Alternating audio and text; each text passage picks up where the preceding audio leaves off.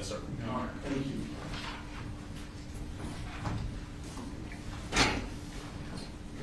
Okay, well, let me address one thing. So I know the defense had said something to Danielle about a preliminary charge. I do get a preliminary jury charge. I wasn't sure if there was something specific that you guys were referencing. I think the court normally gives a pre-evidentiary charge, so we just wanted to be sure that the court was going to get one. And does anyone have any, so with the sort of the summary of the indictment by counts, does anyone have any issue with me reading it in summary fashion?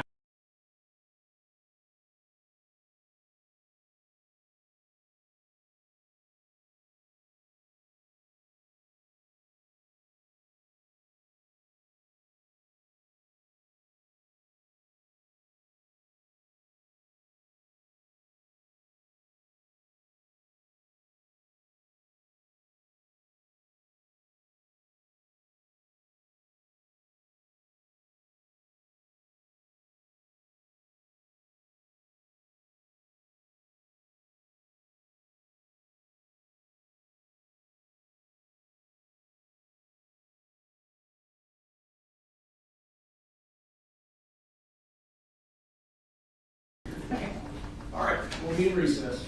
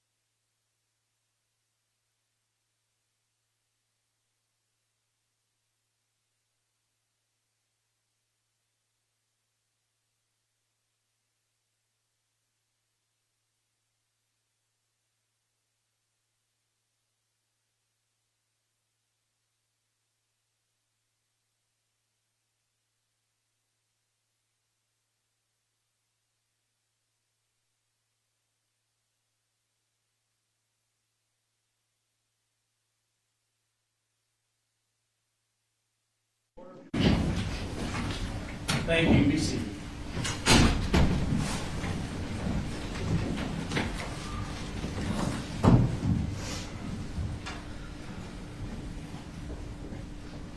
All right. We're all present. Summary okay? Yes, Your Honor. Defense? Yes, Your Honor. All right. The jurors are all here. They are making last-minute restroom breaks. As soon as we get word that they're ready, bring them in. Judge, just before we start, with the exception of the two witnesses we've already agreed upon, we're going to go ahead and invoke the rule. Okay. And then also, our investigator, Ashley Gill, wanted me to file that notice for as well. Yes, that's fine. Okay. All right. Thank you. Rules have been invoked. Both sides will attend to your witnesses, make sure that you are keeping them from talking to anybody about testimony that's taking place in the courtroom. Your Honor, for the record, also, for opening, I have a exhibit, which is a map of the school, and I've shown counsel some pictures I'll be showing during opening last week. Okay. That's great. We reviewed it and we're fine with what he presented. All right. Thank you.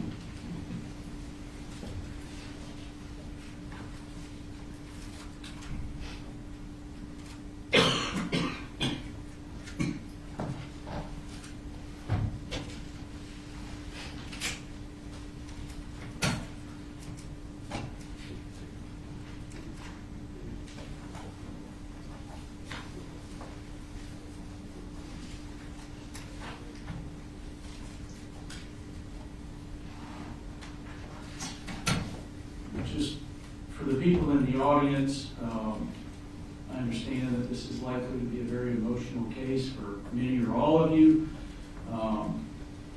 You have to limit, you can't do emotional outbursts in the courtroom. I need you to step outside if you think you're going to be unable to contain yourself, because that will interrupt the trial proceedings.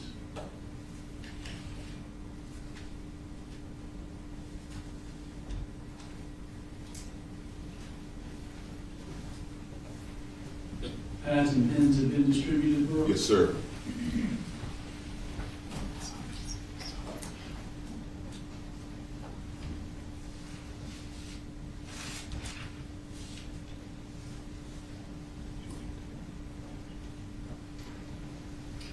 Terry, will you test the podium mic? Yes, sir. Make sure it's on. Yes, sir.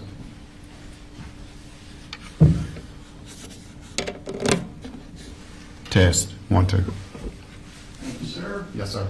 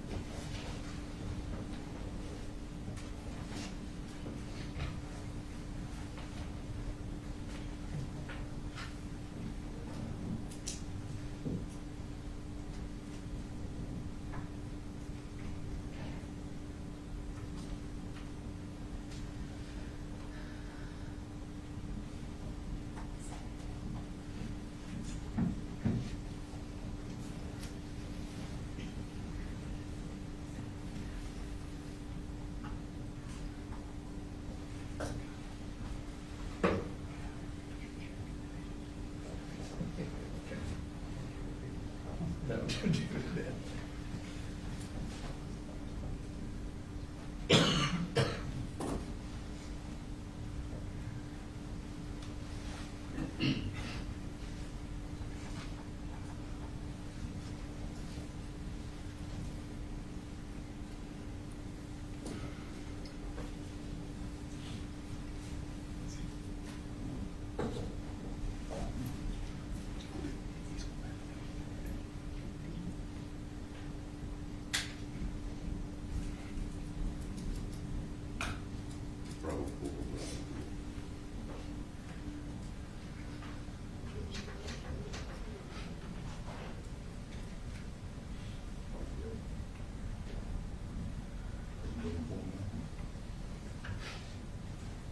You ready, sir? Y'all ready for the jury? Yes, Your Honor. Yes, Your Honor. All right, bring it in.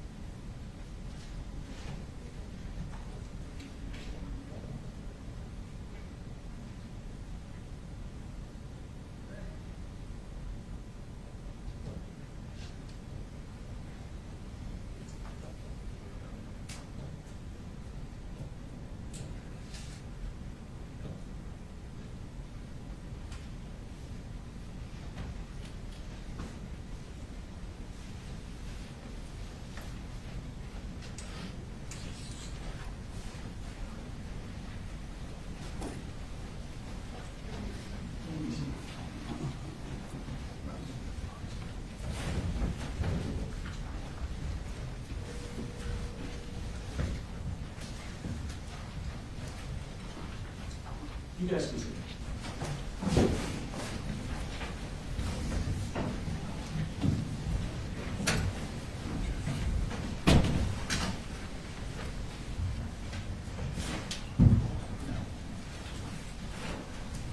All right, everybody be seated.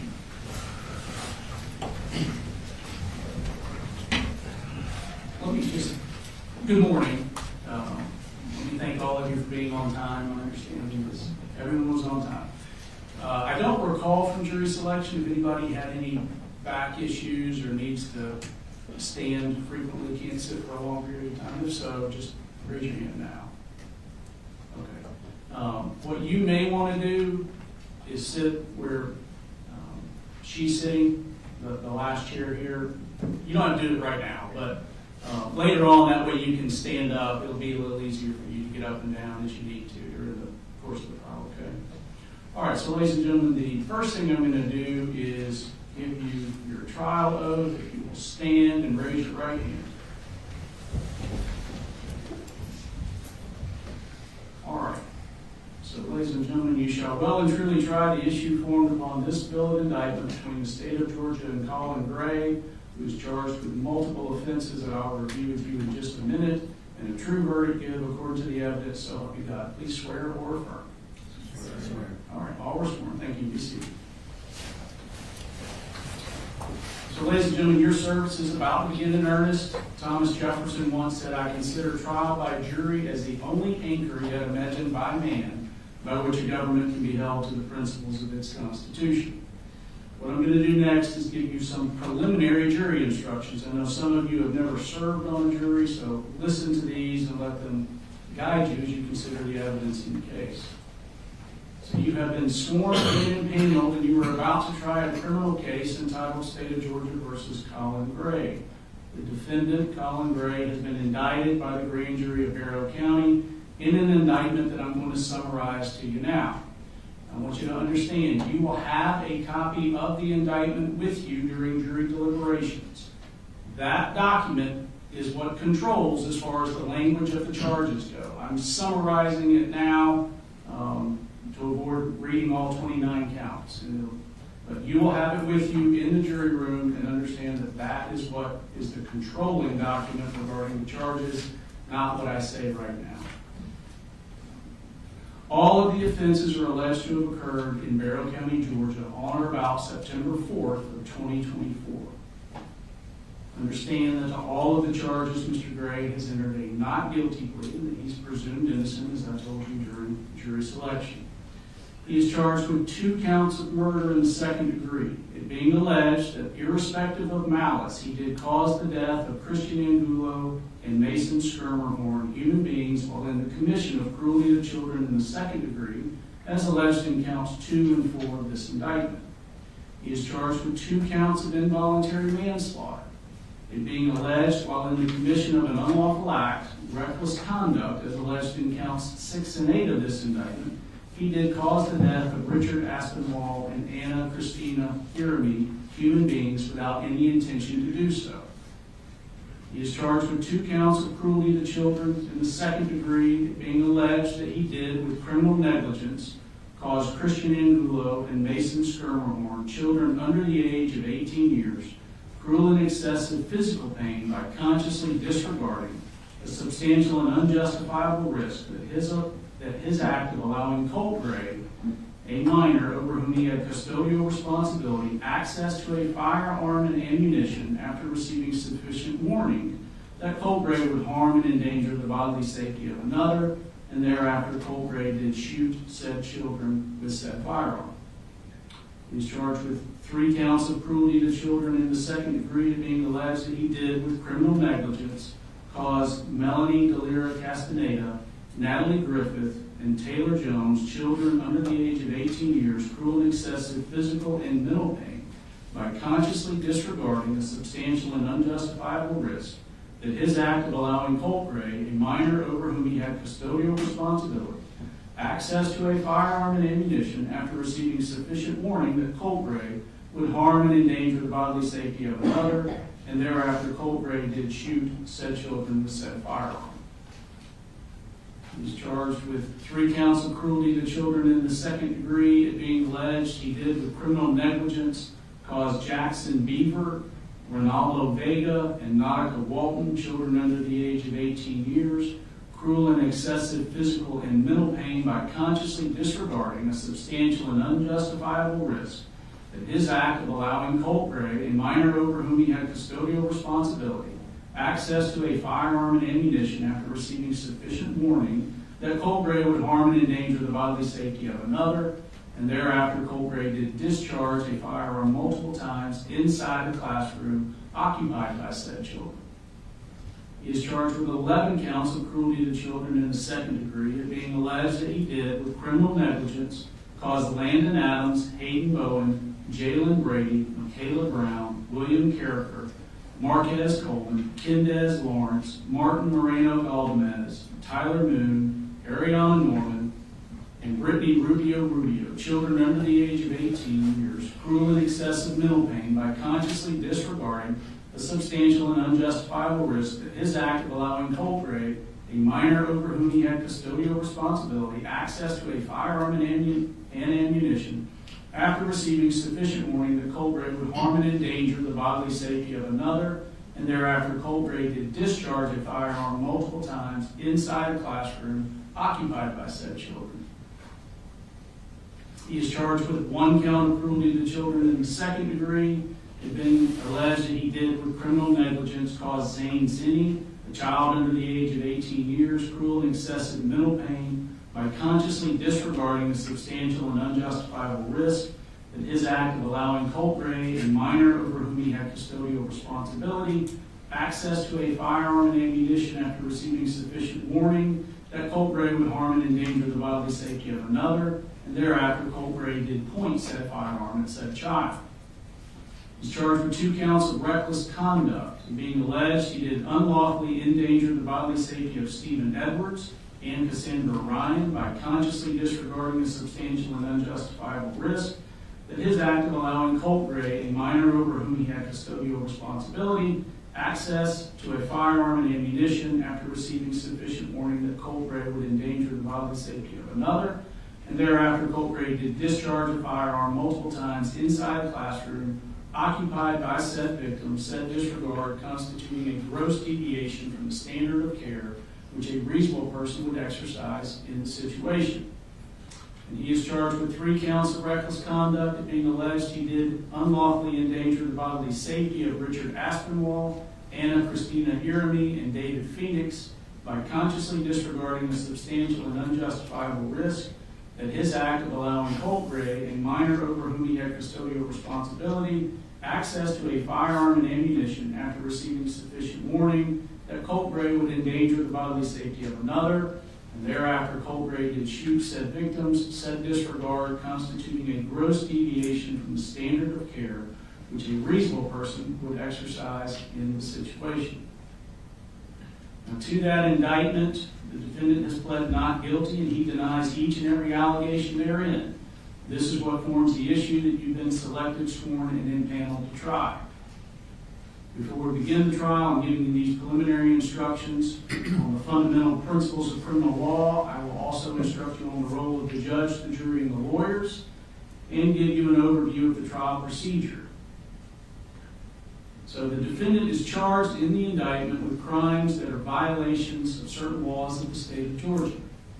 I want to emphasize to you that the indictment, including all of the counts therein, and the plea of not guilty are the legal procedures by which these criminal charges are brought against the defendant. The charges and plea of not guilty are not evidence of guilt, and you should not consider them as evidence or implication of guilt of any crime whatsoever. This defendant is presumed to be innocent. The defendant enters upon the trial of this case with a presumption of innocence in his favor, and this presumption remains with the defendant unless and until it is overcome by the state with evidence that is sufficient to convince you beyond a reasonable doubt that the defendant is guilty of a crime or crimes charged. No person shall be convicted of any crime unless and until each element of the crime is proven beyond a reasonable doubt. The burden of proof rests upon the state to prove every material allegation of the indictment and every essential element of the crimes charged beyond a reasonable doubt. However, the state is not required to prove the guilt of the accused beyond all doubt or to a mathematical certainty. A reasonable doubt means just what it says. It is a doubt of a fair-minded juror, impartial juror, honestly seeking the truth. It is a doubt based upon common sense and reason.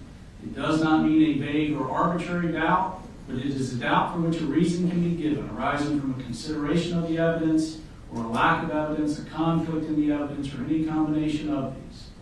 There is no burden of proof upon the defendant whatsoever, and the burden never shifts to the defendant to prove his innocence. If, after giving consideration to all of the facts and circumstances of this case, your minds are wavering, unsettled, or unsatisfied, then that is a doubt of the law, and you must acquit the defendant.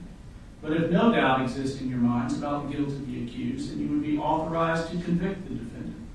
If the state fails to prove the defendant's guilt beyond a reasonable doubt, it would be your duty to acquit the defendant. Under our system, it is my duty as a trial judge to determine the law that applies to this case and to instruct you, the jury, on the specific rules of law that you must apply to the facts in arriving at a verdict. I'm giving you some of these instructions now. I will give you more detailed instructions after the evidence has been presented and the lawyers have made their closing arguments. During the trial, I may be called upon to rule on motions or objections to evidence. Nothing I say in making these rulings or at any time during the trial is evidence and should not be considered as an indication that I have any leaning in this case whatsoever. My only interest in this case is to see that it is fairly tried according to the laws and the Constitution of the state of Georgia and the Constitution of the United States.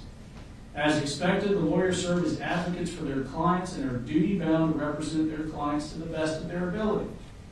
The lawyers also serve as officers of this court, and as such, they are bound to follow applicable laws, trial procedure, and rules of evidence during the trial. If at any time the lawyers believe that any law, procedure, or rule of evidence is being violated, they may make motions regarding the conduct of the trial or objections to the admission of the evidence. In making these motions or objections, the lawyers are simply seeking to fulfill their duties to their clients and to the court. Sometimes these motions or objections may require the court to consider outside your presence the questions raised, and you will be excused to the jury room. We'll try to minimize the number and length of these interruptions and ask for your patience in that regard. Ladies and gentlemen, trial procedure in a criminal trial is generally as follows. First, the attorneys for both sides have the opportunity to make what's called an opening statement. This opening statement is not evidence. Remember that what the lawyers say is not evidence, but is a preview or an outline of what they expect the evidence to be. Following the opening statements, the evidence will be presented. Evidence can be in the form of testimony given by witnesses or physical evidence that will be labeled with exhibit numbers for identification. After the presentation of all the evidence, the attorneys have the opportunity to make what's called a closing argument or summation. At that time, the attorneys may suggest which laws are applicable and how they should be considered in light of the evidence, and point out to you certain parts of the evidence that they think are favorable to their position. The goal of a closing argument is to persuade you to decide the case in their favor. Following the closing arguments, I'll charge you more specifically on the law that applies to this case. I'll then ask you to retire to the jury room to deliberate and reach a verdict. You, the jury, have a very important role. It is your duty to determine the facts of the case and to apply the law to those facts. I'll instruct you on the laws that apply to this case, but you must determine the facts from the evidence. Evidence, by definition, is the means by which any fact and issue is established or disproved. Evidence consists of two things, testimony and exhibits. Testimony is the testimony that you will hear under oath from those who take the witness stand. Exhibits are those documents, photographs, or other physical items of evidence that are admitted into evidence. Ladies and gentlemen, the object of the trial is to discover the truth. During the trial, the admission of evidence will be governed by certain rules of evidence. Those rules were established with one prominent purpose in mind, and that purpose is the discovery of truth. Consequently, the rules of evidence seek to assure that only the best and highest evidence is admitted for your consideration. During the trial, the attorneys have a right to object to the admission of evidence if they believe its admission would violate a rule of evidence. I will admit or exclude the evidence according to those rules. If I overrule an objection, this means you are allowed to consider the evidence being offered. On the other hand, if I sustain an objection, this means that you may not consider the evidence being offered. You should consider only that testimony and only those exhibits that are admitted. And you should draw no inferences and make no assumptions about the evidence objected to if the objection was sustained.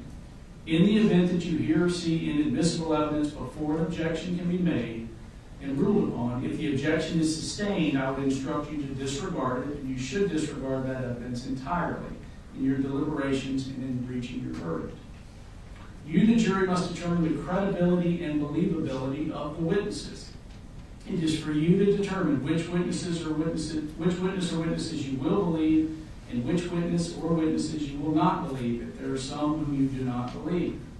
In determining the credibility or believability of witnesses, you may consider all of the facts and circumstances of the case, the manner in which the witnesses testify, their interest or lack of interest in the case, their means and opportunity for knowing the facts about which they testify, the nature of the facts about which they testify, the probability or improbability of their testimony, and the occurrences about which they testify.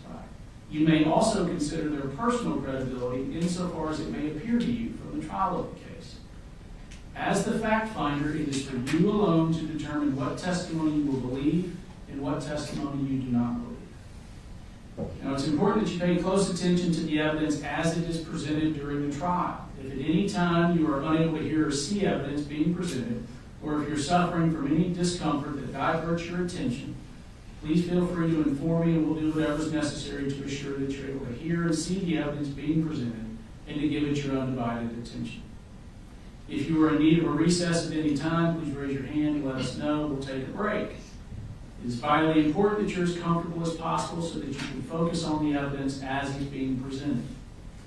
It's important that you view this evidence with an open mind at all times and reach no final conclusions until the trial is over. Do not jump to conclusions before all of the evidence is presented. Also remember that during the course of the trial, it would be improper for you to discuss this case with anyone or to allow anyone to discuss the case with you or in your presence or hearing. This applies even to discussions amongst yourself in the jury room or elsewhere before actual deliberations begin at the end of the trial. Now, the bailiffs have been asked to provide you with pencils and notepads for your use during trial. You may take notes, but you are not required to do so. If you decide to take notes, please remember that note-taking should not divert you from paying full attention to the evidence and evaluating witness credibility. Your observation of the witnesses during their testimony can be vital to your determination of the believability of their testimony. The notes that you take are for your use only and are not to be shared with anyone until you begin deliberations with your fellow jurors. Notes are not evidence, they are only memory aids and should not take precedence over your recollection. It's the duty of each juror to recall the evidence, and while you may consider another juror's notes to refresh your memory, you should rely on your own recollection of the proceedings. Do not be influenced by the notes of other jurors unless their notes help you in determining your own independent recollection. Notes are not entitled to any greater weight than the recollection or impression of each juror as to what the evidence may have been. After the trial is over, the notes will be collected and destroyed.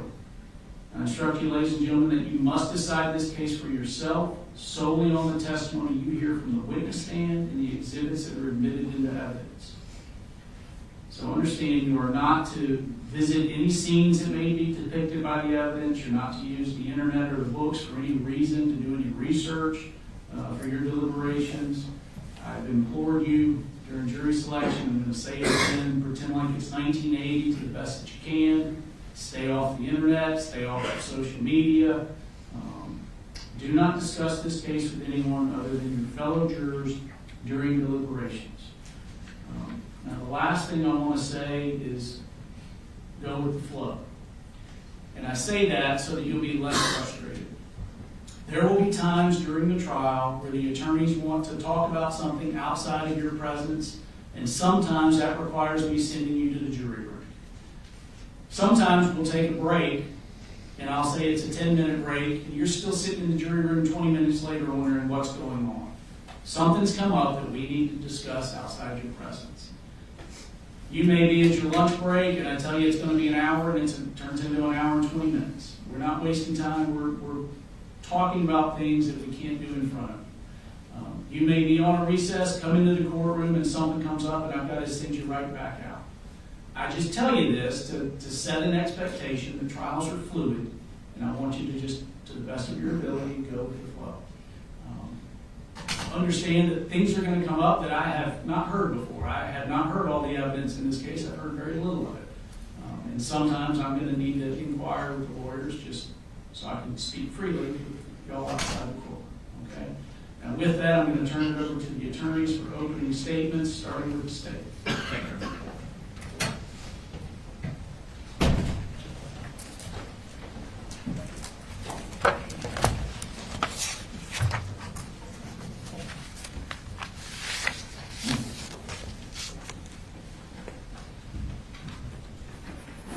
All right, this is the exhibit I'm going to be showing.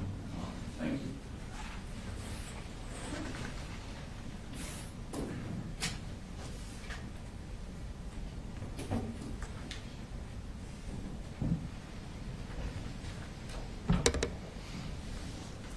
Morning.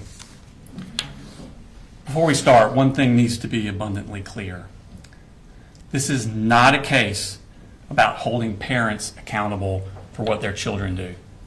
That's not what this case is about. This case is about this defendant and his actions. His actions in allowing a child that he has custody over access to a firearm and ammunition after being warned that that child was going to harm others. This is a case about his actions and the horrific consequences of them. I'm going to take you now to September 4th, 2024. It was a Wednesday morning. It was just after the Labor Day holiday. A 14-year-old boy enters Apalachee High School here in Barrow County. It's a new school for him. In fact, he had been out of school completely the entire previous year.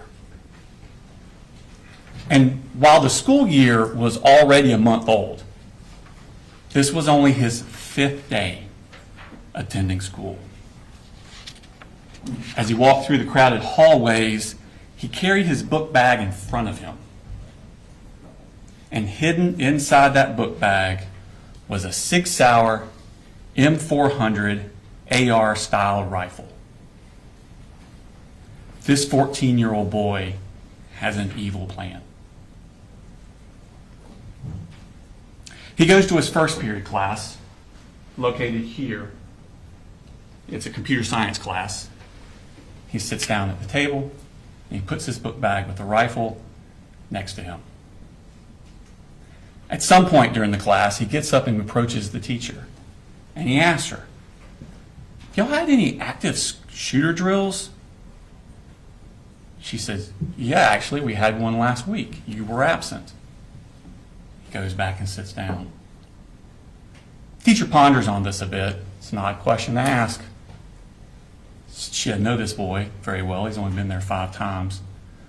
So she emails the school counselor, and she courtesy copies her direct supervisor, the vice principal, about the question the boy had asked. At the end of class, at 9:38, this boy picks up his book bag with the rifle in it, carries it in front of him out of the class, heading to his second period class. But that first period teacher stewed on it a little more, and between the class breaks, she decided, I'm going to go up to the office and find the vice principal and talk to her. But at this very moment, that 14-year-old boy is entering his second period class. It's 9:40 a.m. He takes a seat, and he puts that book bag with the rifle in it next to him. 14 minutes later, at 9:54 a.m., that boy gets up, grabs his book bag, and he tells the teacher, I'm going to go to the counseling office, which is located down here. He leaves the class, but he doesn't go down to the counseling office. He goes down what's called J Hall, and he enters the boys' bathroom here. He goes into a stall, locks the stall, and he hides there for the next 26 minutes. Now, 4 minutes before he left second period, at 9:50 a.m., the boy's mother calls the school counselor, who's in this suite here. Now, the boy's mother doesn't live here in Winder. She's down in Fitzgerald, Georgia, which is in South Georgia. It's a 4.5-hour drive from here. But the boy that morning has sent some text messages that bother her. And he's now not answering his phone when they call or try and get a reply. She's worried about his emotional well-being.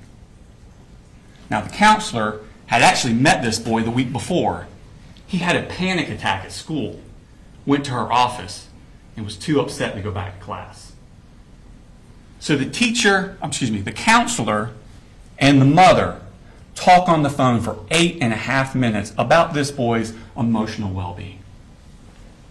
And at the very end of that call, at the end of the 8.5 minutes, for the first time, that mother mentions to the counselor that this boy has access to firearms. This sends a red flag up to the counselor. She immediately hangs up the phone and she calls the vice principal. This phone call was ended at 9:59 a.m. But remember, the boy had already left the classroom 5 minutes before that phone call ended. 5 minutes before the mother said anything about firearms. And he's hiding in this bathroom where no one knows where he is. 7 minutes after the call ends, at 10:06, the vice principal and the school resource officers arrive at a second period class. Now remember, this boy that the vice principal and the SROs are looking for has only been to that class 5 times. And there's another child in that class who has an almost identical name. And that boy has also left the classroom to actually go to the bathroom. He signed out to go to the bathroom. Second period teacher thinks that's who they're asking for and says he just went to the bathroom. Gives the vice principal that boy's backpack. And the vice principal and the school resource officers head down to the bathroom to find that boy. That boy's just up at the sinks. He comes out with them, they talk to him, they search his book bag, and they realize this isn't the right kid. He doesn't have computer science for first period. They go back to the class. They arrive there at 10:11, back to the second period class. The teacher then tells them, oh, that child has gone to the counseling office, located here, because that's where he said he was going. Vice principal, school resource officers go to the counselor's office. Of course, they haven't seen him. He never made it there. At this point, they decide they're going to go look on the security cameras, see if they can locate this boy. They go down this hall, and it's not on this map. You'll see a more full map later. So around this area is where the vice principal's office is that has access to the security cameras. So they're about right here. At 10:18, the vice principal emails the second period teacher. When did he leave your class? They're trying to locate when exactly he left because remember, this boy's only been there 5 days. They don't really know what he looks like. So they're trying to find him on the video surveillance equipment. So she emails at 10:18, when did you leave your class? 2 minutes later at 10:20, second period teacher responds, he left towards the beginning of class. That's 10:20 a.m. when that email was sent. 1 minute later, at 10:21 a.m., that boy exits the bathroom he's been hiding in. He's now wearing yellow work gloves. He's carrying that Sig Sauer M400 AR style rifle concealed with a poster board. And he walks back down J Hall towards his second period class. Now, when the vice principal had left that class to go look for him in the counselor's office, she shut the door behind her, and the door automatically locked. This boy is not going to be able to get into his second period class. But next door, was another classroom. Right here. It was taught by Cassandra Ryan and Stephen Edwards. And inside that class were the following students: Landon Adams, Christian Angulo, Jackson Beaver, Hayden Bowen, Jalene Brady, Michaela Brown, William Carricker, Marquez Coleman, Melanie Delira Castaneda, Natalie Griffith, Taylor Jones, Kendez Lawrence, Martin Moreno Galdamez, Tyler Moon, Ariana Norman, Brittany Rubio Rubio, Mason Skirmerhorn, Ronaldo Vega, and Nautica Walton. At 10:20, Mason Skirmerhorn, who's in that room, leaves to go to the bathroom. And the door does not shut behind him. Mason goes down this hallway. He actually passes the shooter in the hallway, and Mason goes into the bathroom. The shooter goes to his second period class. The door's locked. He knocks on the door. A student in that class gets up, goes to the door to open it for him, but sees through the glass at the last second him standing there with that rifle. She steps back from the door. At that exact moment, the teachers also reach the door because they've been looking for this boy, remember? And she sees through the glass him standing there outside their door with that 6-hour M400. She immediately presses a button on a lanyard that's around her neck that locks down the school.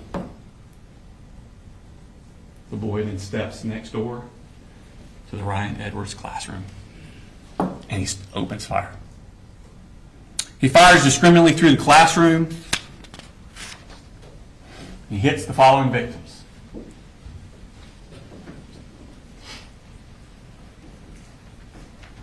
Melanie Delira Castaneda is seated here. This is the door he comes into. She's seated here. He strikes her in the left arm with a bullet. Natalie Griffith is seated here. Strikes her in the shoulder, the upper arm, and the forearm. Taylor Jones, seated here, struck through the leg. Christian Angulo, seated here by the door. He shoots him through the wrist, into the chest. He would not survive.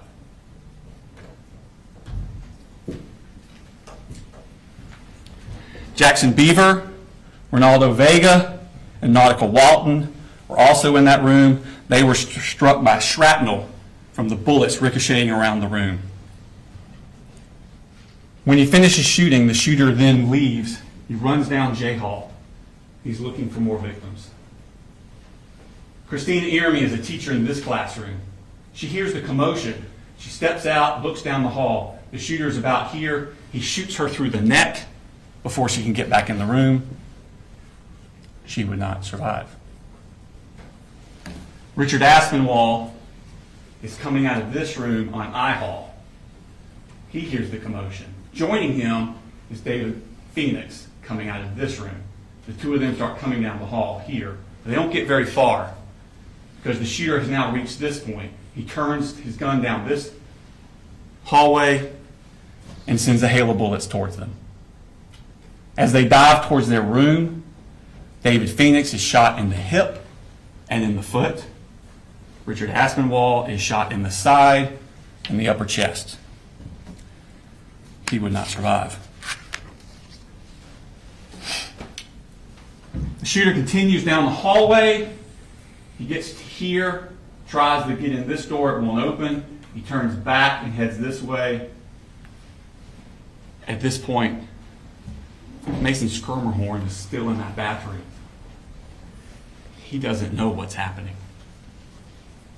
He comes out of the bathroom, and he turns away from the shooter, doesn't even see him, heading back toward his second period class. The shooter takes aim from behind, shoots at him but misses, hits the wall above and in front of Mason. This startles Mason, and he turns and runs the other way directly at the shooter. He shot point blank range. He would not survive. Shooter's here. He then aims his gun down K Hall. And Zane Zinni is locked out of his classroom here. He's in the shooter's sights. Now, before the shooting started, 2 school resource officers, Donovan Boyd and Brandon King, were in the vestibule area, the atrium, I think they call it, in this area, right outside the vice principal's office. They're waiting for the vice principal to find this boy and go get him. They're waiting out there in the atrium, and they hear the gunshots coming from this side. And those 2 deputies ran towards the gunshots. They come down this hallway here, and they turn the corner, and they see the shooter here with his rifle aimed towards Zane Zinni. And they yell for him to drop the gun and get on the ground. And he complies before he gets a shot off at Zane Zinni. The officers rush down here, they secure him, and they secure that 6-hour M400 AR-style rifle. And out of his pockets, they find 3 more magazines loaded.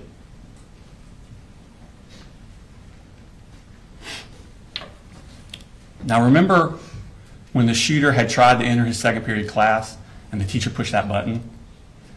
Well, that sent an alarm. It immediately notified law enforcement all over the county. Within minutes, an enormous police and medical response descended upon that school. It was a dramatic and intense scene as the school was cleared and the wounded evacuated. But to make matters worse, they were getting additional threats, fake threats, about other shooters at all the other schools in the county. Law enforcement now had to be diverted to these other schools to clear them to make sure people were safe. Barrow County deputies Anthony Townsend and Brandon Bazinet were sent to clear Winder-Barrow High School here in Winder. Once they cleared it, then they went next door to Russell Middle School. They cleared it. And just as they were finishing that up, they got a call from their superiors. I was trying to say superior and supervisor at the same time. Their superiors to go to a residence in Barrow County and secure it. They are just given an address. They don't know why they're going there. They are just told, go to this residence and secure it until other officers can arrive. Where they're going is the shooter's house. And when they get there, Colin Gray meets them in the garage. And without any prompting, because remember, they don't know why they're there, they don't know who this guy is. Without any prompting, he blurts out, "I knew it. My little girl just texted me. She's in middle school. She said we're in lockdown." I'm like, God Almighty, please tell me your brother didn't do something.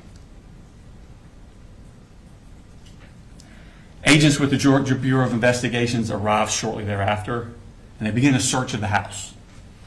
And inside that house, in that 14-year-old boy's bedroom, on the wall, they find this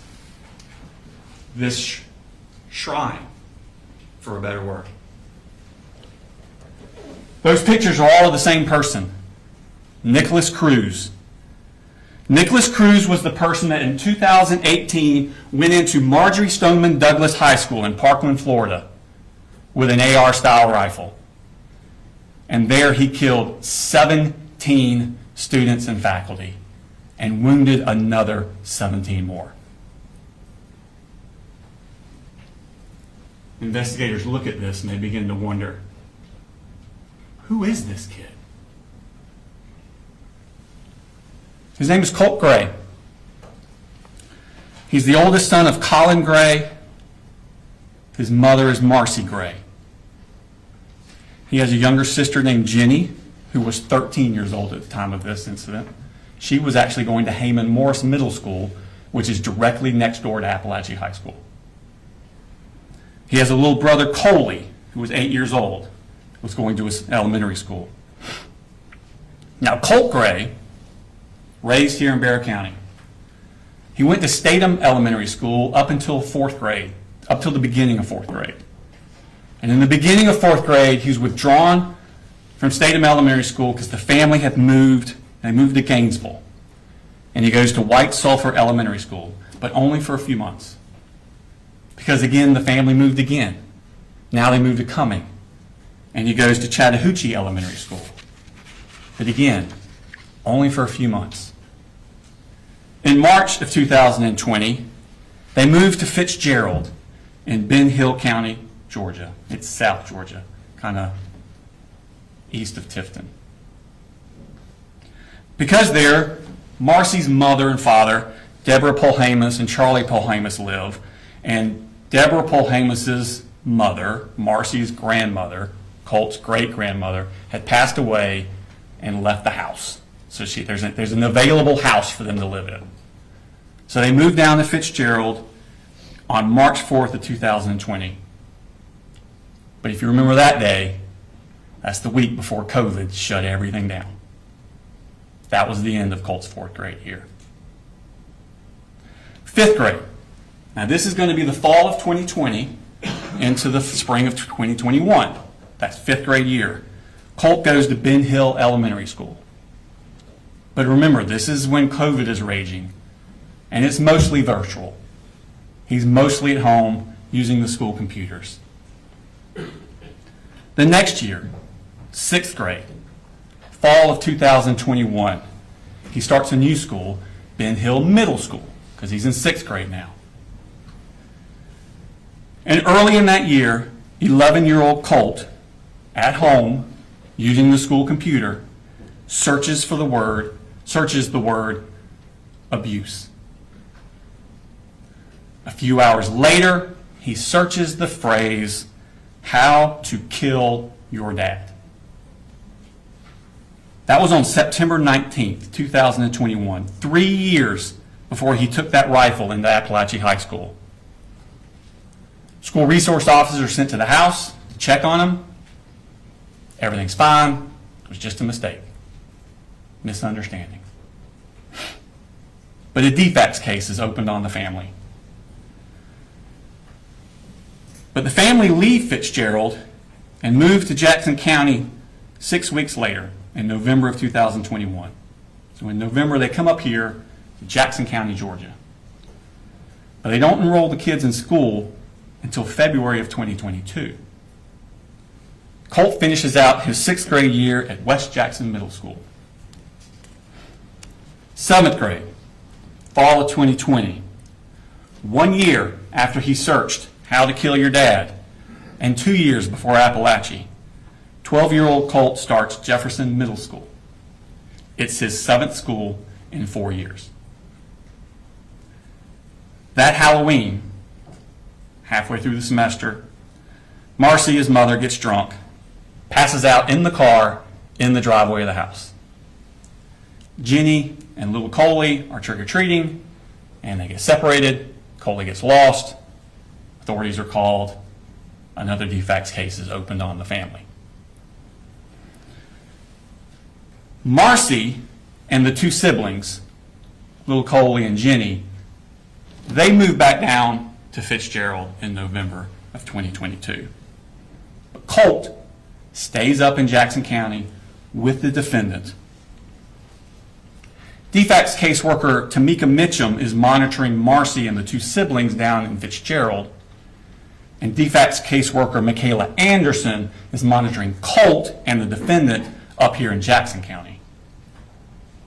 And starting in March of 2023, during his 7th grade year, Michaela Anderson visits his residence monthly.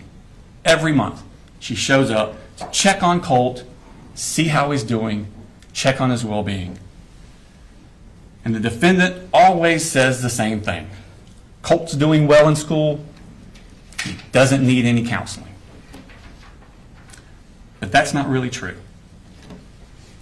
Colt is full of intense anger and he's having a hard time dealing with it. On Sunday, May 21st, 2023, this is the end of Colt's 7th grade year at Jefferson Middle School. In fact, classes had ended that Friday, and this is that Sunday. And on that Sunday, the Jackson County Sheriff's Office gets a tip from the FBI. There's an app that you can get on your computer called Discord. And this app is popular with video game enthusiasts, but it allows people from all over the world to talk to each other on the computer. And users in a chat room on this app, a true crime chat room, report to the FBI that another user is threatening to shoot up an elementary school. This user is threatening to do this. It says they have access to guns. It says they plan to do it within the next 2 years. The FBI passes this tip on to Jackson County because when you look at the IP address of that user, it comes back to a Colin Gray and an address in Jackson County. Deputy Justin Elliott and investigator Dan Miller go to that address. Now, the current resident of that address has 2 daughters, and they don't use Discord. But they're new to that address, and they keep getting the mail of the previous tenant, Colin Gray. Deputy Elliott and investigator Miller then go to his new address. They speak with the defendant at his house, and they tell him about this threat on Discord. And they ask him, does Colt have access to guns? Which he does. But the defendant says that he and Colt, they take this school shooting stuff very seriously. And Colt denies to these officers that it was him on Discord. He says his Discord account got hacked. The defendant makes no mention to these officers that less than 2 years before, Ben Hill officers had also been to his house when Colt searched How to Kill Your Dad, also on a computer. But before they left, investigator Miller asked the defendant to please restrict Colt's access to guns. Less than 3 weeks later, when DFACS agent Michaela Anderson goes back out to the house like she's been doing monthly to meet with the defendant, and again, she asks, how's Colt doing? He makes no mention to her of this visit from the sheriff's office. 2 weeks after that, on June 23rd, the defendant signs a lease to move out of Jackson County into Winder. But he doesn't tell Michaela Anderson he was planning on doing that, and he never tells DFACS that he did do that. She just keeps going to an empty house. 2 months later, in August, it's time for another school year. Colt's not at Jefferson Middle School anymore. 13-year-old Colt is enrolled at Heyman Morris Middle School. This is the middle school in Winder that's directly next door to Apalachee High School. This is supposed to be his 8th grade year. But he's withdrawn from that school 3 days later. He never attends it. Instead, Colt goes back down to Fitzgerald to live with his mother, Marcy. And while he's in Fitzgerald, Colt is still filled with anger. He's still having trouble dealing with it. He's becoming violent. He breaks windows. He cuts up things with a knife. He even starts cutting on himself with that knife. These are the scars from after he was arrested after the shooting a year later.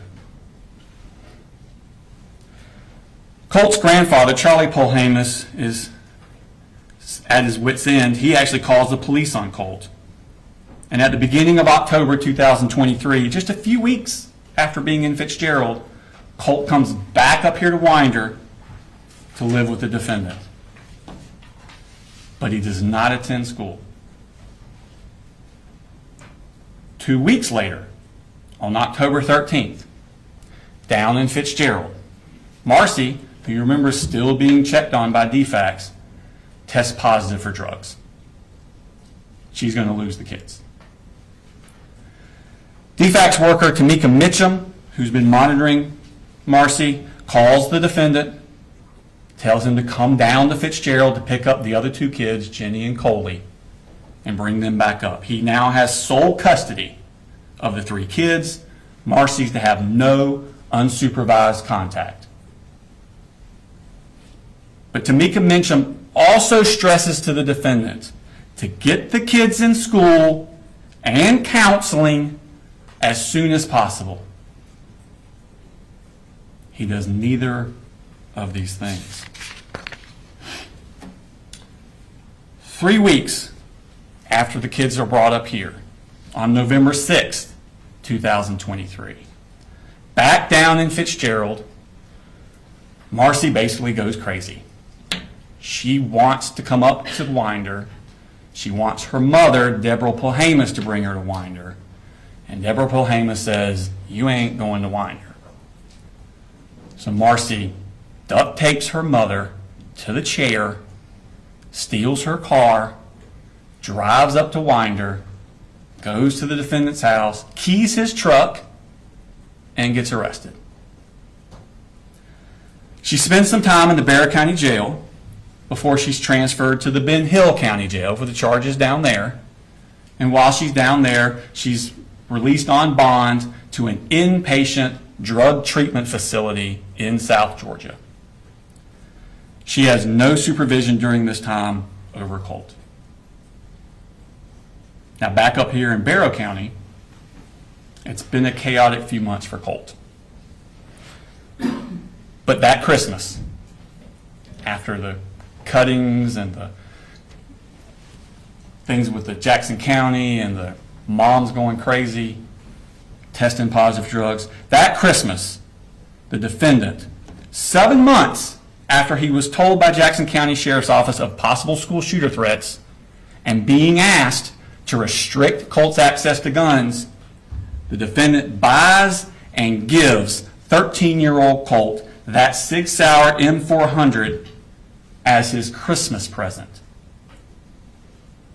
And he allows Colt to keep this rifle propped up in Colt's room.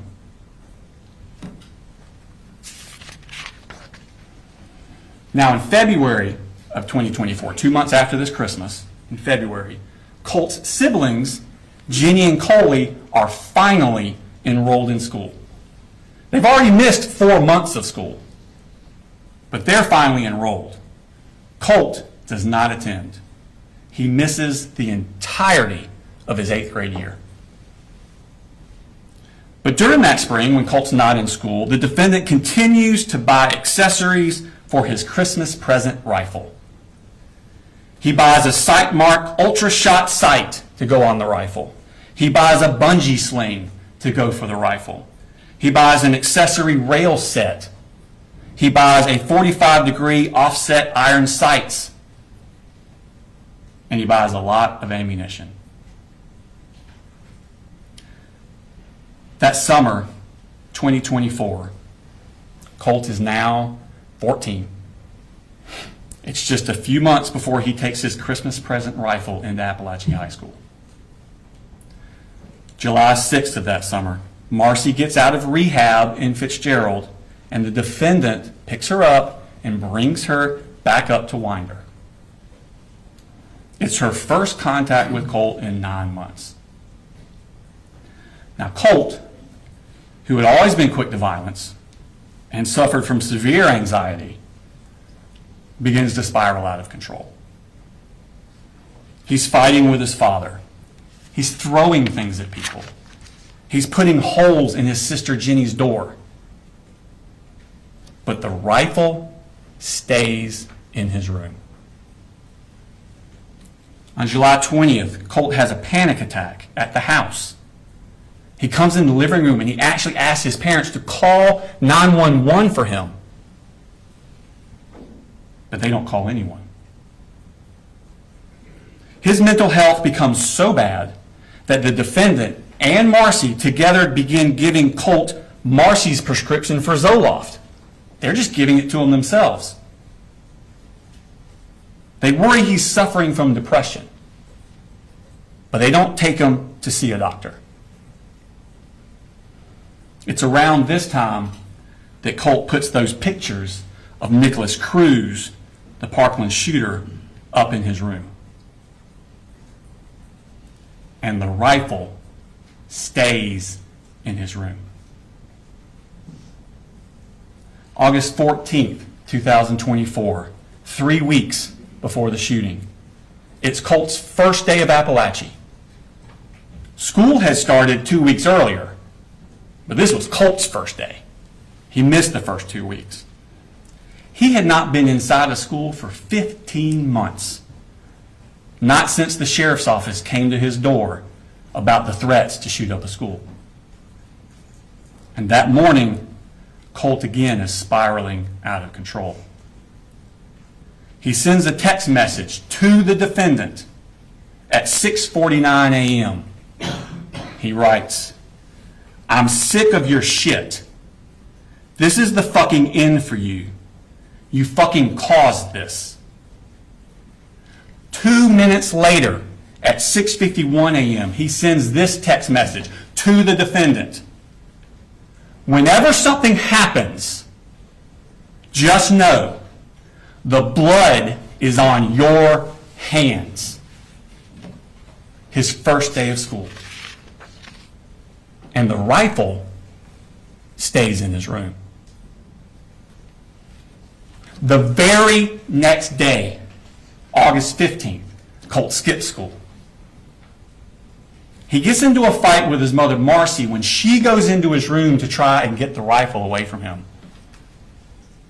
With rifle in hand, he shoves his mother to the ground and she hits her head on the wall.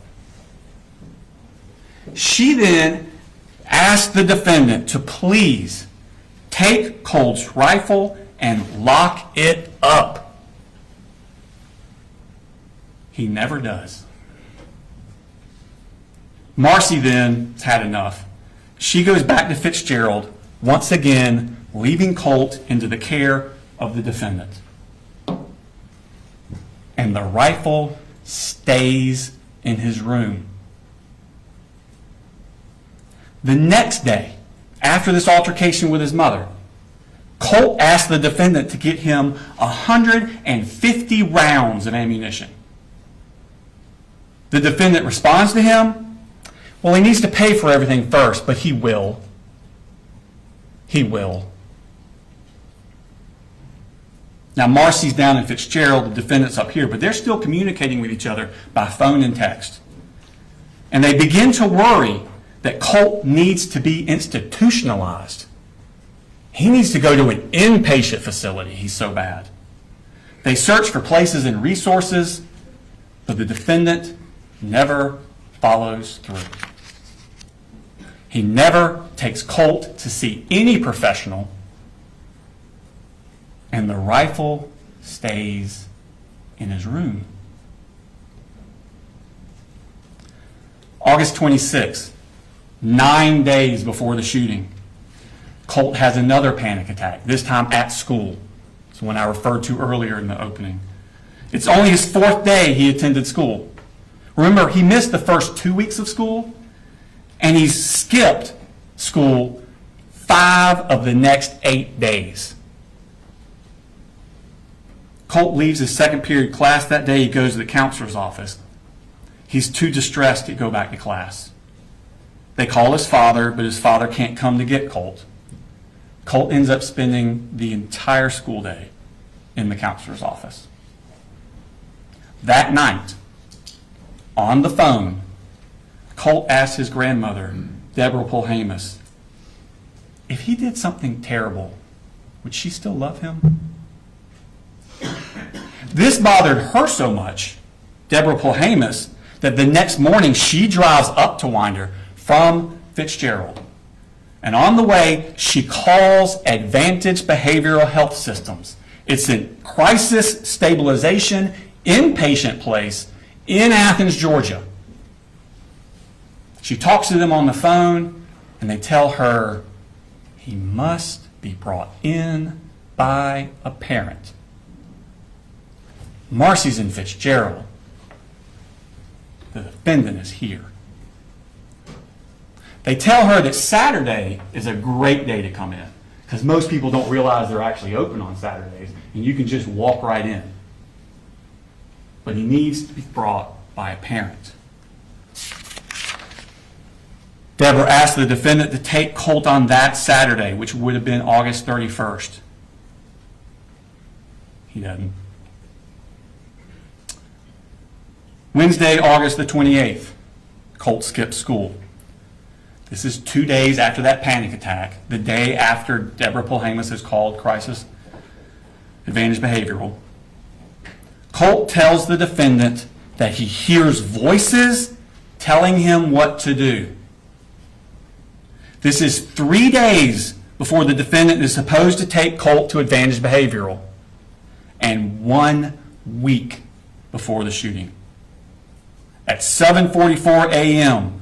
that morning, Colt texts the defendant, "I have to kind of dance around the inconvenient truth at times. I have no control over what these things say and tell me to do." And the rifle stays in his room. Colt skips school again the next day, which is a Thursday. That Friday and Monday, school is closed for the Labor Day holiday. And that Tuesday, September 3rd, Colt skips school again. That brings us back around to that Wednesday morning, September 4th, 2024. Those pictures of Nicholas Cruz are still on his wall, and that rifle is still in his room. The defendant leaves to take little Coley to school. Jenny leaves on her bus for Heyman Morris Middle School, which again is directly next door to Apalachee High School. Colt gets his rifle, gets extra magazines, puts them in his book bag. He wraps a poster board around the part of the rifle that sticks out of the bag, and he takes a hat with a Fender guitar logo on it, a stocking hat, and puts it over the top so you can't see it. And then he heads out to meet the bus. A few hours later, just like he'd been warning he was going to do, Colt murders 4 people. Now, after the shooting, which I will remind you happened at 10:22 a.m. So after that, at 11:01 a.m., Jenny, the daughter, texts her father, 3 people are dead at the high school. The defendant texts back a minute later, "How do you know? How do you know?" She responds, "People are saying, and there was an email. Please, I'm scared." She then texts the defendant, "I can't call you. I'm in a lockdown." At 12:19, the defendant texts Jenny, "Jenny, have you talked to your brother?" Jenny replies, "No. But I think we're thinking the same thing, and I don't want to talk about it over text." 1 minute later, the defendant replies, "Yep, 10-4. I'll be here in just a few. Let me know when you get back in the building and when I can come get you." A few minutes later, the defendant arrives at his home, not Jenny's school, not Apalachee. He goes home, and he runs straight to Colt's room. He has to confirm what he already knows. He goes straight to Colt's room to see if that gun is missing. And it is. Moments later, Anthony Townsend and Brandon Bazinet arrive at his house, and he utters those words, "I knew it." Now, ladies and gentlemen, the charges in this case, it's the same acts that he did. The charges are divided up between whether or not the victim of those acts was a child or an adult. If they're a child, the charges that stem from their victimization would be cruelty to children. because you have to be under 18 for cruelty to children to apply. But through his negligence of allowing Colt to have this gun, knowing what Colt was going to do, he caused cruel and excessive physical pain to the children. That's cruelty to children in the second degree. If that cruelty to children in the second degree results in death, like with Mason Skirmerhorn and Christian Angulo, that is murder in the second degree. So the cruelty and the murder in the second go together. They apply to the children. The two adult deceased, Christina Earmy and Richard Aspinwall, they're above the age of 18. The defendant is charged with reckless conduct, same act, recklessly allowing his child, that he knew this was going to happen, to harm someone else. And because they died during the commission of reckless conduct, that is involuntary manslaughter. So for the adults, it's involuntary manslaughter based on reckless conduct. All the other children who were either struck by a bullet or in that Ryan Edwards classroom when the bullet started flying, they're the victims of charges for cruelty to children in the second degree, either by the physical pain it caused or the emotional anguish it caused. And the adults that were injured or put in harm's way, David Phoenix, Stephen Edwards, and Cassandra Ryan, those three adults, they're the victims of the reckless conduct. Now, at the end of the case, we'll come back before you and ask you to render a verdict of guilty. Thank you. Mr. Hobbs? Thank you, Judge.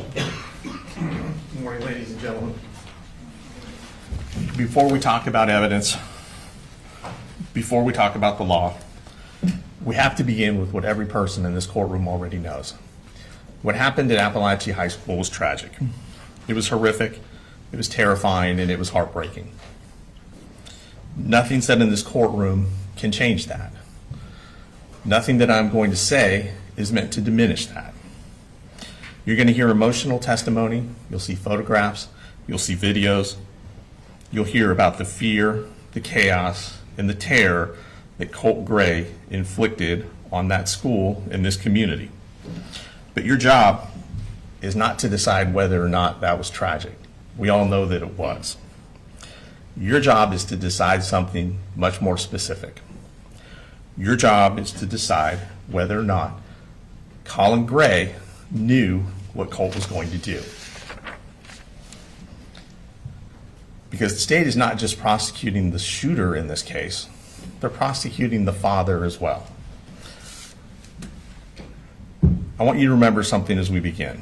The courtroom is not a place where we punish people because we're angry, where we punish people because we're grieving.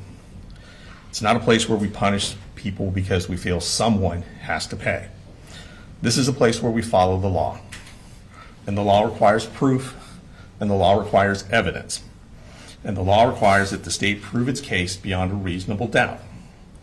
That burden never shifts, not for a single moment.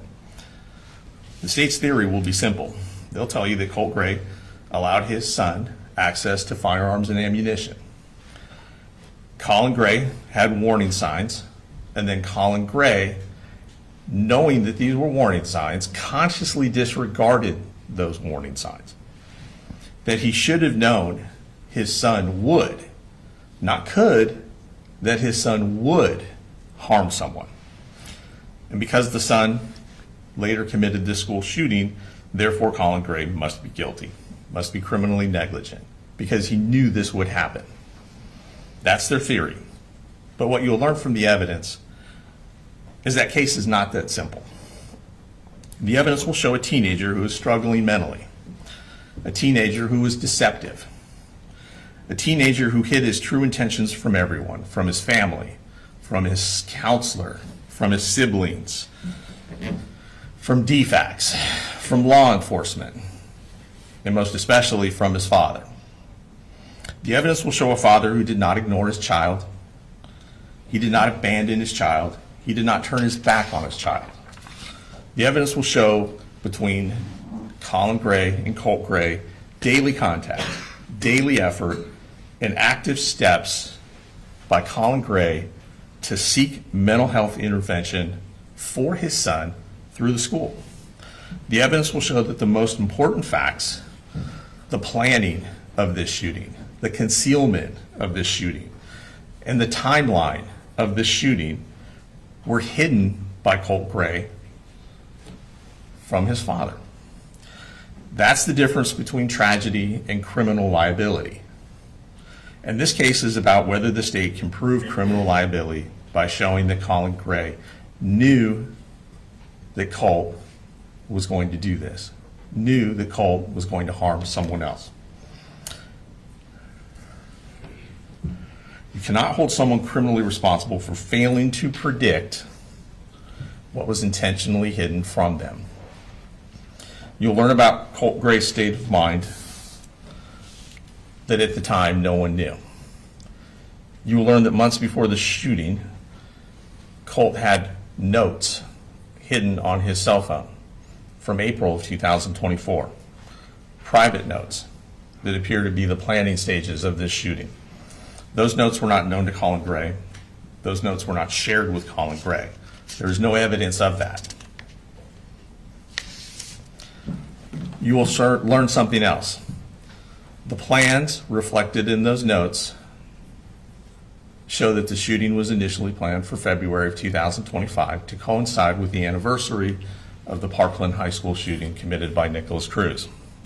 The plan reflected in those notes was that that time was going to be when the shooting happened, not in September of 2024. Something changed.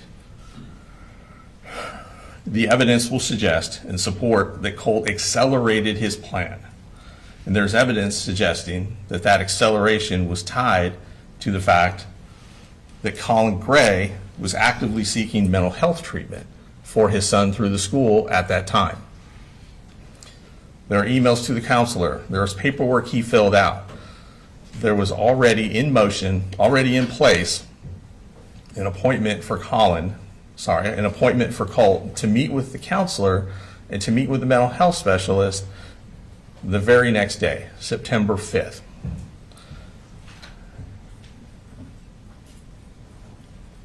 Colin Gray did not know about the plans. Colin Gray did not know that Colt was planning to do this and that he would in fact go harm someone else.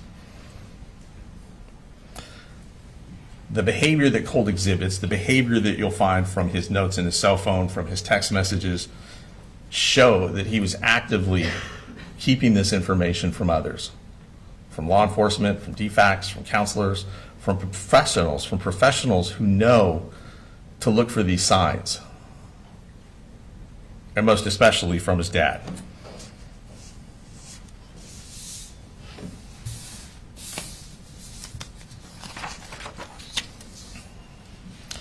The state will point, and they've already mentioned to you, an incident in May of 2023 when two Jackson County sheriffs went to Mr. Gray's home to talk to Colt. Fortunately, this interaction is on body-worn camera video, so you'll get to see the whole episode. You will see that Colin Gray is cooperative. You'll see that he brings his son out. He tells the officers that he takes this kind of thing seriously. He tells the officers, you tell me that he did it and those guns are gone today. That is on video. That is undeniable. But the officers don't tell him that. The officers say that they're not sure that it was him that made the threat. He tells the officers that he has a gun in the home. He says that he has a son who is somewhat isolated, who's on the computer a lot. He says that when he was young, he used to enjoy hunting with his father, that they would go deer hunting. And so he was introducing Colt to deer hunting, that they had gone out a year before. Colt had killed his first deer, that the gun that they had was for deer hunting.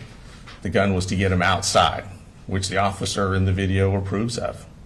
Get him away from the computers, that's good. But Colin tells the officers, if you think this is him, tell me, because those guns are gone today. And that is not what he's told.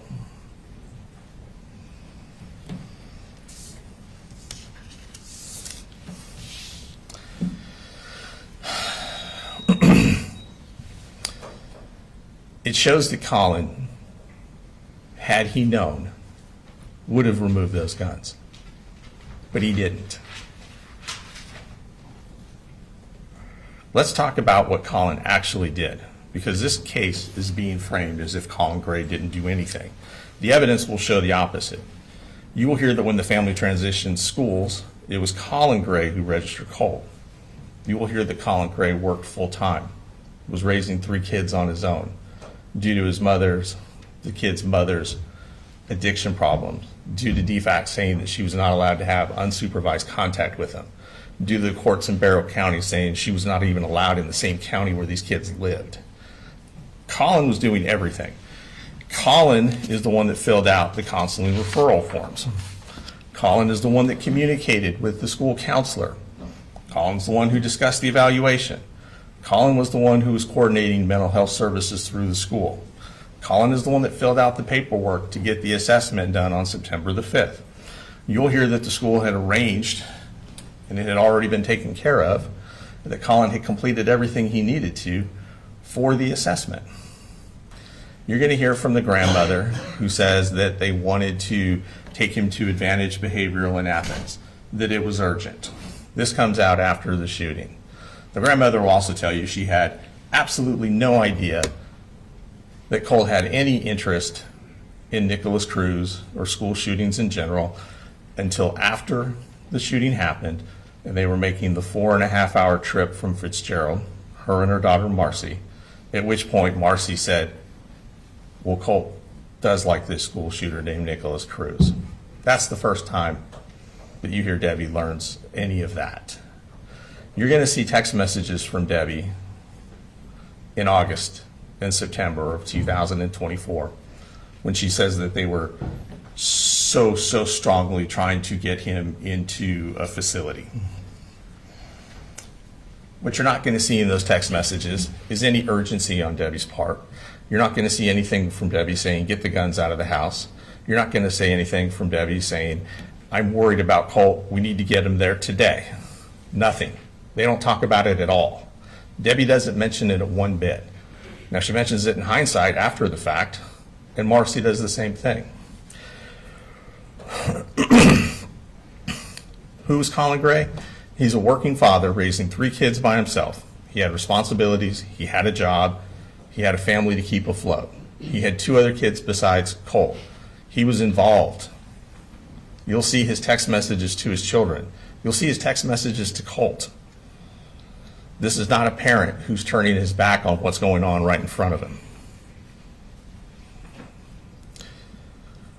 Let's talk about what you're not going to hear. Because sometimes what you don't hear in a case like this is just important as what you do. Sometimes the absence of evidence tells you more than the evidence itself. You will not hear a text message where Colt says to his dad, I'm going to shoot a school. I'm bringing a gun tomorrow. I have a plan. I'm going to hurt someone. You won't see a single message like that. You will not hear that Colt ever told his father about the notes on his iPhone. You will not hear that Colt ever showed his father a plan. You will not hear that Colt told his father he was accelerating the plan. You will not hear that anyone called Colin Gray and said, your son is about to commit a shooting. You will not hear that law enforcement told him, your son made a credible threat. You will not hear a school official warned him his mental health treatment is imminent. He needs to see someone today. You will not hear anyone from DFACS told him, we have serious concerns that he's violent, that he's going to hurt someone else. You will not hear anyone say that they contacted the police on September 3rd and said there's a school shooting about to happen. You will not hear that Colin Gray encouraged violence. You will not hear that he glorified violence. You will not hear that he dismissed a specific credible threat. In fact, you'll hear something entirely different. You'll hear that Colt suffered from anxiety. You'll hear that Colt suffered from depression. You'll hear about his panic attacks. You'll hear that he didn't like going to school. These are serious issues, but these are not the same as homicidal ideations. These are not the same as suicidal ideations. These are not the same thing as proof of a probable school shooting. The state will ask you to connect dots after the fact, using hindsight. Dots that became visible only after the shooting itself. But what you will not hear is evidence that at the time, Colin had sufficient warning that this outcome was probable. Not imaginable, not possible, but probable. That Colin knew that his son would harm someone else. You'll hear testimony from Colt Gray's counselor. And that's important because it gives you a professional's perspective on what was going on with Colt in the weeks leading up to the shooting. You will hear that Colt presented as a student suffering from anxiety and emotional instability, panic symptoms, an inability to function in class. And you'll hear something very important. You will hear that even the school counselor, a professional trained, did not perceive Colt as a threat. She described him as nice, respectful. That matters, because if a trained counselor did not perceive the imminent violence, then it's unreasonable to claim that the father should have seen it himself. You'll also hear testimony from her about how the father did in fact take steps to get him mental health treatment. The father was in communication with the counselor. The father submitted the paperwork. The father completed the referral, and the father was pursuing intervention. You'll hear the therapist was essentially scheduled to meet with Colt the very next day. The father was not ignoring the problem. Colin Gray was acting. They want you to hold him responsible because they don't think he was acting fast enough. You'll hear from his daughter, Colt's sister, Jenny Gray. Her testimony will corroborate the concealment that Colt was perpetrating on his family, on his dad. She'll testify that Colt was secretive, that he was constantly deleting and opening new accounts on Discord to avoid detection, that he was using usernames that were combinations of alphanumeric combinations. You'll find that he would not discuss, based on the statement that Jenny gave on September 4th of 2024, that he would not discuss school shootings or school shooters in front of his father. You will hear on the morning of the shooting, Colin Gray had already left home. You will hear that Colt, when he did discuss school shooters with Jenny, made her promise not to tell his dad. You'll hear that that morning on September the 4th, Colin Gray got up and took his youngest son, Coley Jr., to school, that he left before Jenny and Colt did to catch the bus. You will hear that Colt had to go and find the gun because it wasn't in his room, that he had to find the ammunition that wasn't in his room, and that he had to put them in his backpack, and that he had to conceal the rifle that stuck out of his backpack 18 to 24 inches with a poster board. And he put a hat on top of it. It proves concealment, it proves independent action, and that matters because it's consistent with what Colt had done the whole time, which was conceal this plan from his father. Remember, the state says that he knew. They said that he knew this was going to happen. That he knew, not that it was possible, that he knew Colt was going to go and harm someone else. But you can't consciously disregard a risk that you're not aware of. And you can't say something is probable when it's being hidden from you.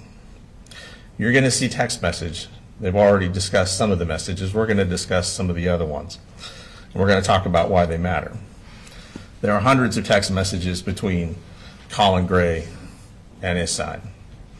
These texts matter because they show the reality in real time of what was happening and what Colin would have thought and what Colin would have known at that time. Not now, but at that time. They also show what Colt chose not to disclose. You'll see a father checking on his son on a daily basis, checking on school attendance. Did you make it to school? How's your day going? How was your day? What are you doing after class? You'll see encouragement. I'm proud of you. I love you. You're a good young man. This is not an absent father. This is not a father not paying attention to his child.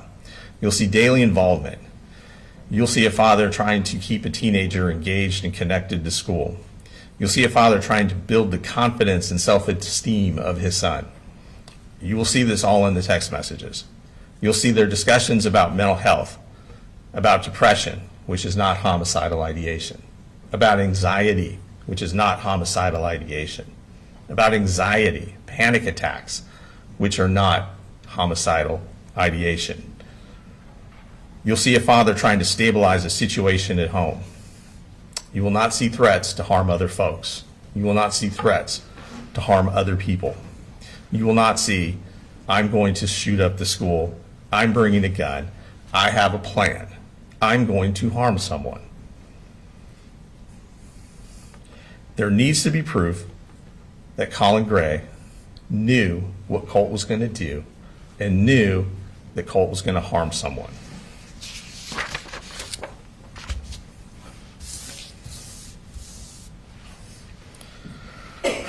The text messages show something else as well. They show that Colt was capable of living a double life.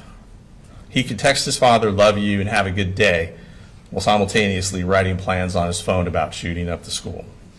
He could talk about liking school. School was good. The kids here are mature, referring to the Apalachee High School.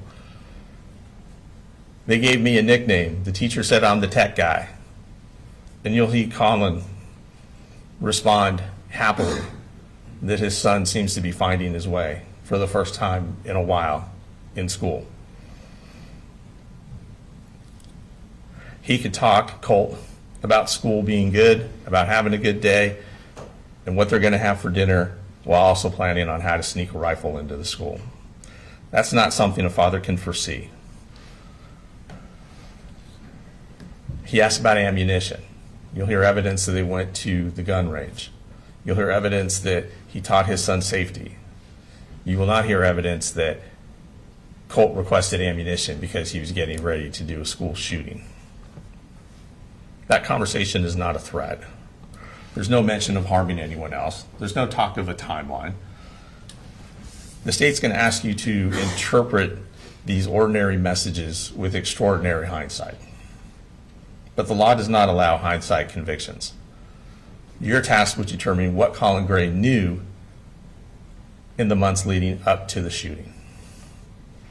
It requires proof of what he specifically knew at that time. You'll hear from the mother, Marcy Gray. She'll try to convince you that she warned everyone and no one listened. The evidence will show that she did not share the most important information she knew about Colt with Colin. You've already heard their relationship was not smooth. You heard that DFACS took the kids from her. You'll hear that they were separated. You'll hear that the kids had to come up here per the DFACS order. You'll hear that she drove up here. After telling her mother she was going to murder Colin, came up here, keyed his cars, got arrested, and then was told by the judge, you can't come back to Barrow County.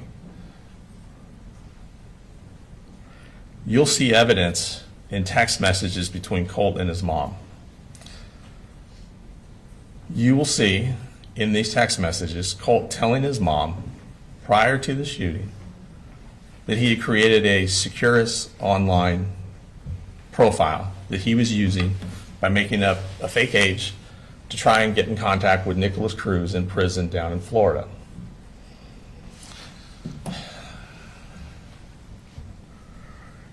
He will text her that he had emailed Nicholas Cruz a couple times, and he'd even put money on his commissary.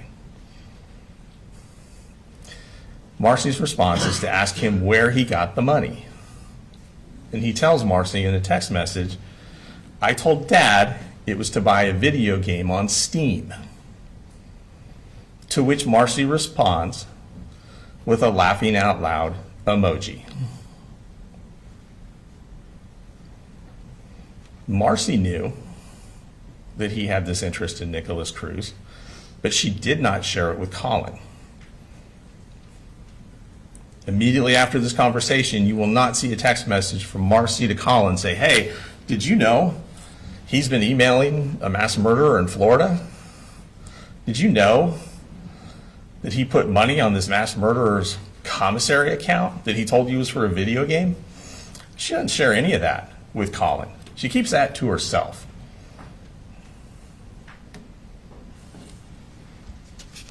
She does not reply immediately after to Colin or tell him, hey, this is what's going on. We got to get the guns out of the house now. No, she responds with a laughing out loud emoji. That's how serious she took it. She didn't think anything was going to happen. Remember, the evidence will show that even she, with the information that he did not have, did not believe there was an imminent threat and did not believe that Colt would harm anyone else. She didn't call law enforcement. She didn't seek an emergency mental health evaluation. And you'll hear evidence that after the shooting, her conduct is inconsistent with what she tells the police. You'll hear evidence that even after the fact, she's still trying to assist him in contacting school shooters and amplifying his profile across true crime community websites. And that matters because credibility matters and bias matters. You will see that the state is asking you to convict Colin largely based on a hindsight narrative provided by witnesses who are not credible, that did not recognize the warning signs in real time. You will hear from the victims in this case. Their testimony will be emotional. And it's important to understand what happened inside that school. But respectfully, their testimony will not establish what Colin Gray knew and didn't know. They can't tell you what was said in the home. They can't tell you what was concealed.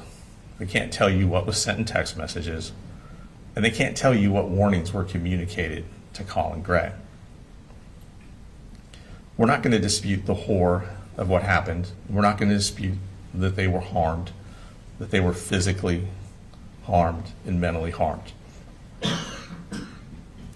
But that's not proof that he was negligent. That is not proof that he knew what was in Colt's heart, that he knew what Colt was planning, and that he knew that Colt was going to harm someone else.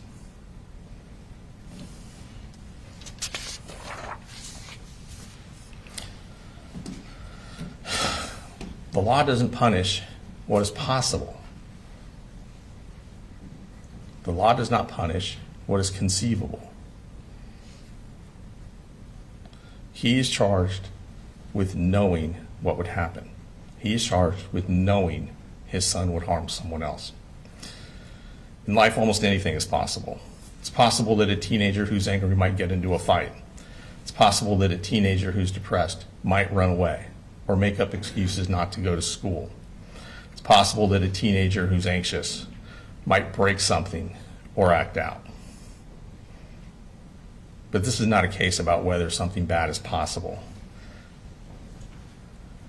This is a case about whether or not Colin Gray knew Colt was going to take a gun to that school and harm other people. That matters, because if the standard becomes it could have happened, then the law becomes limitless. If the standard becomes you should have imagined the worst, then every parent becomes criminally liable for what a teenager might do. But that's not the standard. The standard is proof. Proof that Colin Gray knew, that he consciously disregarded. Not a vague fear, not a general worry, but a risk that made this tragedy. That he knew Colt was going to go to that school. That he knew what the counselor didn't, what the DFACS professionals who had met with Colt didn't. The state will ask you to look at the outcome and then work backward to say because this happened, it must have been foreseeable.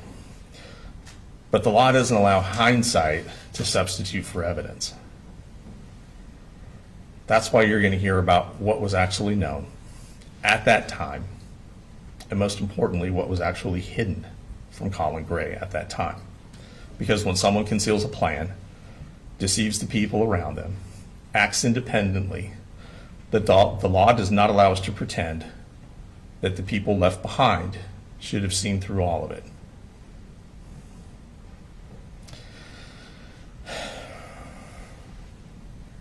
They're going to say that common sense means you should have seen this coming.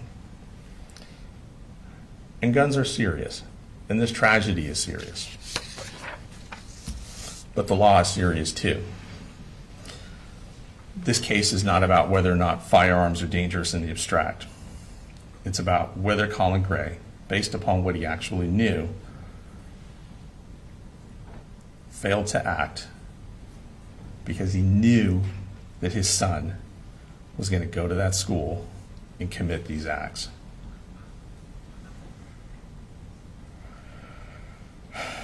In a case like this, there's a natural human instinct. When something this awful happens, we want an explanation. We want someone to blame. We want a story that makes sense so that we can take steps to make sure something like this never happens again. It's very easy and it's very human to look at the end result and believe that someone, somewhere, must have known. But the evidence in this case is going to show something that's deeply uncomfortable. Sometimes the truth is that the person who committed the act was hiding it. Sometimes the truth is that a family can be struggling, a child can be spiraling, and people can try to get that child mental health help. And still, something unthinkable can happen. It's not satisfying and it doesn't give anyone peace. But the criminal courtroom is not here to provide a scapegoat. It's here to provide justice. Being a juror, providing justice, that requires discipline. It requires that we do not convict someone because we're horrified. It requires that we do not convict someone because we wish they would have seen it coming. It requires that we do not convict someone because we feel like there must be some accountability somewhere. The state has chosen to put the father on trial for what the son did. And at the end of this case, you'll be asked to decide whether the state has proven, beyond a reasonable doubt, that Colin Gray knew his son would go to that school and commit these violent acts. And at the end of this trial, you will find the state cannot prove that beyond a reasonable doubt, and we will ask you to return the only verdict that the evidence can support, which is not guilty on all counts for Colin Gray. Thank you.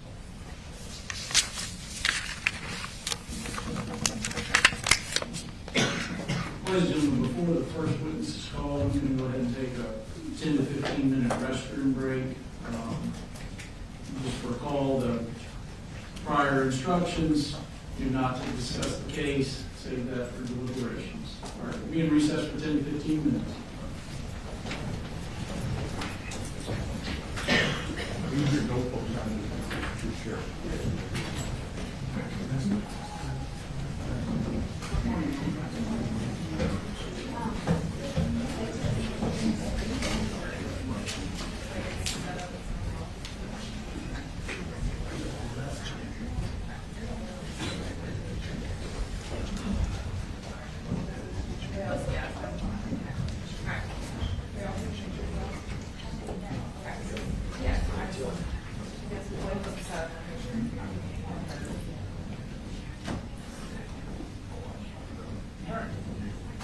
We'll be in recess.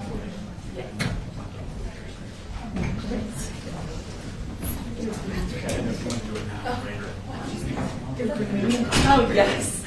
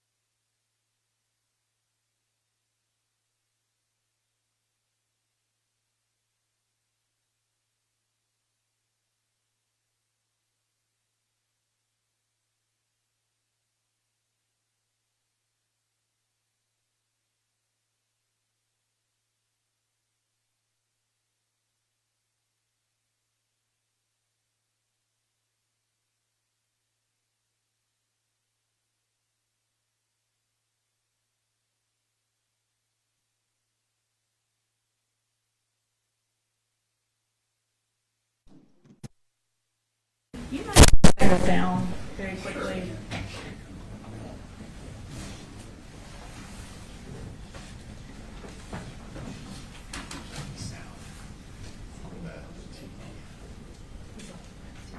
I think it's on. It says please wait. Oh, it's on your team.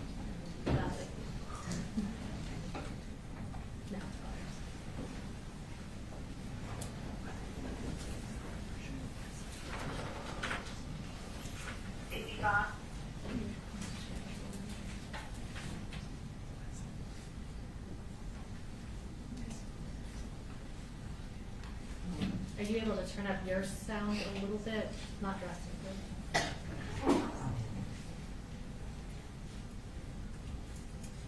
Yvonne, you have that?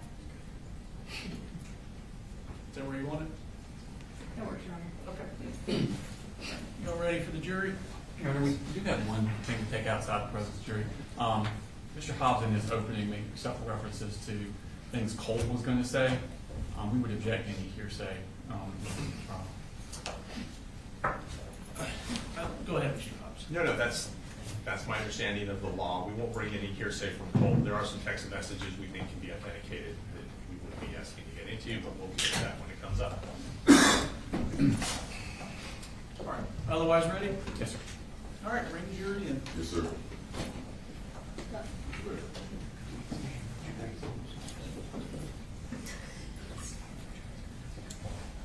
All right, I'm gonna black out the TV until you tell me. Okay.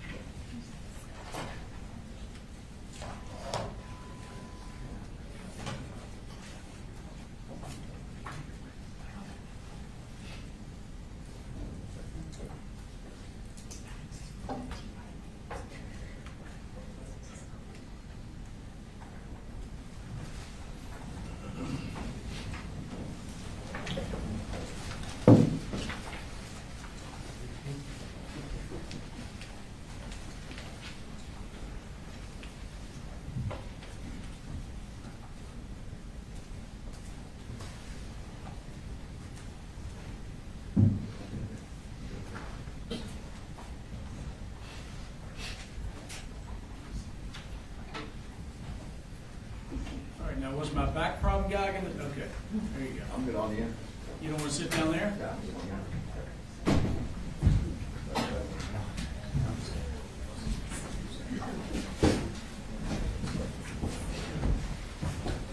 Y'all be seated in the audience.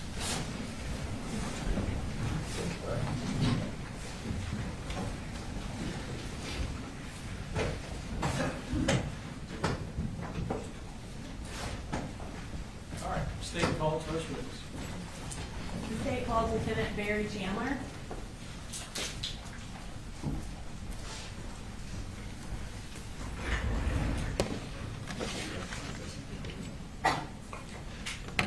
Please raise your right hand. Do you swear to tell the truth, the whole truth, and nothing but the truth, so help you God? I do. Okay, you can have a seat. Will you go ahead and introduce yourself to the jury? My name is Barry Chandler. Okay, and what do you do? I'm a lieutenant with the Barrow County Sheriff's Office. And what role do you currently have with the Barrow County Sheriff's Office? Currently, I'm assigned as the supervisor over the training unit. Were you in that same role in September of 2024? Yes, ma'am. Prior to becoming lieutenant over training, can you just briefly describe what roles you've had at the Sheriff's Office? Yes, ma'am. So I started my career in the jail in 2003. I was a court services deputy, patrol deputy, answering calls for service and things like that.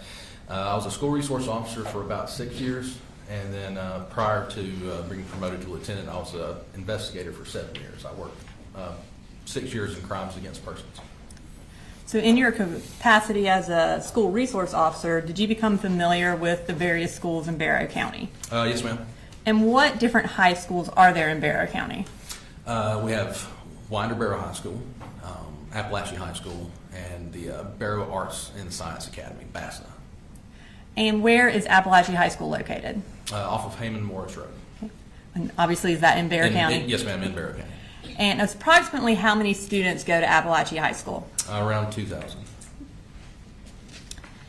In your capacity as the lieutenant over training, did you coordinate any trainings related to active shooters in 2024? Yes, ma'am. And when and where did you do that? We did several in 2024. We started off at Old County Line Elementary School. We worked at CFIT, which is the Center for Innovative Teaching. And it all sort of culminated at Russell Middle School on March 14th of 2024. And can you tell us about the training that you did on March 14th at Russell Middle School? Yes, ma'am. So generally, active shooter training is designed for us to teach our deputies and law enforcement to rapidly enter a structure, to immediately find the person that is shooting and then stop them from shooting. So the training that we did prior to the March 14th drill at Russell was very focused on that. We also included implementing what are called rescue task forces. So rescue task forces are members from fire and EMS who can get into the school quickly, and with security provided by law enforcement, they can start rendering aid to victims. So that was our big push, and the March 14th drill specifically was designed to do it was what we refer to as a full-scale exercise, meaning we had many representatives from almost every public safety agency in the county. The Sheriff's Office participated, the Winder Police Department, Barrow County Fire and EMS, Winder Fire Department, the school systems, our 911 Center, GEMA had a representative, the Georgia Emergency Management Agency. So we had a lot of folks that came together because our goal with the full-scale exercise was to make something as realistic as we could, to give our deputies the ability to respond to the most real-life environment they could. The school system was great. They included, they had teachers that were there that volunteered. The administrators were there. We used cadets, explorers from the Sheriff's Office and the Fire Department as role players. But we tried to make it real, essentially, was what we tried to do.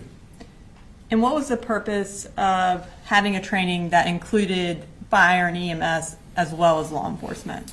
The purpose ended up being sort of our motto over the course of that training and honestly since. And the purpose was to stop the killing and stop the dying. That's the two goals that we have when we respond to active shooters. Stop the killing, meaning stop the shooter from actively killing people, and then stop the dying. We have to render aid and help people that have been injured. Now I'm going to draw your attention to September 4th of 2024. What were you doing that day? That morning, I was at our gun range. I was helping an independent film crew set up some things out there. As part of your role as lieutenant over training, are you also in charge of the gun range? Yes, ma'am. Okay. While you were at the gun range, did you receive any notification that there was an emergency at Apalachee High School? Yes, ma'am, I did. Okay. And how did you receive that notification? Through the Centegix alert system. It's an app that's on our cell phones. When was Centegix implemented? So it was implemented in early 2024. The school system had it implemented in the schools, in the buildings, because it's software, but it also, there are connections that had to be made inside the building to give like alerts, red flashing lights, connections to the intercoms, things like that. So the school system had Centegix in April. Centegix was connected to our 911 center over the summer, and then by August, we at the Sheriff's Office all had access to the app. Can you just kind of describe for the jury how that system works? Sure. So Centegix, again, it's a system that essentially initiates and alerts law enforcement and fire and EMS as well of any emergency at a school. So, for example, when the Centegix button is pressed, it puts the school into hard lockdown. So exterior doors are locked. That lets the teachers know that they need to get into their classrooms, make sure the doors are locked, and that their lights are turned off and the kids are hidden out of sight. So that's essentially what it does. it does that, and then it lets the teachers know, hey, you need to go into hard lockdown. All of the smart screens that are in the classrooms, whatever they're doing on those, they're taking over, and then the warning flashes on the screen that they're in hard lockdown, and there's an audible tone that goes throughout the school, and like I said, red flashing lights. As far as Centegics, how many times does someone have to push the button for it to go into hard lockdown? 8 presses, 8 rapid presses in order for Centegics to go into hard lockdown. So does that ensure there aren't any accidental presses that ultimately end in? Generally, yeah. It is a heavier number. We still have the occasional, accidental activation, but having a number like 8 presses makes it a little less common, I guess. And Your Honor, may I approach the witness? Yes, ma'am. I'm going to show you. Seen it, I assume. Yes, sir. I'm going to show you what State's Exhibit 1. Do you recognize that? Yes, ma'am. What do you recognize that as? This is it's basically a screenshot of Apalachee High School. It's an overview, but it's from the Centegics app. Okay. And is it a fair and accurate copy of the overview of Apalachee from the Centegics app? Yes, ma'am. You're right. This time I'd like to introduce an evidence, State's Exhibit 1. Mr. Hops or Mr. Berry? No objection, I assume they're demonstrative, Your Honor, and won't go back to the jury. I think that's something we can discuss later. All right. I'll admit it into evidence as one, and we'll decide later whether it goes out. Okay. We can display that. Can we have access, Your Honor? Sorry. It's okay.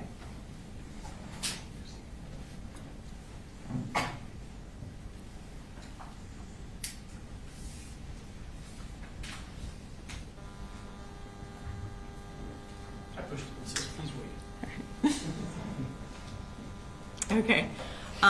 So does this show on your phone when there's an emergency? I guess? Yes, ma'am. So it pops up like a notification badge, right? Saying hard lockdown, and then it tells you the school. And then once you open the app, you can pull up this map. And does it tell you where specifically the emergency notification came from? Yes, ma'am. So kind of going back to September 4th of 2024, when you pulled up this screen, what did you see? So initially, when I heard the alerts going off on my phone, I looked at it, and then I didn't immediately go to this screen because we had several alerts coming out. Earlier that morning, we'd actually had a test that was done at Bethlehem Elementary. So we got the same alert, the alert that there was a hard lockdown, and then they came over the radio and said, "Hey, it was just a test." So initially, I look at it and then was like, "I wonder if they're having a test in Apalachee." And then the second alert comes through, and then the third. So instead of opening the app immediately, I went to my truck and I got on the radio and turned the radio on, my police radio. I don't recall if I ever opened up the map. I do recall seeing Miss Lancaster's room. I just saw the alert from Miss Lancaster's room. And so at the initial time that you received this emergency notification, did you know what was going on at Apalachee? No, ma'am, not initially. So you indicated that you got in your truck and turned on the radio. And what Correct. happened when you turned on your radio? Just seconds after I turned my radio on, I heard Deputy Sergeant Chase Boyd say "active shooter" across the radio.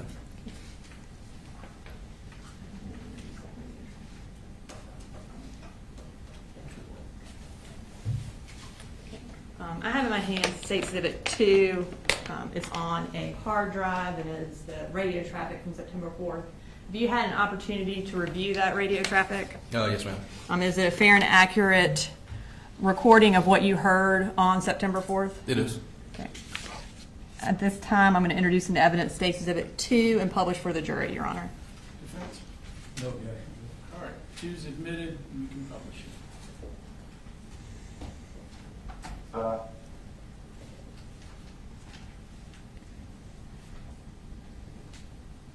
Safety Bond, you have traffic. Sure. Active shooter. That's an active shooter at Apalachee High School. 10-1. And you said it was from Deputy Boyd, and who is that?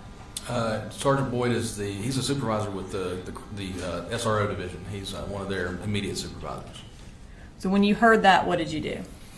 I immediately I had to, so being at the range and being in our ammunition house, I didn't have my standard uniform on, so I threw on my gun, jumped in my truck, and I went to Apalachee as fast as I could. About how far from Apalachee were you? Close to 5 miles. Do you remember approximately what time you arrived? Around 10:30. And I'm going to show you what's been marked to say so that's 3.1, 3.2, and 3.3. Okay. Do you recognize those? Yes, ma'am. And what do you recognize those as? They're overviews of Apalachee High School. They show rooms, room numbers, so essentially school maps. Okay. And just for the record, is 3.1 a full map of the high school? Yes, ma'am. Okay. And is 3.2 a partial map of the high school? Yes, ma'am, it is. Okay. And I'm going to have you look over to your left. Okay. Is that also 3.2 right there? Yes, ma'am. Okay. And then is 3.3 an overview, like a street view from Google Maps? Yes, ma'am, it is. Okay. All right, this time I'd like to introduce into evidence states exhibits 3.1, 3.2, and 3.3. Defense? Same objection, good. Just as far as going out. Whether it's demonstrative or not, okay. Right. All right. 3.1, 3.2, and 3.3 are all looking good. All right. Now we're going to start with 3.1, if we could display that for the jury. All right, so is this the full map? Yes, ma'am, it is. Can you, and I'm going to hand you this because Okay. you need it. Can you show us on there where you went when you arrived? So I entered the school through the front door. Front door is going to be here. I made my way to the main atrium, and then from the main atrium, I moved down F Hall until it intersected with J Hall. Once it intersected with J Hall, I made my way. So I could see a large law enforcement presence, obviously, at this point. So I moved down towards the end of J Hall, and that's where I came into contact with Sergeant Boyd, and he had the shooter in custody. Okay. And when you arrived, who else was there? A lot of folks. When I initially went through the front door, I saw Sergeant Maxwell. I remember seeing one of our investigators, and so but when I made my initial approach, until I got to the atrium, I think I was by myself. And were EMS already there as well? Yes, they had just gotten there, I believe. And for you, what was your purpose of making entry? To make sure that the shooter was, number one, secured, to make sure that we didn't have any other shooters in the school, and then to begin to render aid and work towards the bigger picture of securing the entire school. Okay. Were the skills that y'all learned in March utilized that day? Oh, yes, ma'am. And how so? So a lot of the people that we spoke to after the event said that, it's extremely stressful. I can't put into words how different the actual event is than all the training that we've done over the years. And we've done it since, I've been at the sheriff's office since 2003, and in 2004, we did an active shooter drill at Apalachee High School. So the words can't put into perspective the amount of stress, but most of the guys that I talked to, they were like, it just felt like training. And Judge, we're going to object to most of the guys that you talked to and what they may have said. What you hear say. Just describe it from your perspective. I'll sustain the objection. Thank you. It made it more where it was like it was something that they had seen before, which is not very common. It was something that we needed to do for us for the deputies. And what was the result of the coordinated response by EMS and law enforcement that day? So the result was we were able to fully secure the school. Every patient that was injured that could have been saved was saved. We refer to it as we had 0 preventable deaths, which was unheard of in active shooter scenarios up until September 4th. And you can have a seat. Okay. I won't have you do anything That's on all right. that for a little bit. after you made entry and went to the end of J Hall and observed that the shooter was in custody, what did you do after that? After making sure that the shooter was in custody, I got a team of deputies and we began moving down. So, sort of, again, looking at the big picture, seeing where people were at, realizing where we needed resources. It didn't seem like anybody was fully down F Hall. So I took a team of deputies down F Hall, and we began making sure that the classrooms that there weren't any other injured people in the classrooms, again, that there wasn't another shooter, and then just securing those areas. And as you were securing them, were y'all also evacuating students? Not initially, but fairly soon after we started clearing. The evacuation process didn't take too long to get to.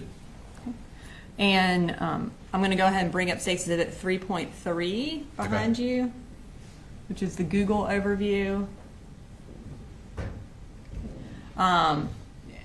So can you, and I think I lied, you are going to look at the map real quick. That's fine, yeah. Can you show us on there where the school is and just kind of orient the jury to what we're looking at? Yes, ma'am. So, Heyman Morris Road, this is Apalachee High School. The front door is right here, and then you have the rear parking lot where the buses go, and then the football field. And the football field is surrounded by a chain link fence. And when y'all evacuated the students, where did y'all ultimately evacuate them to? To the football field.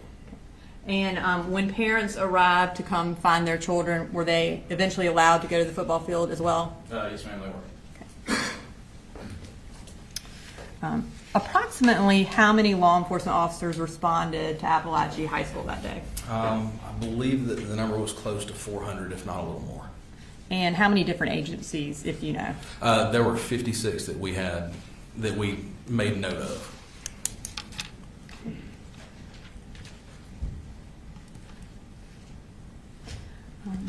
I'm going to go back to when you were in the school.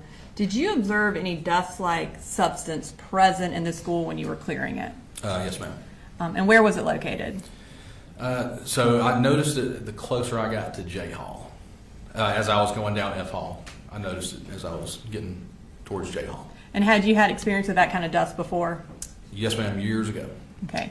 And based on that, your training and experience, where did that dust originate from? I almost immediately recognized that it was from the ceiling tiles. The concussion from the gunshot caused the dust from the ceiling tiles to start to fall and settle. In 2008, we had done an active shooter drill at Old County Line Elementary School, and I was picked to be the suspect, the shooter. I was given a blank gun, so it doesn't fire real projectiles, just really loud and puts out the flash. And they put me in a bathroom, and when they gave me the signal, I shot, and the dust fell down from the ceiling tiles, and it created something very similar to what I saw at Apalachee. And in your capacity as lieutenant over training, have you had an opportunity to review the surveillance videos from September 4th? Yes, ma'am. Okay. In reviewing it, did you see the dust come from the ceiling tiles like you just described? Yes, ma'am. What was your purpose in reviewing that surveillance video? Just to review the actions of our first responders, of the deputies, of fire and EMS, and to learn if what we did well, what we could have done differently, and then to implement that into training. After watching that video, did you become aware of the path that the shooter took on September 4th? Yes, ma'am. Okay. At this time, I'd like you to go through that path for the jury, Okay. and if you could use the large map over there. And I'd like to start with the shooter's first period class. What class was he in? So for first period, he was in Ms. Harris's class, and that was 1.515. It's going to be located right here. And are you familiar with what time first period class is? Yes, ma'am. So he got to class around 8:01, and the class starts at 8:15. Okay. And are you familiar with what time it ends approximately? Oh, yes, ma'am. Yeah, it ends at 9:38. After he left first period class, where did he go for second period? So he leaves first period, and then he goes to Miss Catherine Greer's room on J Hall, room 2.151, and that was where he That was the second period, that's where we went next. And what time does that class start? 9:45. At some point, did he leave Miss Greer's class? He did. He left her class at around 9:54. And where did he go? He went to the restroom. Can you show which restroom he went to? Yes, ma'am. Men's restroom, J Hall, just a short distance from Miss Greer's class And approximately when did he leave the restroom? at 10:21. After he left the restroom, where did he go? He went back towards Miss Greer's class. So he had left Miss Greer's class. He had his book bag with him that we ultimately learned had a gun in it. So when he exits the men's bathroom, he's got the book bag. At some point, he drops the book bag, so he just has his gun, and he goes back to Miss Greer's classroom. And was he able to get into that room? No, ma'am. Where did he go after that? He went immediately next door. He went to Miss Ryan and Coach Edwards' classroom, which is 2.152. And what happened in that classroom? The door to that classroom was open, slightly open, just a little bit, and he began firing numerous rounds into that classroom. And was anyone injured or killed in that classroom? Yes, ma'am. Several students were injured. Christian Angulo was killed in that classroom. After he left Miss Ryan's classroom, where did he go? So after he shot here, thankfully, as unfortunately as Christian was, after Christian had been shot, he used his foot to close the door. So he restricted access to the shooter after that. The shooter moved back down the hall towards the restrooms that he had come from. And he ultimately got to this intersection, as he's moving down the hall, in room 2.145, Miss Irmy, she was in that room, Christina Irmy. She opened the door to see what was going on. She looked out briefly, and he shot her. And did she survive? No, ma'am, she didn't. After he shot Miss Irmy, what did he do? So after he shot Miss Irmy, he kept moving. He was continuing to move. He got to the intersection here of K Hall and J Hall. And while he was here, he saw Coach Aspinwall and Coach Phoenix, Ricky Aspinwall and David Phoenix, left their classrooms, which are two doors side by side, so they leave pretty much at the same time. And as soon as the shooter sees them coming out of those classrooms, as they're in the hall, he shoots them numerous times. Coach Aspinwall was killed, and Mr. Phoenix was hurt pretty bad. And then after that, where does he go? Continues moving down J Hall. The shooter gets to this area here, Jay and I, about the time that Mason Shermerhorn comes out of the bathroom. He sees Mason, he aims his rifle, he shoots several times, and he ultimately kills Mason. And then what happened? After he shoots Mason, he turns and aims down K Hall at a student that was quickly trying to run away from him. He was trying to run so fast that he swallowed up for himself. As soon as he aims this way, Deputy Brandon King and Sergeant Boyd made their way down F Hall. They actually came out at the intersection on J Hall, so they could tell that there was, through the haze of the dust that had fallen, they could tell that somebody was down there. They heard the shots when he shot Mason, and then they immediately started giving loud verbal commands for him to drop his gun, and he immediately surrendered.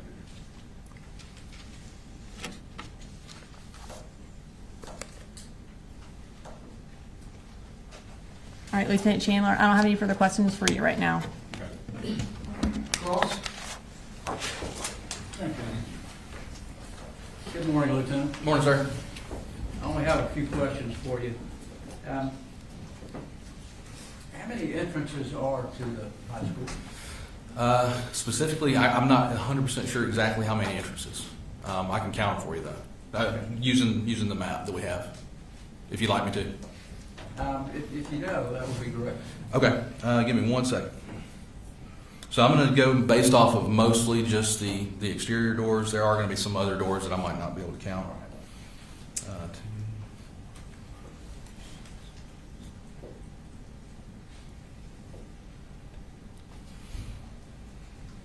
I would say upwards of, I'd say, a little more than 15 exterior doors. Okay. And are all of those doors secured when the kids first come in? Yes, sir. So other people can't get in from other places? Correct, they're supposed to be, yes, sir. So all the students have to go in through the front?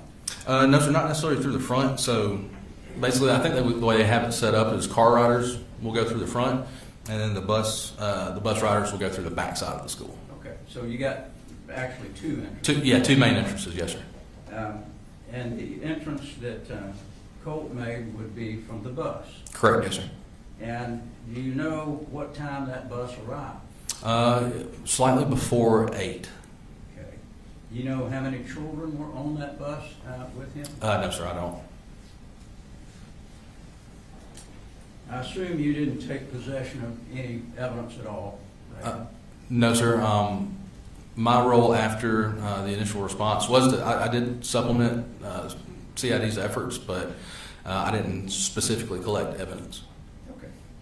Nothing further. Thank Thank you, you. Judge. Based on crossing and redirect? No, Your Honor. May Lieutenant Jean Waditsky. Yes, ma'am. All right, thank you, sir. Yes, sir. Thanks. State policy, please. Is the next witness a long one we made break for lunch before cross, if so? Maybe about 20 minutes. Okay. Go ahead. The state calls Dr. Matt Thompson.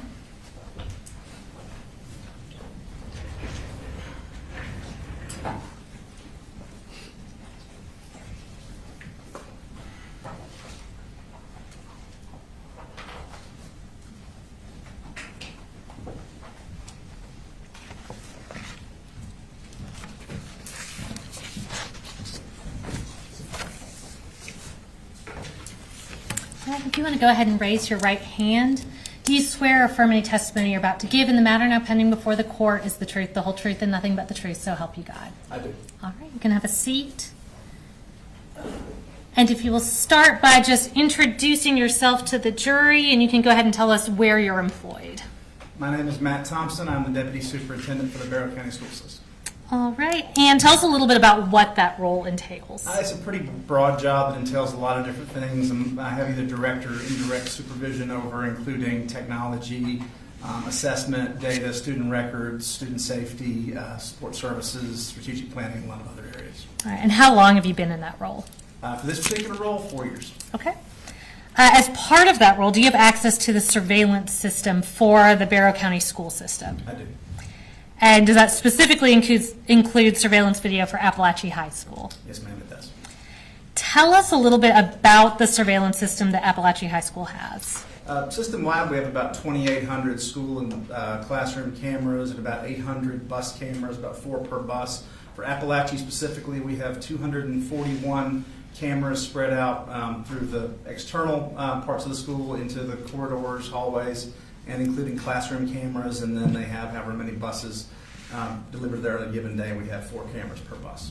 Okay, and approximately how long has this surveillance system been in place? We went with the particular server model that we're using in around 2015, so a little more than 10 years.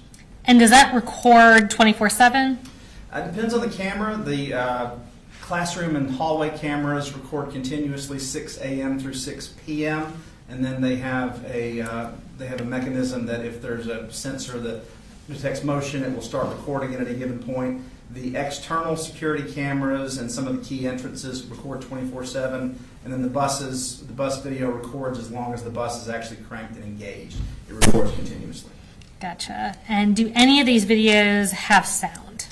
The bus videos do record sound. Teacher classroom videos do if the teacher chooses to engage it, if they're recording a lesson for their instructional purposes. But unless the teacher turns on the classroom cameras, they do not record sound, and the hallway security videos and the external do not record sound. All right, so are you aware if any of the videos relevant to this case have sound recorded on them? I'm not aware of any that do, Okay. except possibly the bus video. I'm not 100% sure on that. Okay. So the bus could go either way? Bus could, yes. Okay. And we'll start with the school proper, how is the surveillance video stored? So the videos, when they're recording, are feeding data into a server. That server is organizing those. You can use our software to kind of query the server. We use a software called Video Insight.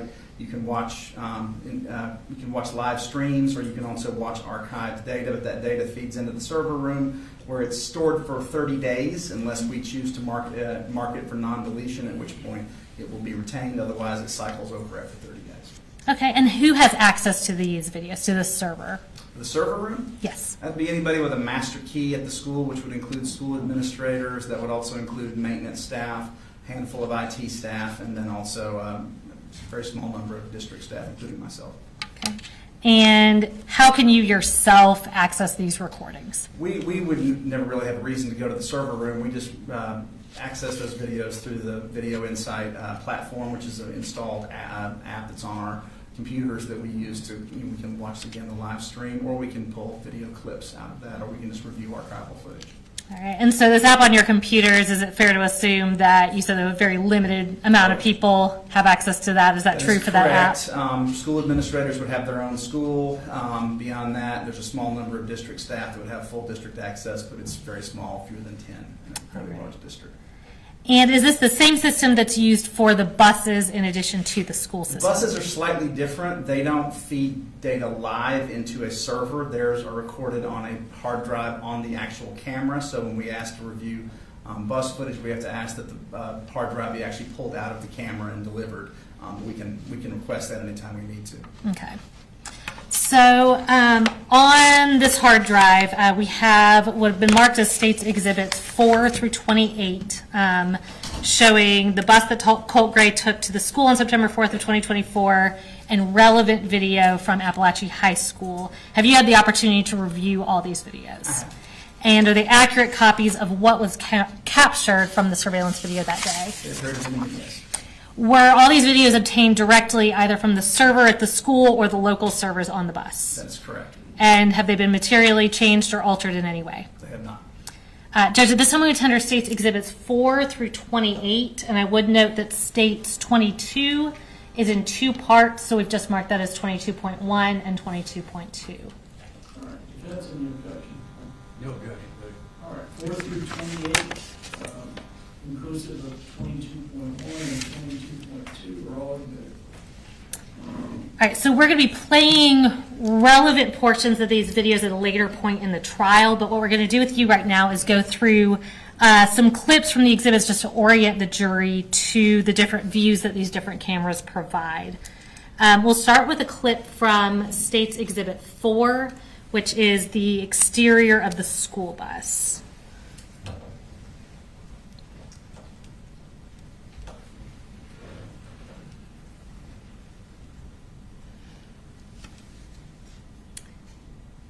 And looking at this video, is that the video that you obtained relevant to this case? It is. Or a clip from it? And One clip, is yes. the timestamp and date accurate on this video? They appear to be accurate, yes. Okay. And where's that camera? I think it's relatively obvious, but where's the camera shooting That was, from? there's 4 cameras per bus. That would be the front-mounted camera that's pointing out the front of the bus. Okay. Moving on to a clip from States Exhibit 5.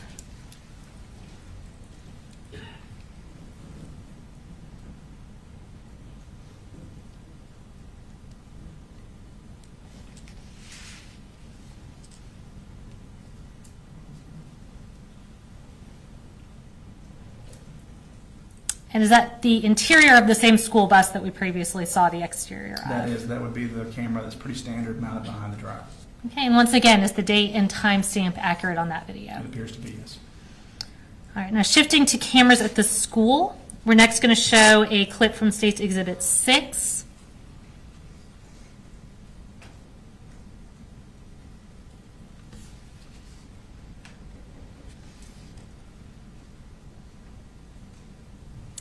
All right, and where is that camera showing from? That is the bus rider entrance at the back of Apalachee High School.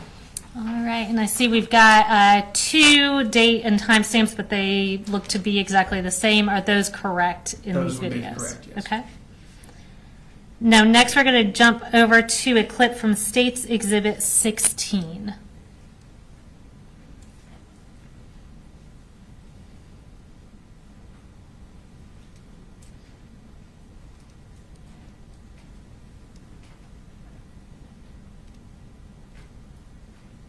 All right, so this one obviously looks a little different or significantly different from the other videos we're looking at. Can you just kind of explain what we're looking at here? This is one of the classroom cameras. This is actually, I believe, in Miss Suzanne Harris's classroom. They're mounted at the center of the classroom, where not every classroom is perfectly square, so sometimes they're configured as close as we can get it, and they provide a fisheye view of the entire classroom. Some of the newer ones can be actually angled a little bit if a teacher wants to use them for instructional purposes. They typically are not done that much for that purpose, so this is typically the view you're going to get from a classroom camera, sort of the fishbowl view of the entire classroom. Okay, and so are all the cameras inside the classrooms this style of camera? Yes, there's not any that will look any different from this. As I said, you can sometimes angle them, but in this particular case, it's not angled, and I don't believe any of the footage that was relevant to September 4th were angled. Anyway. That was my next question, thank you. And are there any other cameras that show the interior of these classrooms as part of the school surveillance system? No. Is the date and time stamp on this video correct? It is, yes. And just to kind of further orient the jury, in this video, can you tell us where the entrance to the classroom is? It would be in the upper left-hand corner of the screen. When you can see a sort of brown door, that would be the entrance to the classroom. And this is, like I said, this is a computer classroom, so there's rows of desktop stacks. Okay, so that brown door with the little window on it, right? Okay. And next, we're going to pull up State 17 and show a clip from that.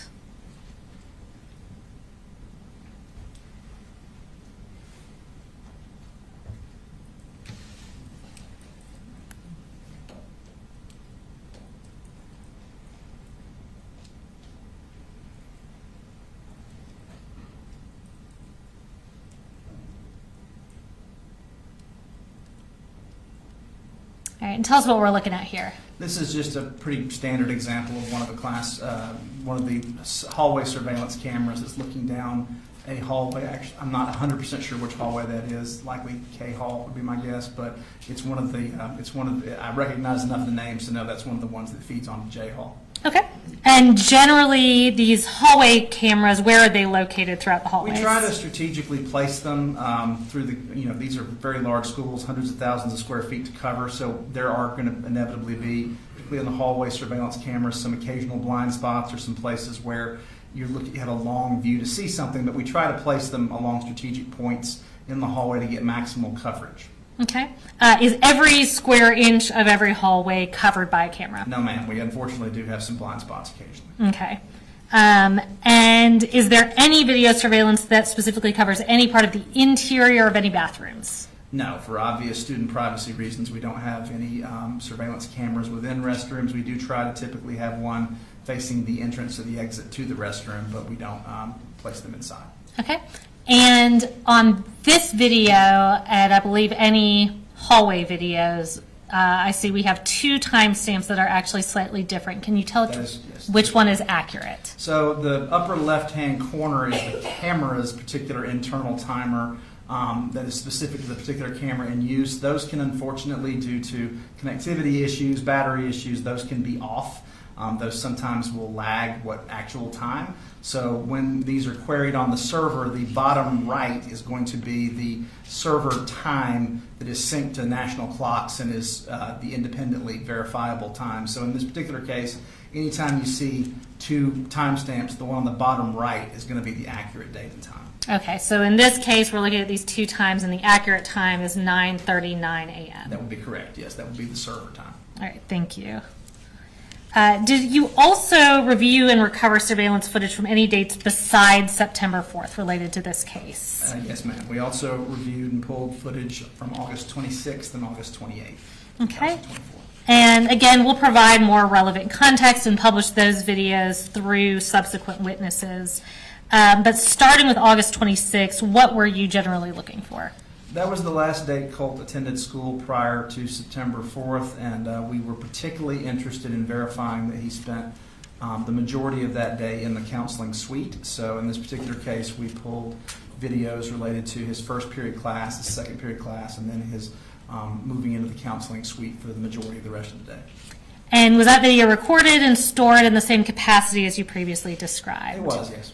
And did the timestamp appear to be accurate, or in the case of any hallways, that bottom right timestamp appear to be Yes, they accurate? did to me. With these videos from that date, did you combine multiple camera recordings of Colt related to him going to the counselor's office? We did. It's a little clunky when you're trying to parse through a server. So Sure. a lot of times we'll create curated like pathway videos through a school. So in this particular case, we pulled sequential clips off of multiple cameras and sort of stitched them together using just very basic video software, just so that you have an unobstructed view of the student moving through the school. And we did that for the August 26th for Colt. Okay, and other than putting those videos from different cameras into one file, were the videos changed or materially altered in any way? They were not. And Judge, again, we'll publish this at a later time, but at this time, we would tender State's Exhibit 29, which is also stored on this hard drive. No objection. All right, 29 submitted. And just to follow up on that a little bit, is there any surveillance video once you enter the counseling wing at Apalachee High School? There isn't actually a unobstructed view of the entrance to the counseling suite. You can get almost there from the where you come off of K Hall, coming down from J Hall. You can see where individuals will turn to go to the counseling suite. You can also see that off of other hallways, but you can't actually see anybody enter the counseling suite. Okay, and was the thought there essentially also for privacy reasons? Yeah, sometimes we've kind of gone back and forth over the years, but as to coverage versus trying to be a little more discreet with students who may have issues and may not want to be picked up on camera. So in this particular case at Apalachee, we don't have a camera that shows the counseling suite entrance. Okay.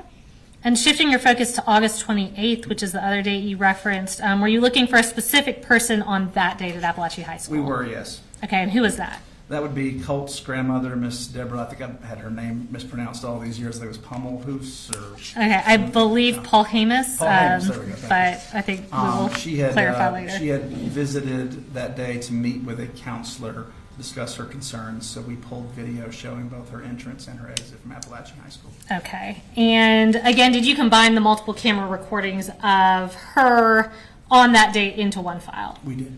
And other than putting them into one file, were they changed or materially altered in any way? They were not altered in any way. All right, and is that the video that we've marked as State's Exhibit 30 and put onto this hard drive, a fair and accurate depiction of what you pulled off those It is. cameras? And Judge, at this time we would tender State's Exhibit 30 and again play it at a later time. Defense?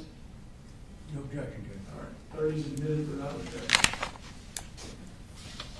All right, now lastly, I'm going to show you what has been marked as State's Exhibit 31. And can we just identify what this is? So this is Apalachee's bell schedule for 2024-2025, specifically the fall semester. Appalachee's instructional day is tied into 4 main instructional periods with a shorter advisement period. Okay, and before I make you talk through it twice, what I've handed you fair and accurate? This is Okay. the accurate bell schedule from the fall of 2024. Okay, and Judge, we'd go ahead and tender that as State's Exhibit 31. Defense? No objection. All right, 31 submitted. All right, and we'll go ahead and pull that up on the screen just so it's a little easier for people to follow. So yeah, if you'll just kind of talk us through what this shows. Sure. So what this is going to be doing is, as I said, there's 4 instructional segments, and there's also an advisement period that is built in on certain days. So in this case, what this is showing is the beginning and ending of each class segment, and then the time students have to traverse to their next class before they would be considered tardy. Okay. And nothing further from me. The defense may have a couple questions for you. All right, Cross? I just have one question. Yes, sir. At that time, Apalachee High School did not have metal detectors. correct? That is correct, sir. All right, thank you. All right, need to be excused? Yes, sir. All right, thank you, sir.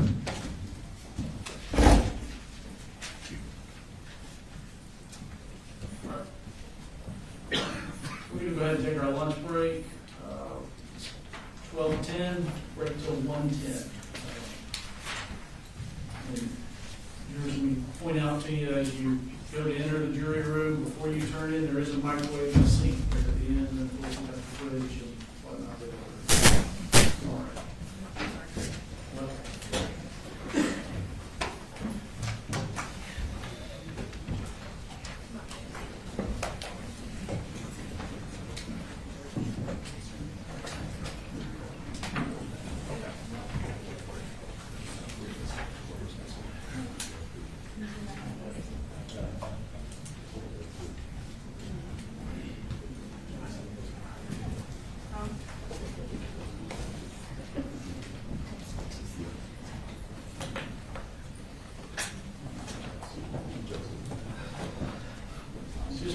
point out to all the attorneys, it appears that the podium mic is a little weak. Okay. I've got it turned up a little louder, but if you're away from it at all, it's to the extent you care, it's not really picking it up. Is that for the jury's benefit or the court reporter's benefit? I would say the court reporter mostly. The way our sound system works, if you're not right at a mic, it's not picking you up. Obviously, she's close to you there, and she can hear you. But just so you all know, Can you put a different mic on there? we have an identical looking one. I didn't know if this was. I think we tried it already. All right. All right. Mr. Barry, Mr. Hobbs, you guys squared away? Yes, bailiff is going to give us instructions on where to go. We can recess till 1:10. Thank you. Thank you.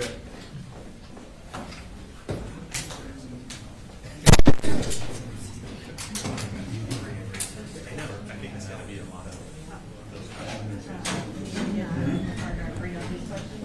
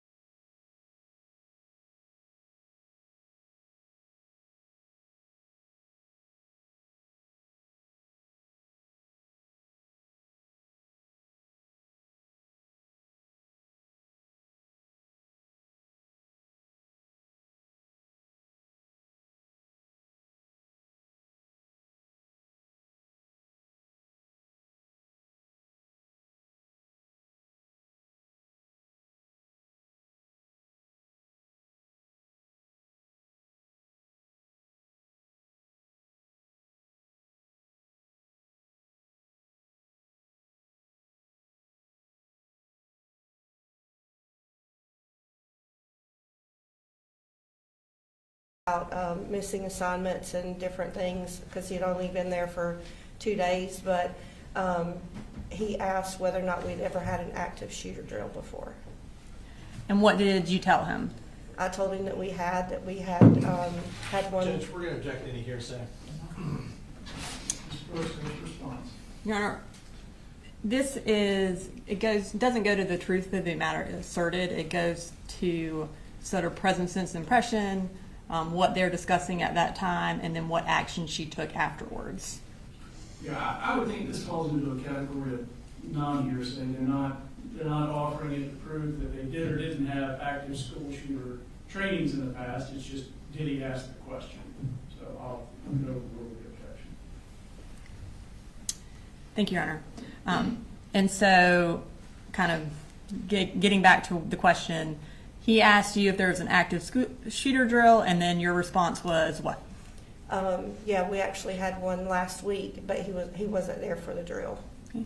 And was there any further discussion about that? At that moment, I did ask him what school he went to because I was concerned, like, why would you, had you worked in, or been in a school that it would have made you nervous about school shooting? And he told me that that he had been at Jefferson High School, middle school, excuse me, in the 8th grade. And I asked him if he knew Elaine Murphy, that's one of the teachers at Jefferson. Judge, I'm going to, again, object any hearsay. And Ms. Brooks, do you have a response? Or? I think we'll just move on from what she said back to him and go on to the next topic. All right, so I'll sustain the objections to his last remarks. Go ahead. Okay. So after y'all had the discussion, did he go back and sit down? He did. Okay. And this time I'm going to publish a clip from State's Exhibit 16. It's been previously introduced into evidence, and the clip is from 38 minutes and 23 seconds to 39 minutes and 12 seconds.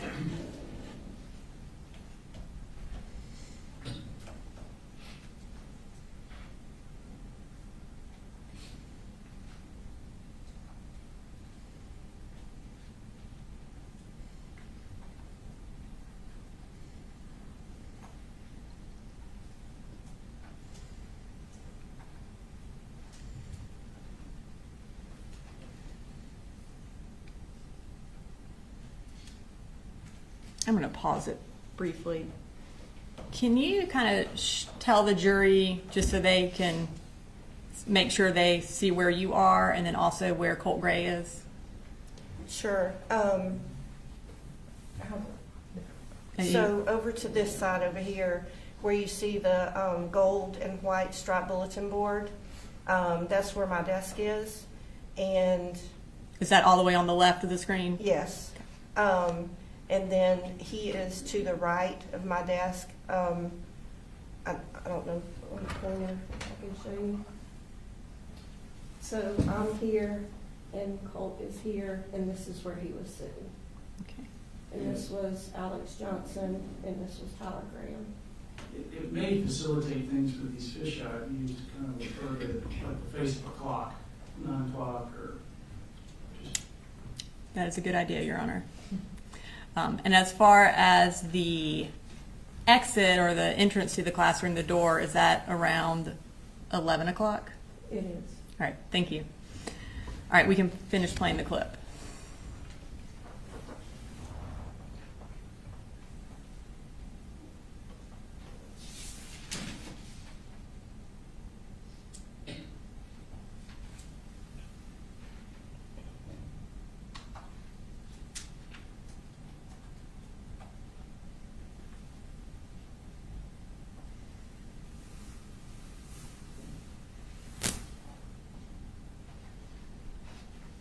Okay. And does that clip show where he asked you about the active shooter drill? Yes. Okay. When he asked you that, did that concern you? I mean, you don't expect to hear that in the classroom. I mean, we hear about school shootings, but you don't think it's going to happen to you. So it was a little bit alarming. And I did send an email to the counselor in regards to that. regards to my concern.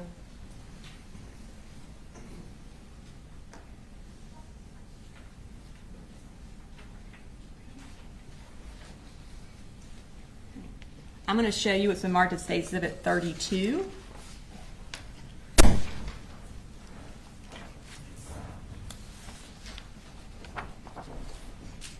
Do you recognize that? I do. And what do you recognize that as? It's the email that I sent to Miss Butler. Okay. And is it a fair and accurate copy of that email that you sent to Ms. Butler on September 4th?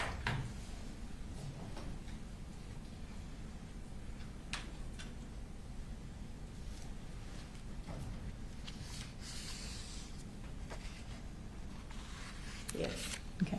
Your Honor, this time I'd like to introduce into evidence State Exhibit 32. No objection. All right, 32 is admitted. Okay, if we could display that for the jury. Okay, so you indicated that you sent this email to Miss Butler. Can you tell us who Miss Butler is? She's the counselor that is in charge of his last name. So each counselor has a certain number of letters in the alphabet that they're in charge of. And she was in charge of his last name. And then you also copied D. Martin. Can you tell me who D. Martin is? She's our assistant principal, but I'm a CTAE teacher, so she was actually over the CTAE umbrella. Okay. And what time did you send that email? The timestamp is 8:46 a.m. And can you read for the jury what your email said? The subject said, inquiry from CG that might warrant a few questions. Miss Butler, I had a student who is new to the school. He has missed quite a bit already. He asked this morning if we ever do any active shooter drills. I thought this was an odd question. I told him we did, and we had one recently, but he was absent. I asked if he had a particular concern, and he said he didn't. The student is Colt Gray, and he is in the 9th grade, just FYI. Thank you. Now, after you sent that email, did Colt come and talk to you again? Yes. Okay. And what did he talk to you about this time? Several times he was asking about missing assignments. The two students that were sitting beside him, Alex Johnson and Tyler Graham, they were actually helping him with assignments. But at some point closer to the time that the bell rang, he asked what our policy was in between restroom transitions as far as going to the restroom. And what is Apalachee's policy about restroom transitions? You cannot go to the restroom during transitions. Okay. And by transitions, you mean between classes? Yes, ma'am. So when can you go to the restroom? You can go in class. And how do y'all prevent people from going to the restroom during between classes? We have chains, and so I actually had the restroom duty right outside my classroom. So there's chains, and you just walk out and clip the chain and stand there and make sure that the students don't go in and out of the restroom. Okay. So at this time, I'm going to show another clip from State's Exhibit 16, which is from 1 hour and 30 minutes and 54 seconds to 1 hour and 31 minutes and 18 seconds.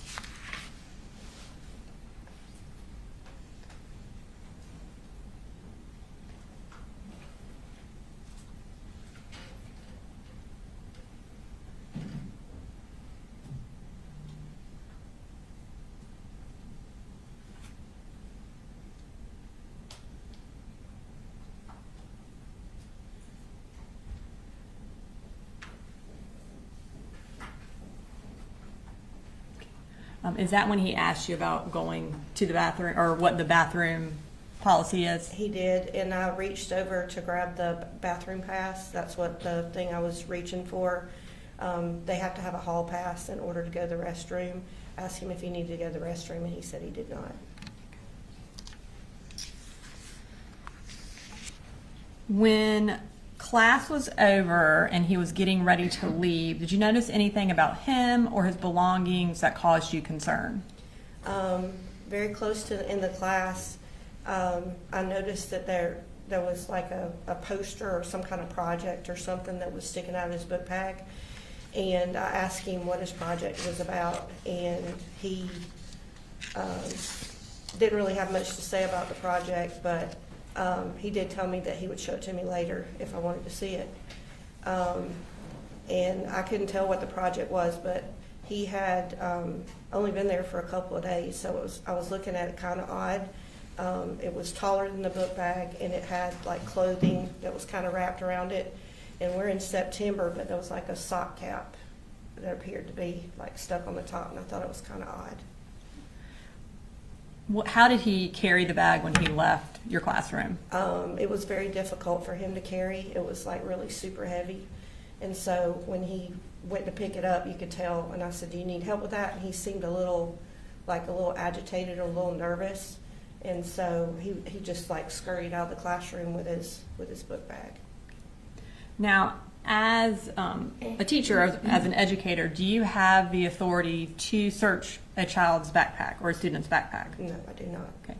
And so based on what you observed with his backpack and with the questions that he asked you about the active shooter and about the bathroom, what did you do?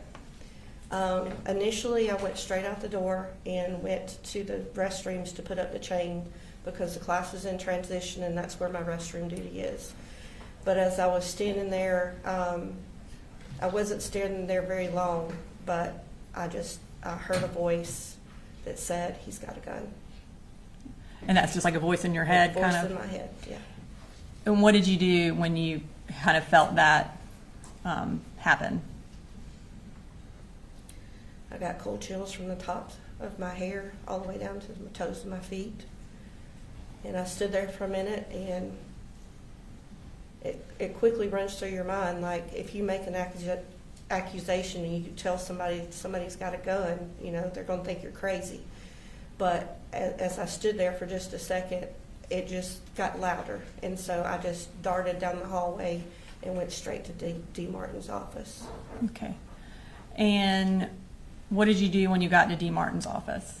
I was going to attempt to tell her that I thought that he had a gun, but she was in there with another student, and so the door was closed. So I immediately came out. Mr. Broughton, who was our other AP, he was standing out in the atrium because we're in class transition, and I went up told him that I really needed to talk to somebody, and he said, "Well, have you already been talking to Dee about this?" And I said, "Yes." And about that time, somebody came on the radio and said that she was releasing that student to the media center. And he said, "Oh, well, she's done. So you go ahead you go ahead and go in there and talk with her." And so that's what I did. So. And what was that discussion, or what did you tell her? When I went in, there was another teacher that was coming in behind me. It was Mandy Pugh and two of her students. And Dee was coming out of her office, and she thought we were together regarding another situation. And I told her no, and there was somebody in the office that was next door to hers. And so there was still a student that was in her office, and so we went into Mr. Neely's office, which is the third office. And we went straight back and we were trying to find some place private. But I told her, I said, "I don't know how I know, but, I think he's got a gun." After that, what did you do? She asked me at that point if I knew what class he was in, and I said, "No, I don't." But when I went back to my classroom, then I looked up who the classroom teacher was, and it was Captain Greer. Okay. Now I'm going to show you what's been marked as State's Exhibit 33.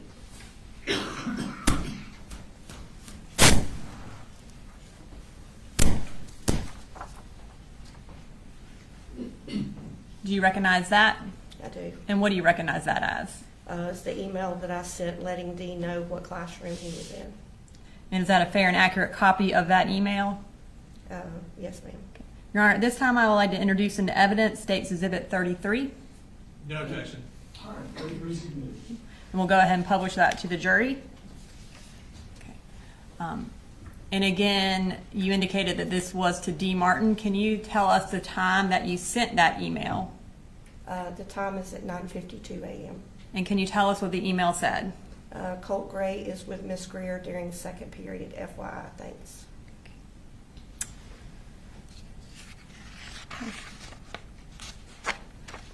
Your second period class, was it a planning period for you, or were you teaching a class? It was planning period. Okay.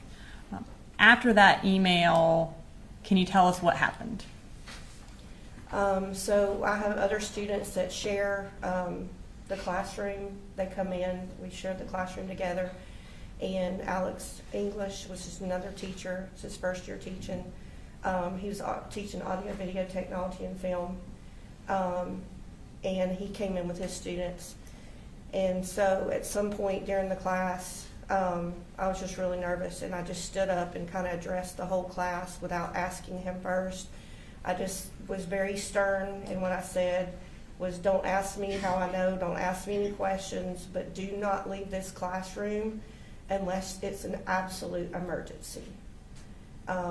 Because I just felt in every fiber of my being that something was wrong.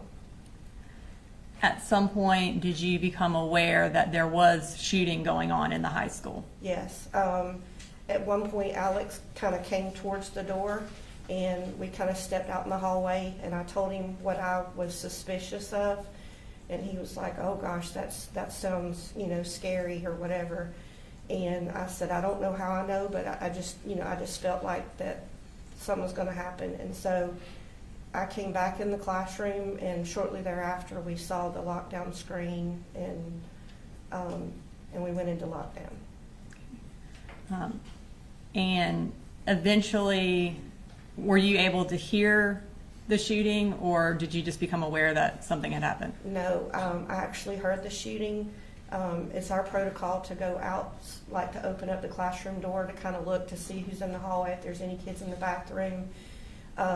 And I did that, and I could hear gunshots to the left, which is down towards the counseling office. After the shooting had ended, were y'all eventually able to leave your classroom?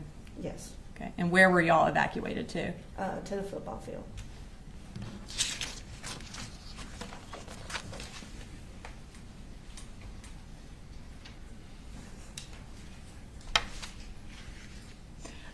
And I'm going to play one more clip for you, which is the clip for when Colt was leaving your classroom.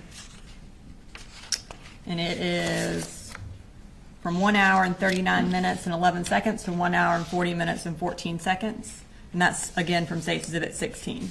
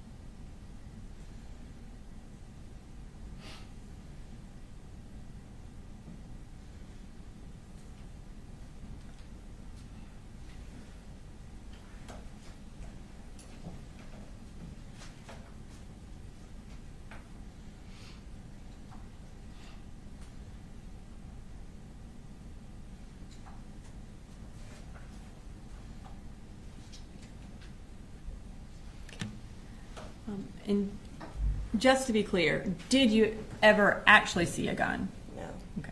And so you had a feeling that there was a gun, but you never saw one? no. Okay. Nothing further. Ross? Yes, Sean.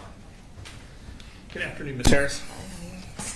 I have a few questions. If I ask a question that doesn't make sense or you'd like me to clarify, please let me know, and I'll go ahead and take care of that.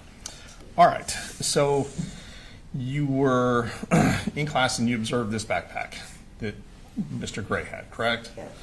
And I believe you said it looked like it was heavy? When he got ready to leave the classroom is where it appeared to be heavy. Based on how he was lifting it, is that what you're referring to? Exactly, yes. Okay. And at some point after the shooting, you gave a statement to a couple officers from GBI, is that correct? Mm-hmm. And you have to say yes or no for the court reporter, Oh. sorry. No, you're fine. Do you remember telling them that you were familiar with guns? Yes. And I believe you said that you thought, based on the length of the object that was extending from his backpack that kind of made you suspicious. Is that fair to say? Yes. How was it about the poster board? How far was it extending out of the backpack? It appeared to be about that far. So you're holding your hands, and so I have to make a record for the court reporter, like a foot and a half more? 2.5 foot. Okay. Yeah. Okay. And you said there was a hat stuffed down the tube of the poster board. Is that correct? It appeared to be clothing, and best I recall, it looked like a sock cap. Like a toboggan? Yes. So like a winter hat. Yeah. And of course, this was September. Right. And I thought that was odd. Right. And it wasn't cold that day. No, it was not. Okay. All right.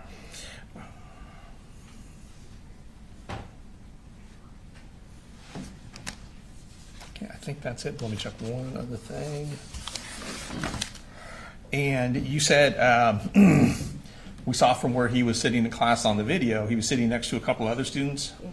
And without telling me what anybody said specifically, your memory is that they were engaging in conversations regarding missing assignments? Yes. Okay. Can I have 1 second, Judge? 1 second. I'll take a little bit.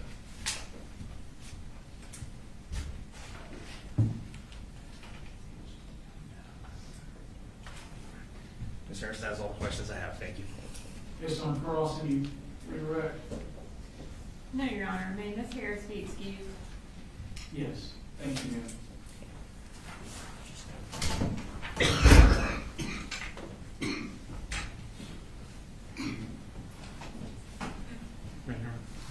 Yes, sir. State Carl's next witness. They called Captain Greer.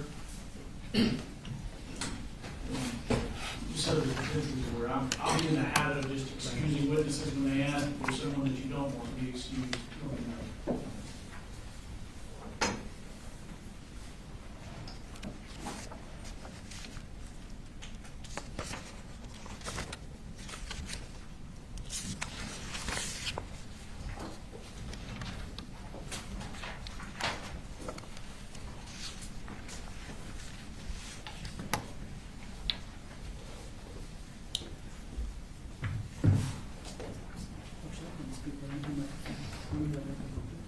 Could you raise your right hand, please? Swear the testimony given in the matter now pending before this court will be the truth, the whole truth, nothing but the truth, so help you God. I do. Okay. If you could introduce yourself for the jury. My name is Catherine Greer. Okay. And where do you work, ma'am? I work at Apalachee High School. And what do you do at Apalachee High School? I'm a math teacher. Okay. And how long have you worked there? This is my third year. Your third year? Okay. I want to take your attention back to 2024-2025 school year. What did you teach on that year? I was teaching 9th grade Algebra 1. Okay. What did you have first period? First period was my planning block. Okay. So you didn't teach a class that period? No, sir. Okay. And what did you teach second period? 9th grade, 9th grade Algebra 1. Okay. There's a partial map of the school next to you.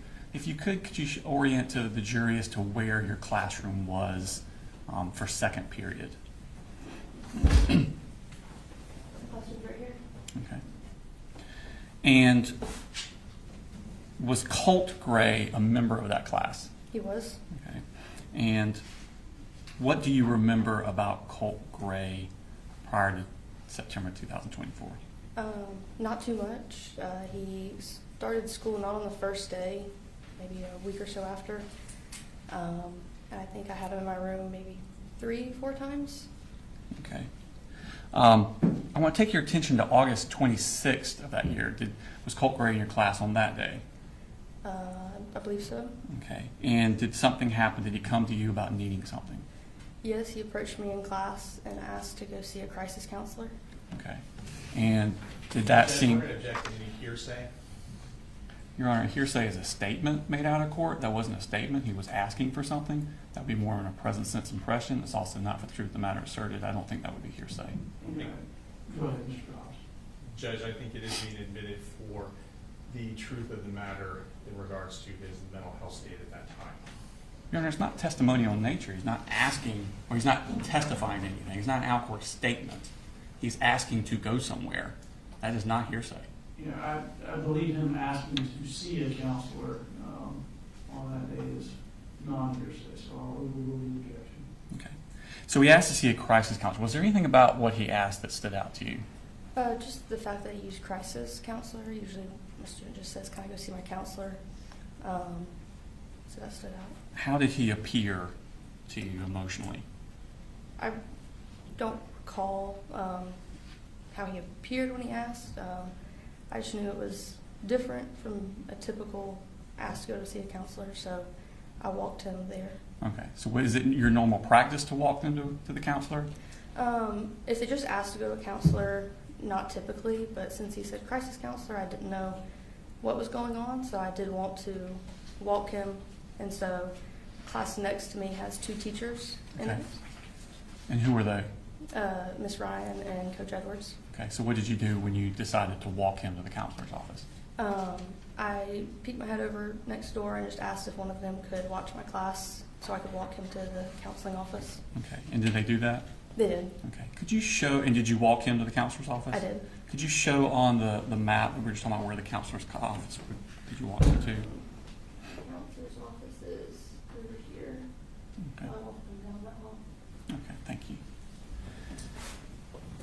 Did Colt come back to your second period class that day? He never came back to my classroom. That day or any other day? He didn't come back that day, and I believe the next time he was there was September 4th. Okay.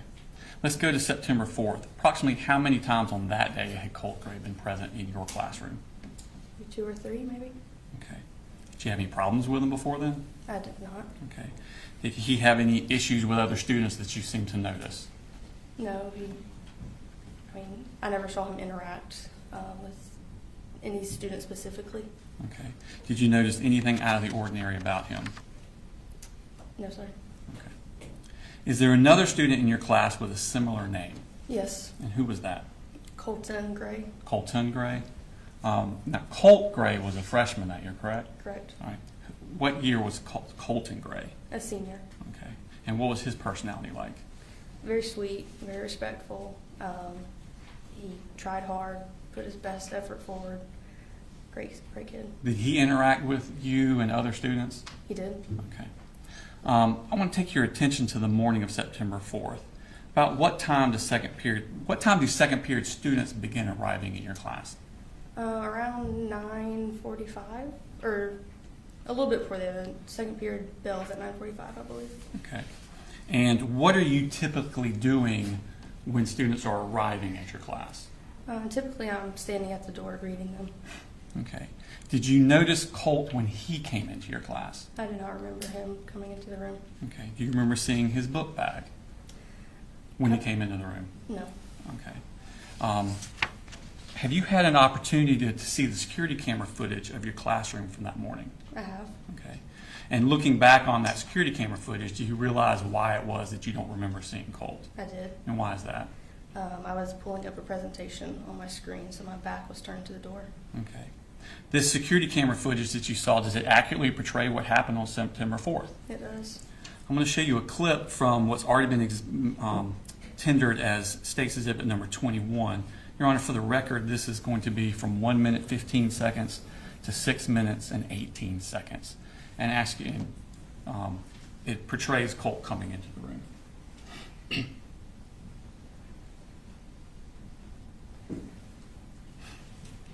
Is that you at the 4 o'clock position?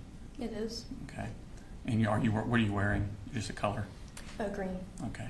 And where's the door in this? Diagonal to me Okay. on the other side of the wall. All right. Thank you. You play.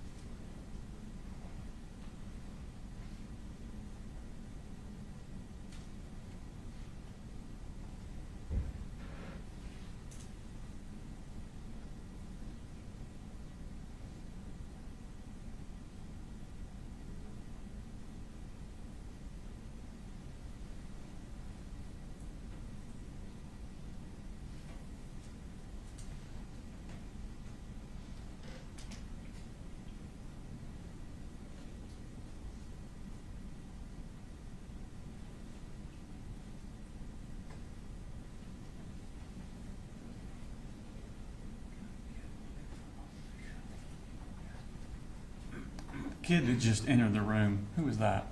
That's Colton Gray. The one with the black shirt and the tan pants? Yes, sir. Okay.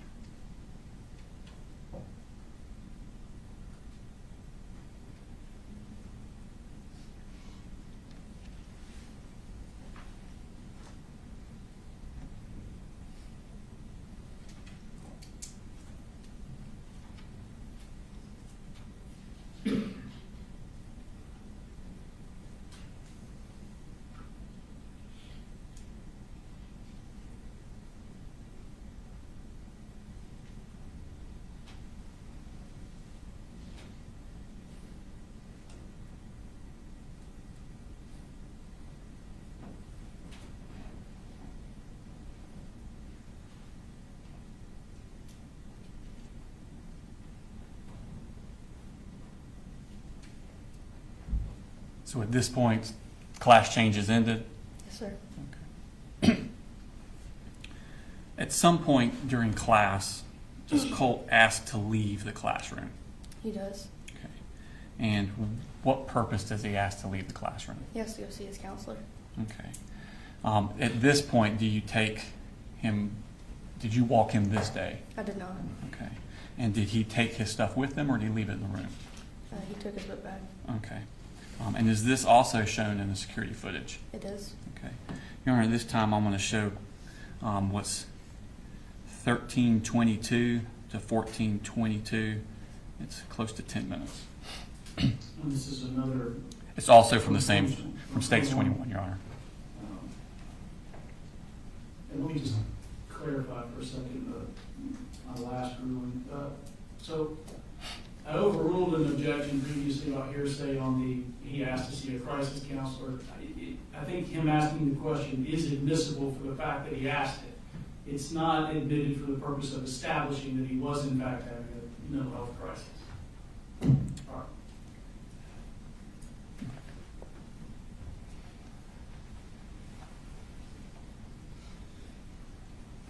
So if the last clip ended at 9:45 and this is 9:53, we're now about 8 minutes into the class. Okay.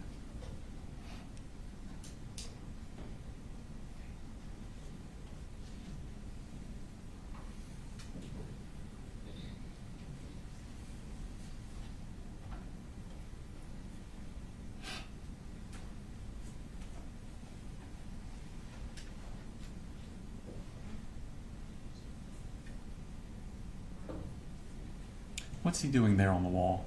He's grabbing the pass. Okay. office pass. So different passes have different destinations on them? There's a restroom pass and office pass. Okay.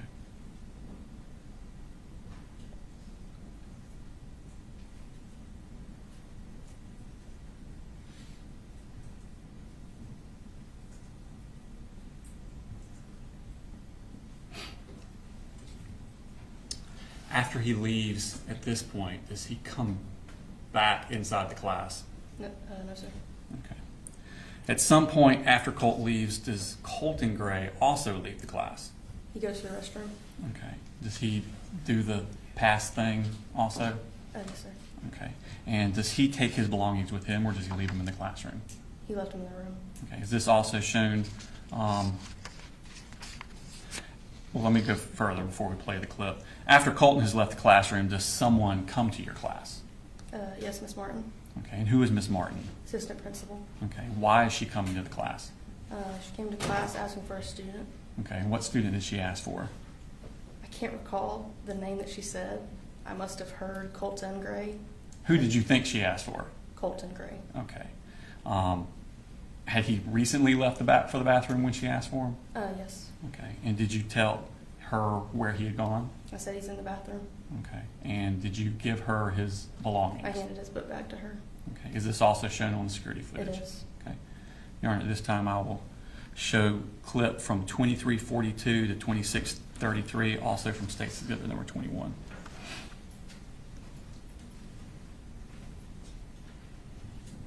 So now we're at 10:03, so this is about 9 minutes after Colt left.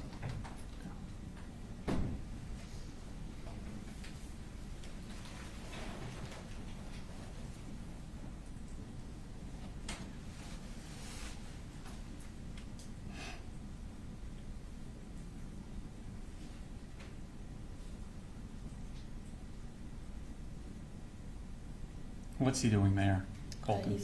He's signing out. Okay. So you have to get a pass and you have to write on the... Put your name down. Okay.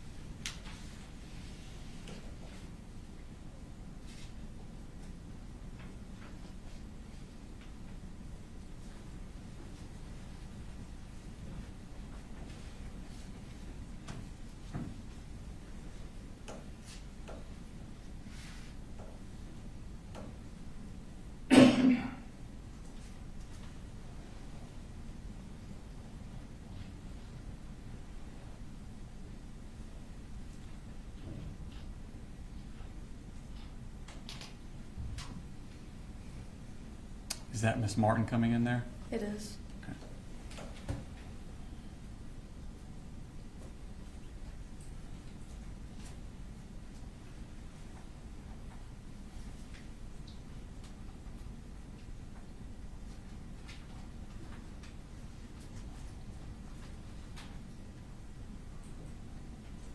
Now, at some point, does Miss Martin return to your class? She does. Okay. What happens when she returns to your class? She told me that she needed Colt Gray. Okay. And what did you tell her? I said he went to the counseling office. Okay. Does she then leave at that point? She does. Is this also shown on the security footage? It is. All right, this time on State's Exhibit 21, I'll show clip from 3025 to 3053.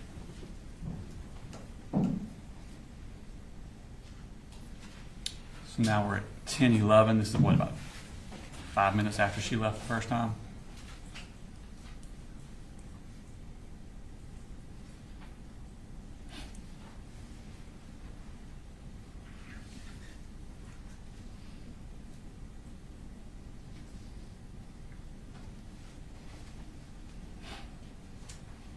Now, after she leaves there, does she, and when I say she, I mean Miss Martin, does she communicate with you any more about Colt Gray? She does. And what does she do? She intercomed into my room. I'm sorry, she what? Intercomed Okay. into my room. So she got on the intercom? Yes. Okay. And she asked me to check my email. All right. And did you check your email? I did. She was asking around what time he left the room, Colt left the room. Okay. I want to show you Smart State Exhibit number 34.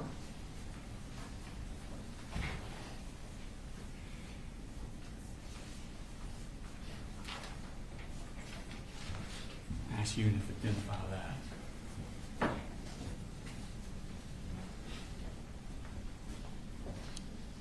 What is that? This is the email that she sent me asking what time he left, and the email that I responded with Okay. saying he left around 9:50. Okay. So you had the email to you and your reply on the same? Correct. Do they accurately reflect the email exchange you had with Ms. Martin? They do. All right, this time I tender State Exhibit number 34 in the evidence. No objection. All right, 34. As we publish after the jury. All right, so you're at the bottom? I am. All right, I'm sorry, I'm Ms. sorry, Martin's no. at the bottom. Miss Martin's at the bottom. Okay, and what time did that email come in? That came at 10:18. Okay, and your response is above that? Correct. Okay, and what time did you send that response? 10:20. And what did you say? I said he left towards the beginning of first, probably around 9:50. Okay.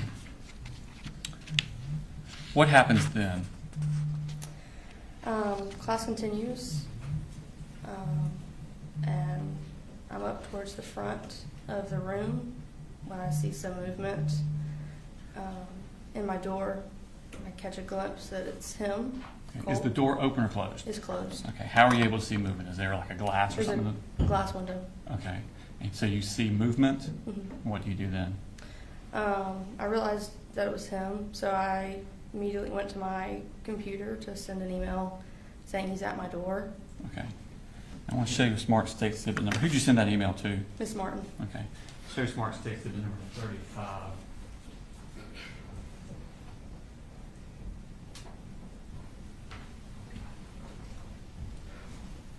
See if you recognize that. Yes. And what is that? That's the email that I sent to Miss Martin saying he just came back to class. Okay. And is it an accurate reflection of the email that you sent to Ms. Martin? It is. Now, this time I tender State Exhibit number 35 in the evidence. No objection. All right, 35 submitted. Post that. So, what time did you send that email? I sent that at 10:22. Okay. When you send that email, what happens? I sent the email, and I guess immediately, Miss Martin came back on intercom and said he's at your door. And at that point, I'm walking towards my door, and I said yes. I got to my door, and I saw that it was him, and that he had a gun. Describe how he was holding the gun. I guess just across his body. Okay. And what type of gun was it? I mean, I don't know, you know what type, but just. It was a large gun, a rifle, I guess. Okay. What did you do at that point? I said he's got a gun. I told the kids to get in the corner. I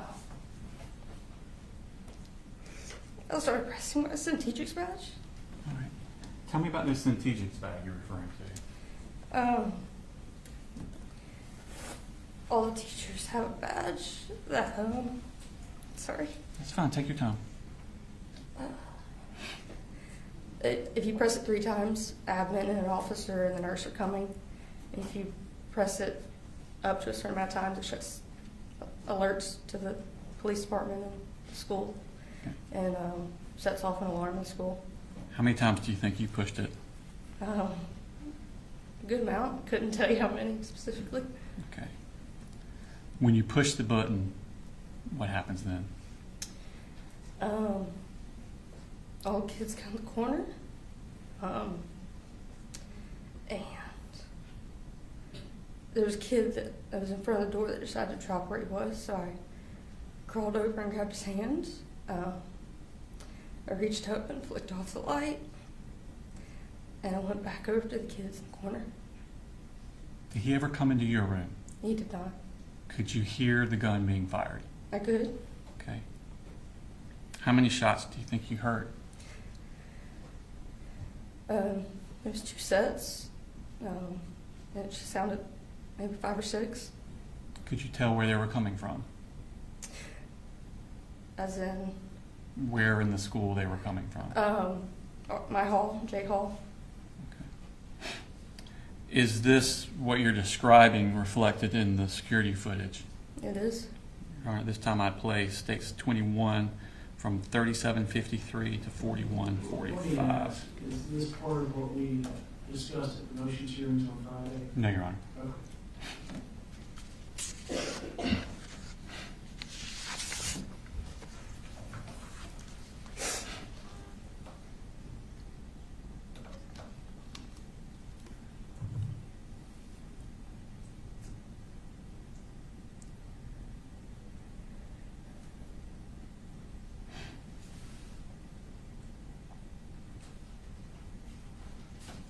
Is this when you're emailing with Miss Martin? Yes. Okay.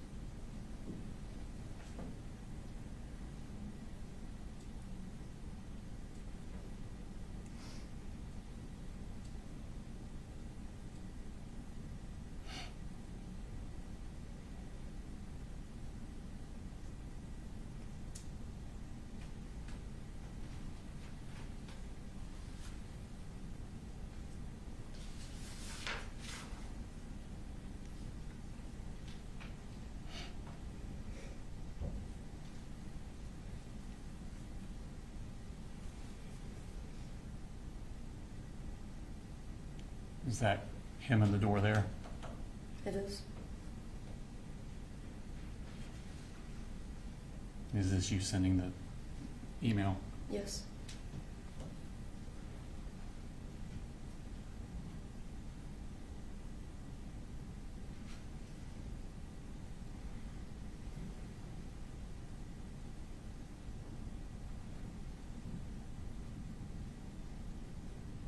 Is that you pushing the button there? It is.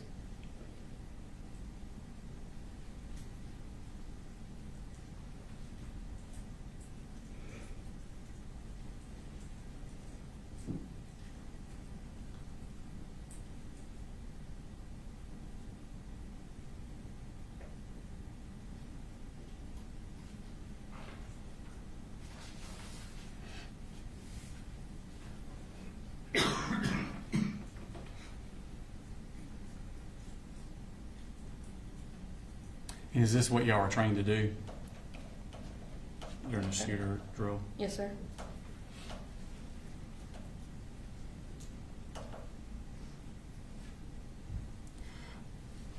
Did a student from your class call 911? It did. Okay. And who was that girl's name?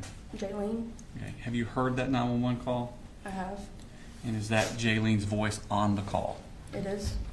All right, this time I'll tender state exhibit number 36. One go.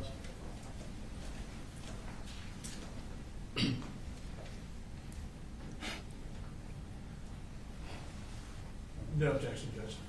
All right, 36 is in Your Honor, that this 36 is the business certification record, and 36, the call itself, is on the hard drive.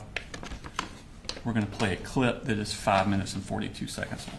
5 minutes 42 seconds long.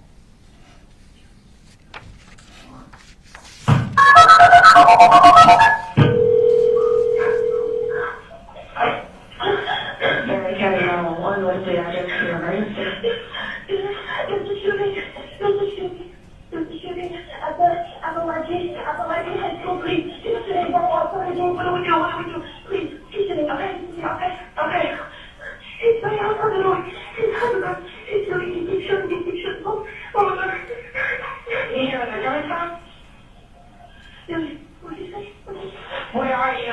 Where are you in the school? We're at Apalachee High School. Okay, where in the school are you? Listen, what's your name? What's your name? Okay, stay on the phone with me, okay? We're getting lots of help on the way, but I want you staying on the phone with me. Where in the school are you? I'm in K-Hole in the back. K-Hole in the back. Is anybody in your room shot? Stay on the phone with me. If you have to put the phone down, put it down, but I want you on the phone with me. Do you understand? Yes, ma'am. It's okay. Okay, do you know what classroom number you're in? What classroom number? It's clear. I don't know the numbers. Do you know where the shooter is? I don't know if he was in our shooting there or the numbers. Who is the shooter? His name is Colt. I don't know his last name. Spell your name for me. J-A-R-Y-N. Okay, listen. I'm going to stay on the phone with you, okay? I'm staying on the phone with you and take a big deep breath with me. Okay, Jalen, my name is Terry, okay? I'm going to stay with you. Okay, I got you. Okay, how many people are in your room, Jalen? How many people are in the room? How many students are in the room? At least like 130.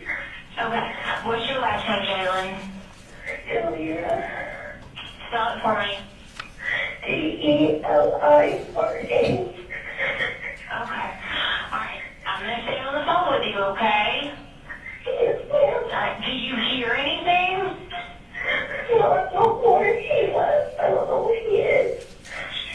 Okay. Is your door locked? I think so. Okay. Alright. Take a big deep breath for me. You're doing a great job. You're doing a great job, okay?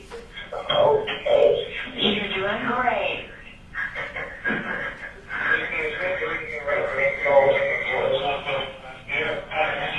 You're doing a great job. I want you to let me know if you hear anything. Okay? Alright. Is your door locked? Is there anything in front of your door? No, it's all the desk. No, there's nothing. Okay. Do you know what, you don't know what classroom you're in, like what classroom number?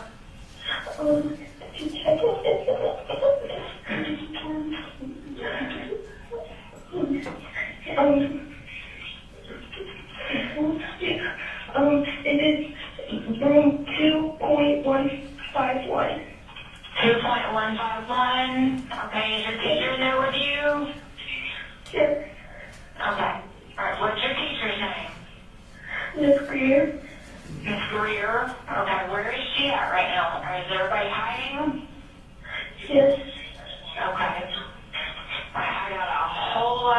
coming, and I got a whole lot of people there. But I'm staying on the phone with you, okay? I'm not going to go anywhere. I'm going to be right here with you. Okay. You're doing a great job. I want you to let me know if you hear anything at all. Okay. Do you know what Colt looks like? There was like dyed blonde hair. Dyed blonde hair? Glasses. You know what color shirt he said? Did you see the gun or did you just hear the shots? I know a couple people and I heard the shots. You heard the shots? Yes. How many shots did you hear? More than 10? Okay. Alright. Take a big deep breath. Big deep breath. I know you are very scared, but you're doing great. Just that stand. Alright, you're doing great. You're doing a really good job. How old are you? 14. You're 14? Okay.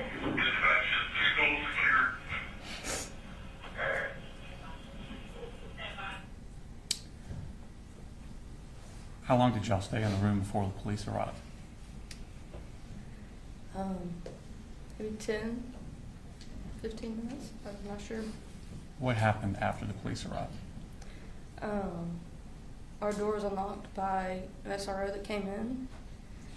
He asked us if there was anyone in the room that wasn't supposed to be there. I answered no. He closed the door, said he would be back. He came back to the room and told us to stand up and walk outside with our hands up. And did you do that? We did. And where did y'all go?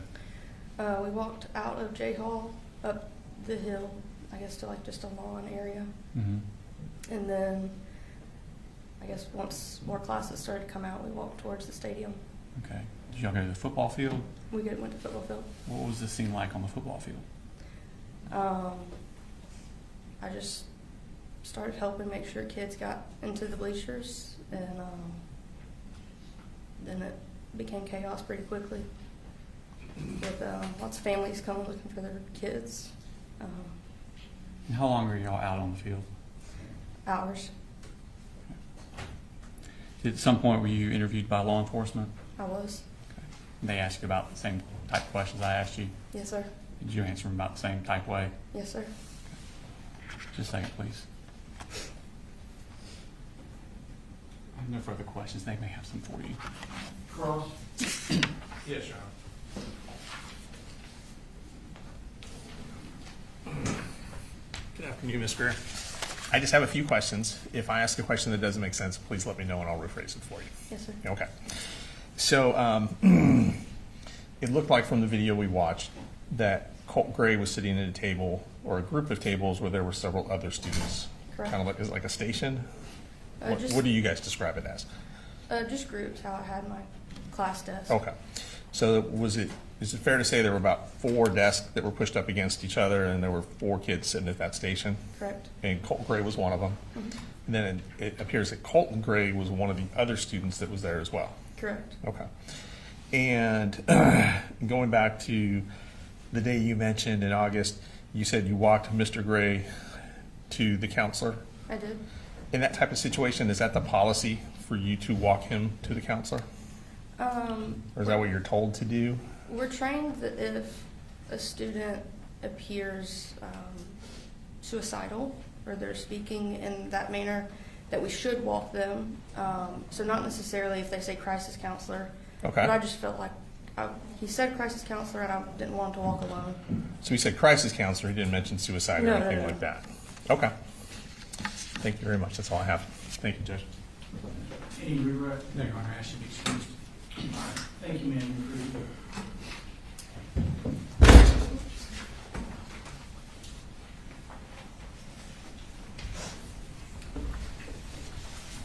State calls, State calls Jason Wilkerson.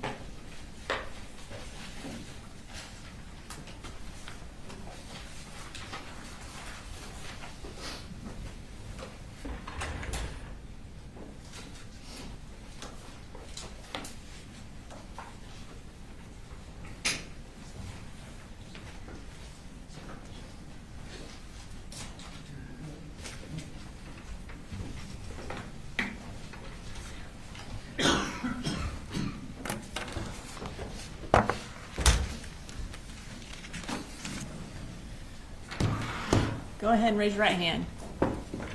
Do you swear to tell the truth, the whole truth, and nothing but the truth so help you God? Yes, ma'am, I do. Can you introduce yourself to the jury? My name is Jason Wilkerson. I'm a lieutenant with the Barrow County Sheriff's Office. And what are you the lieutenant over? Persons Crimes Unit, the ICAC Task Force, our Digital Forensics Lab, and K9. How long have you been employed by the Barrow County Sheriff's Office? About 18 years. And were you in that role as lieutenant over persons crimes in September of 2024? Yes, ma'am.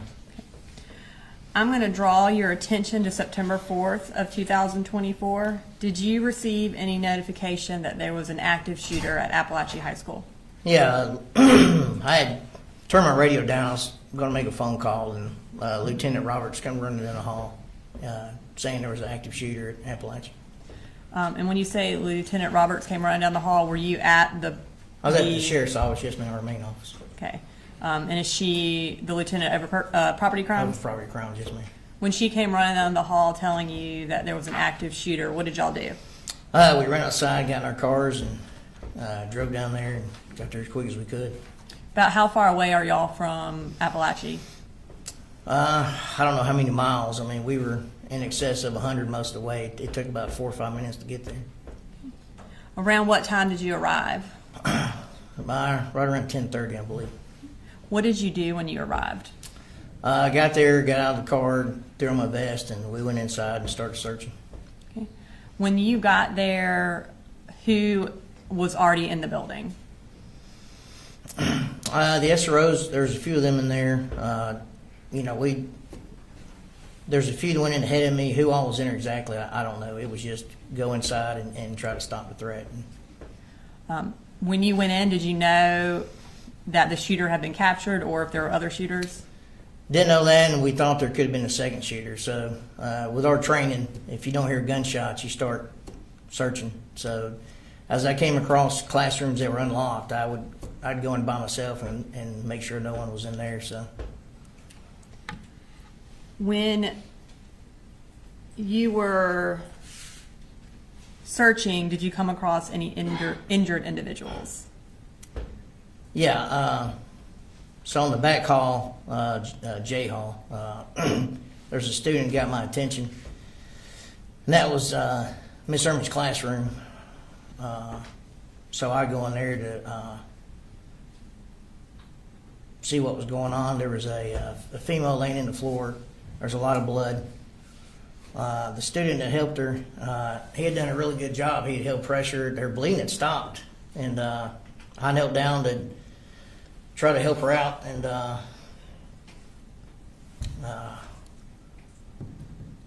her skin was pretty pale. It just kept getting paler. Her lips kept getting bluer, and she just said, I can't breathe, I can't breathe. And, I'm not, I mean, it's outside the scope of my medical training. Her symptoms to me didn't make sense for what I've been trained in.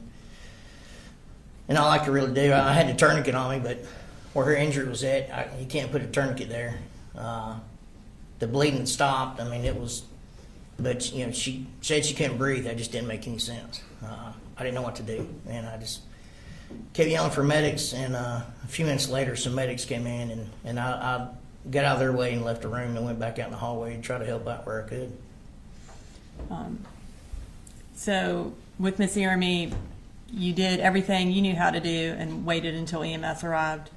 Yeah. I mean, like I say, she was talking, so her airway wasn't obstructed. She was breathing. It was late. She had difficult breathing. Said she couldn't breathe, but just for her symptoms, it was outside the scope of my training. I didn't know how to help her. When EMS arrived and you kind of got out of their way so they could help her, did you become aware that she died that day? No.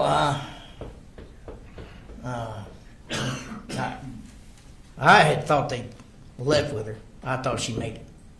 I didn't know they put her in the room across the hall.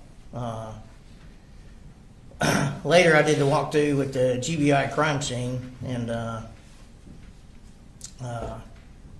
we found this woman in this room. It was the break room.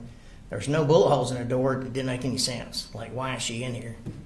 And I was under the impression Miss Irma had been transported. So I just couldn't put two and two together. And later I did help place her in a body bag, and I did help the coroner remove her from the scene. And then at night, couldn't stop thinking about it. And next morning, called the fire chief, and that's when I found out that was actually Miss Irma.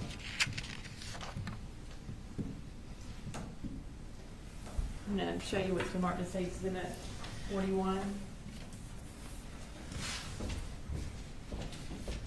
Do you recognize that? Yeah, that's Christine Irma. Your Honor, this time I'd like to introduce in evidence State Exhibit 41, which is a school picture of Anna Christina Irma. No objection. All right, 41 to the move. I'd like to display it for the jury. And you indicated that as Miss Irma, Yeah. and was she one of the deceased at Apalachee that day? Yes, ma'am. So you indicated that you then, I guess, started clearing the school more. Can you tell the jury what you did after you left Miss Irma's room?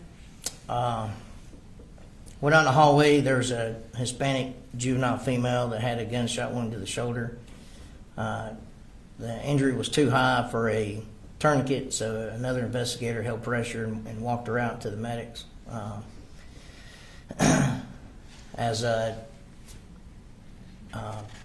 Once the wounded was evacuated, we started evacuating some students. At this point in time, the suspect was still in custody. He was still laying on the floor in handcuffs. So I moved him to an empty classroom. I told the deputy to keep an eye on him, and I needed him interviewed. So I ran to go find investigator Jason Smith, found him in the cafeteria. And I said, hey, we got one in custody. I need you to interview him. And we go running back, and I put those two in a room together, and that's where investigator Smith conducted his interview.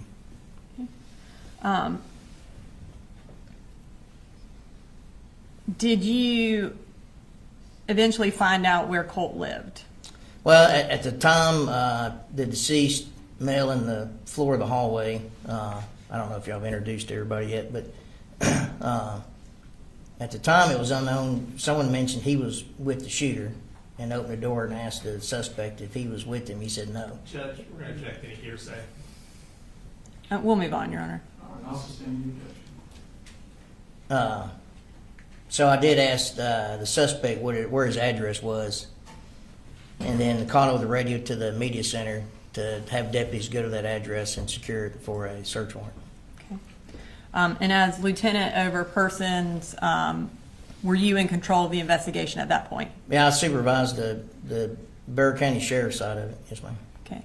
And who did you assign as the lead investigator from the Barrow County Sheriff's Office? Jason Smith. Okay. And did y'all call in the Georgia Bureau of Investigation for help as well? Yes, ma'am. Yeah, they were a big part of it.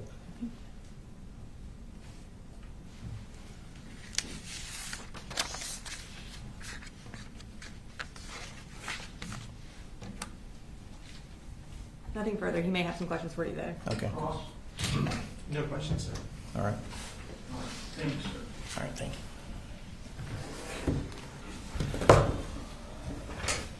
Jurors, I'm looking at you. Are you okay? Do you need a restroom break? Raise your hand if you do.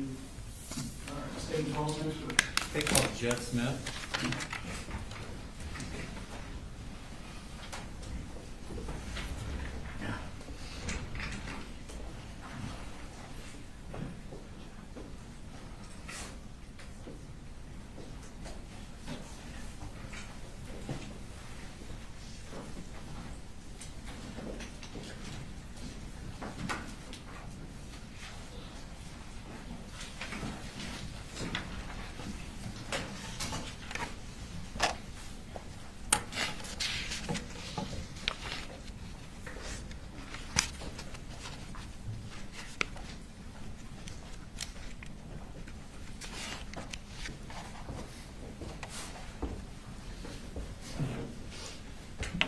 Swear the testimony you give matter now pending before this court will be the truth, the whole truth, and nothing but the truth, so help you God. So help me God, yes. If you could have a seat, and if you could introduce yourself to the jury. Sheriff Judge Smith, And are you the sheriff of Barrow County, Georgia? I am. How long have you been the sheriff of Barrow County, Georgia? I got elected in 2009. Okay. And before that, what did you do? I was a police officer at the Winder Police Department. And how long have you been post-certified police officer? 25 years now. I want to take your attention to the morning of September 4th, 2024. Where were you that morning? I was at my headquarters at 233 East Broad Street, where the sheriff's office and admin building's at. Yes. Had y'all had something that morning with the Centegix system? We did. So Centegix was implemented through the school system and through our public safety partners, the sheriff's office, the police department, and the fire department. A few months prior to that, and that morning at 7:30, we officially tested Centegix for its rollout, if you will, at 7:30 a.m. that morning. Okay. What school was it tested from? Bethlehem Elementary. Principal Mindy Reed is the one that tested it for us. Did it go off okay? It did. Okay. I want to take your attention to around 10 o'clock. What were you doing? I was in my office at East Broad Street. I was checking emails, normal stuff that I do in the morning times. At the time, there was a GBI agent, not in our region, that was there checking the files of a former employee of ours. And we were having a conversation, and they were trying to hire this former employee. And I jokingly told her, "You're wasting your time. I would clone this young lady if she would come back." We were talking and conversating back and forth, but just that was normal for me to be in and out of the office. Okay. And what happened at that point? I'm sitting at my desk. My cell phone is sitting beside me as where I have it plugged up at. And the first Centegix alert went off at around 10:15, around that time. Then a second one, then a third one, then a fourth one. My first instinct was that it was malfunctioning. Didn't know what was going on, didn't realize what the situation was, and I said to myself, something must be going off with it. Then I started realizing it was Apalachee High School. It does give us an alert and location. When y'all do the trainings, is it normally just one person pushes the button to start it? Normally. Y'all weren't ready for 20 people to push the button? That's correct. Okay. So you found out it's at Apalachee High School. What did you do at that point? I kind of thought it was odd to have that many at one time, that early. One of my majors, Major Todd Drews, whose office is right beside me, come running to my office and says there's an active shooter at Apalachee. And I kind of,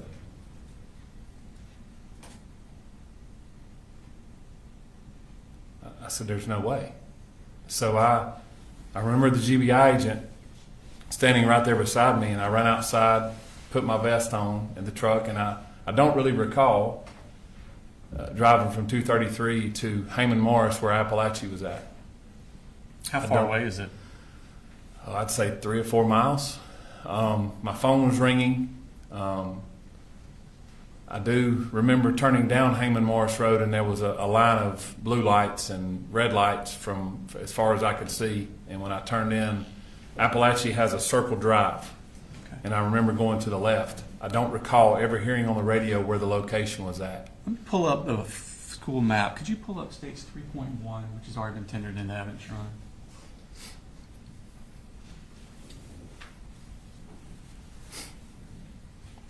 Is that a map of the school? Yes, it is. Now, where you were, just talk about what you're talking about. Okay, so where the Apalachee High School Barrow County logo is, I pulled here. I think you can touch the screen and it makes that like that. Okay. Players and stuff. So Did it I work? don't know if you're able to see me right here. I pulled right here behind a fire truck, and as I pulled up, Actually, the touching's not working for some reason. Sorry. It's fine. There's a should be a someone stole it. Try it now. Oh, they will. Yeah, you can use that. Thank you. as I turned into the school, I parked right here, and there was a fire truck here, And at that point, there were several people pulling up. By the grace of God, when I pulled in there, I run across Tanner Good, who was the former SRO at that school, and I said, "Tanner, where are we going?" And he said, "J-Hall." Tanner had gotten his patrol rifle out, so he and I intercepted in the middle where the flagpole was at, and we started running that direction. And at that point, I couldn't hear anything. I don't remember or recall hearing anything of what the circumstances were. At that point in time, I intercepted Sergeant Schultz, and we had implemented what's called an RTF group, where our fire and EMS. Two of the firemen jumped off the fire truck, which was Jeremy Thayer, who's our captain at the time. He is still with the fire department, and Sergeant Mixon. They got their helmets on, their vests on, and they grabbed their bags, and they started going in the building with us. As we entered the building, we run down this side here, and J Hall is here. That's where we entered. I remember specifically giving them orders because we didn't know if they start shooting out. Who were you giving orders to? To the deputies and the EMTs who were unarmed. They were with you? They were with me on our hip. Okay. I said, if they begin shooting out from inside the building out, do not shoot back in. Okay. That's how we're trained. Do you know how many shooters are in the school? We did not know at the time. Okay. So what did you do at that point? We entered the door, and when I entered the door, I observed who was later to be Colt Gray, handcuffed on the floor, and beside him was a rifle with several magazines laying beside him. Okay. What else did you see?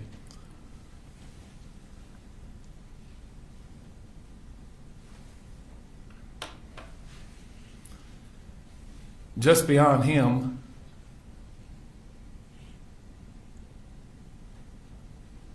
was a person laying face down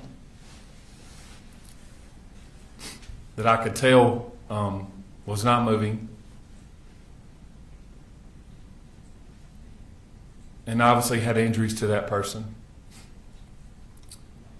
Battalion Chief Thayer and Sergeant Mixon went to them first. We were together.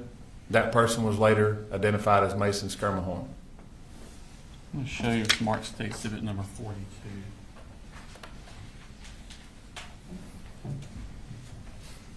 Actually, you identify what that is. That is a picture of Mason Skirmahorn in the parking lot. On September 4th, 2024, was Mason Skirmahorn under the age of 18? Yes, he was. All right, this time I'd like to post State Exhibit number 42. No objection. 42.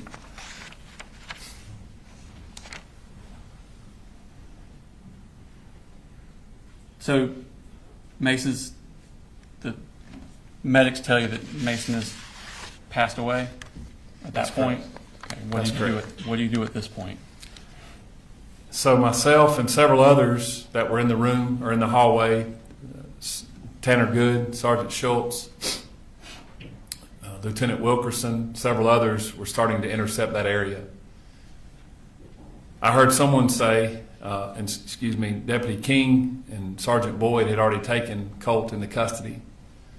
I heard someone say there may be a secondary shooter. We weren't sure at the time. So we began clearing that particular area of J Hall, K Hall, I Hall, and those that intercepted that hallway. We have a map here, so you can show on that. Probably easier. It's kind of zoomed in. It's a portion of the map you were looking at already. And when you say clearing, what's your objective? Our objective is to stop the killing and render aid, Okay. whatever that may be. Our job is to go in and intercept whoever's doing the damage and whoever's doing the killing at this point. That's our job at that point. So myself and several others were clearing the bathrooms to try to find out if other people were in the building. All right. Show us about where you're talking about. J Hall here. The bathroom is where we first started workroom and bathroom area right here. This is Jay, Yeah. right here. This is where we went and started clearing, and we started clearing each hallway as best we could.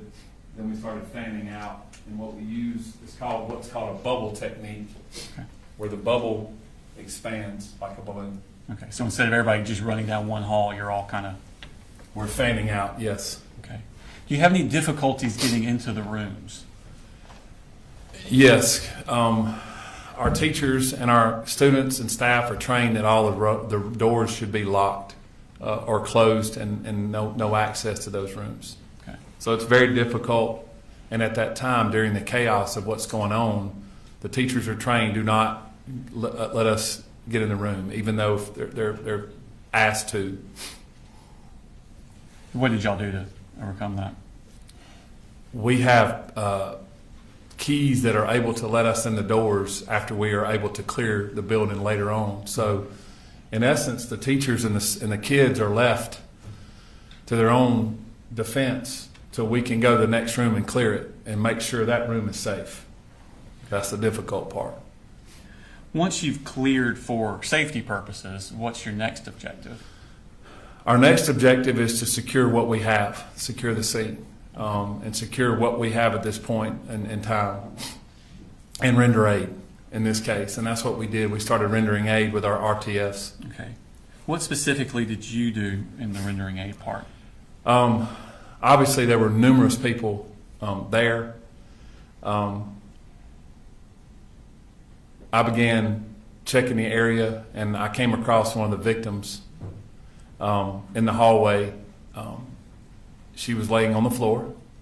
Myself and Captain Rob Curott with the Winder Police Department at the time began rendering aid to her. You know what her name was?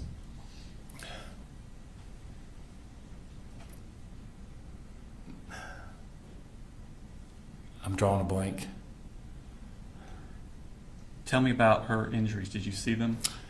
Yes, and I'll think of it in a minute. I'm so sorry. She had extensive injuries to her. She was bleeding in a lot of different locations that I could see.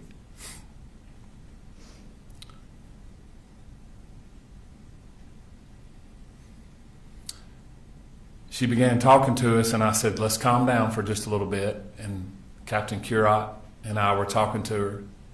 And what we have in our RTF bags are what's called a drag bag. And in that drag bag, it's able for us to put a patient on that and take them out a whole lot easier and pull them out of a situation that's like this. We rolled her over, and I noticed that she had extensive injuries to her forearm and wrist. Devastating injuries. I remember later on I had a lot of blood on me from her injuries.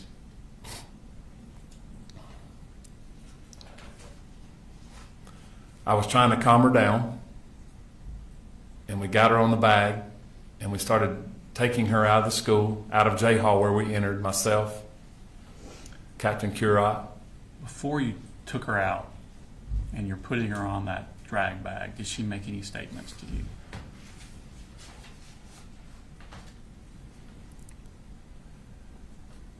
She said, do not cover me with that sheet.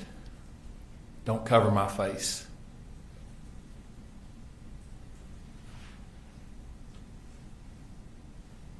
Please don't let me die.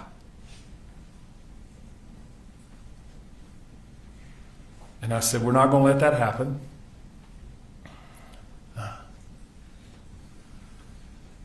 And I remember asking her name, and she said, Natalie. It's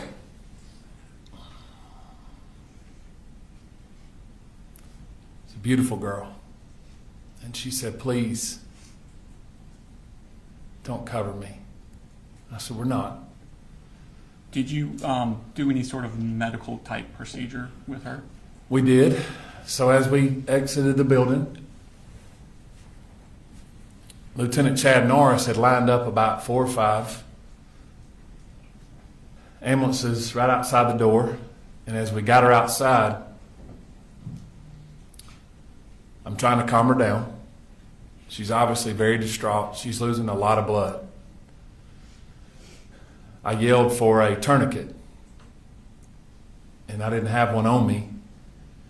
And as we were lining up behind one of the ambulances, I yelled for a tourniquet, and Colonel Ham grabbed a tourniquet from one of the ambulances, and it was pink. I'll never forget it being pink.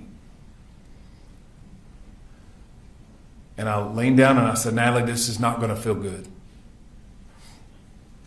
She said, what do you mean? I said, we have to put a tourniquet on you. You're bleeding pretty bad. And as I put the tourniquet up her arm, and Captain Curot did, I said, we got to go higher. And we got it up to her shoulder. And I said, this is not going to feel good, baby girl. And I grabbed her hair off of her face, and I said, just hold on for just a second. He tourniqueted it down, and she screamed extremely loud, and I said, it's going to hurt, but we have to do this. We got that tourniqueted on, and at that point, she calmed down a little bit. I told her she's going to be okay. I said, the next time I see you, we're going to talk. We loaded her in the back of an ambulance with another patient. Then I ran back in the building. When you were taking Natalie out, was Colt Gray still in the hallway? He was. And did Natalie see him? She did. Did she make any statements to him?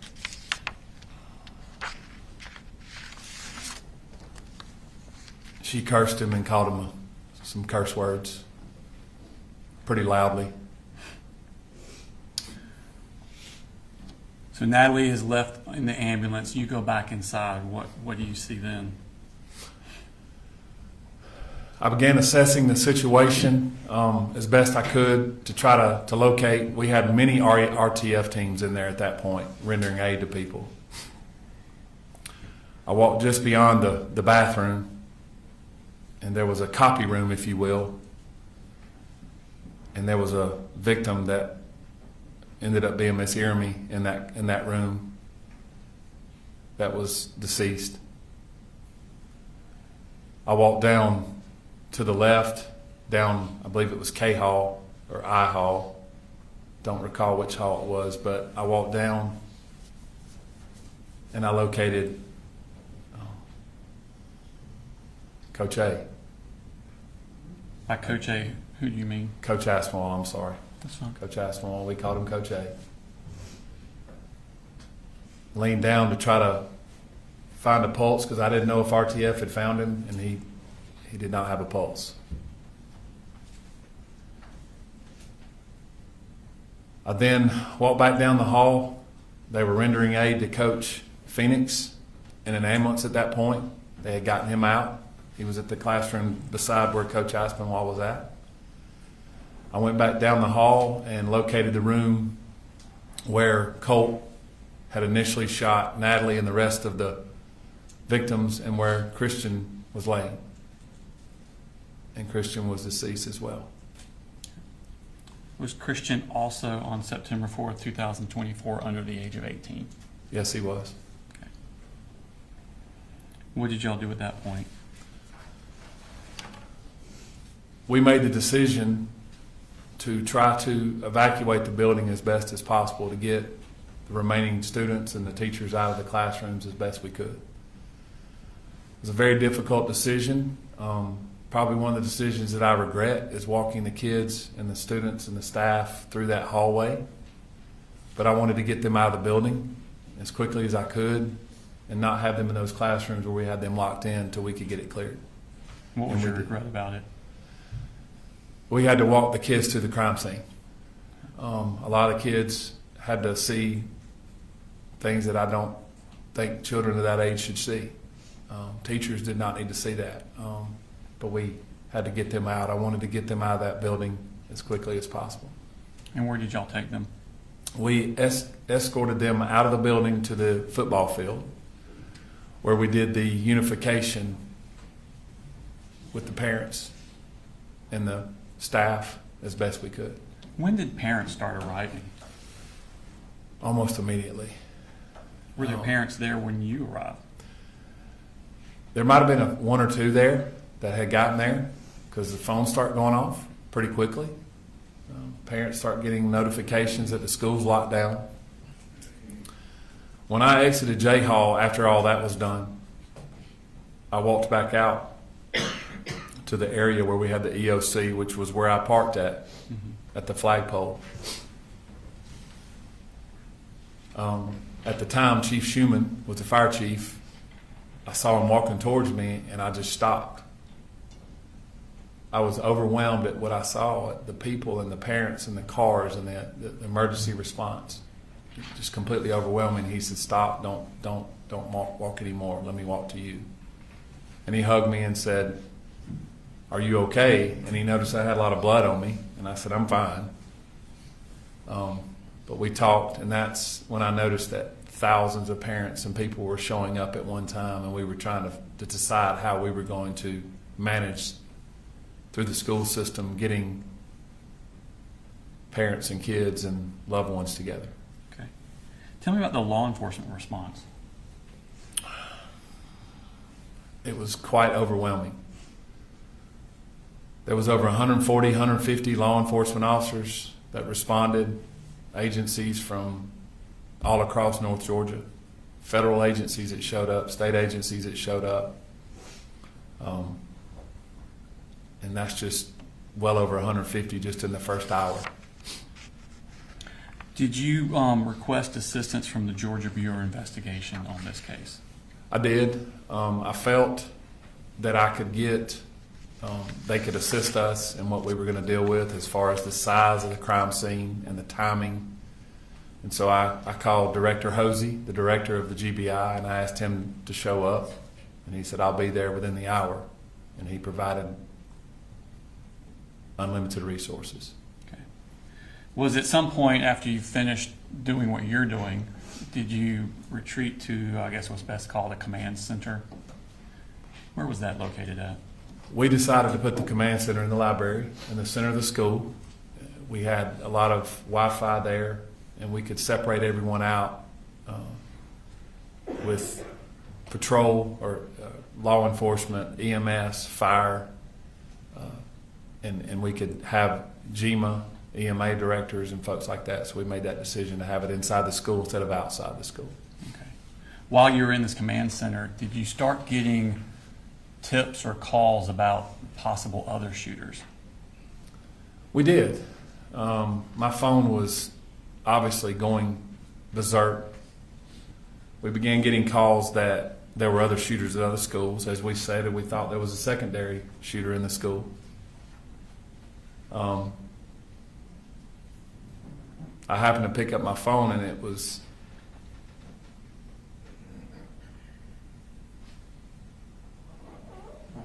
my daughter, who was at the other high school, Barrow. And she said, "Daddy, are we okay?"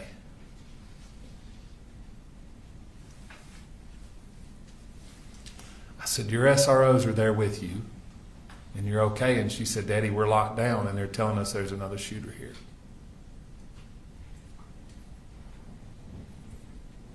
You know, as a dad, you're supposed to protect your children, and I couldn't do anything.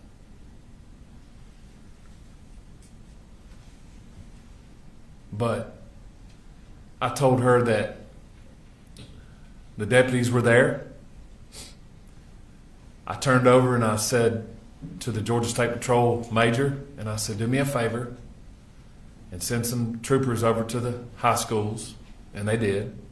And they secured that for us as well. And I had multiple agencies coming up, and I said, let's dispatch to other schools because we're getting these other calls. So by the grace of God, those 150 law enforcement officers were able to be dispatched to other schools and ensure safety for those kids and those staff members and those parents when they got their kids. And were some of those officers dispatched also Barrow County Sheriff's Office employees? They were. Okay. Did Brandon Bazinet and, I'm drawing a blank on his first name, Deputy Townsend, did they work for you at the time? They did. Okay. At some point, did you or did y'all become aware of a home address for Colt Gray? We did. After doing some research, we did. And did you send deputies to secure that location? As immediately as we could, yes. Okay. At some point, when you're unifying with the parents with the children, did you have a task to do at that point?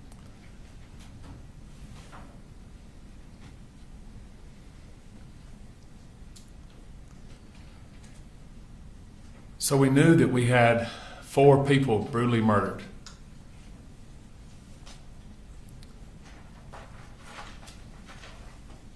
And I had to sit down and doing this 25 years, probably the most difficult thing I've ever had to do is tell 2 sets of families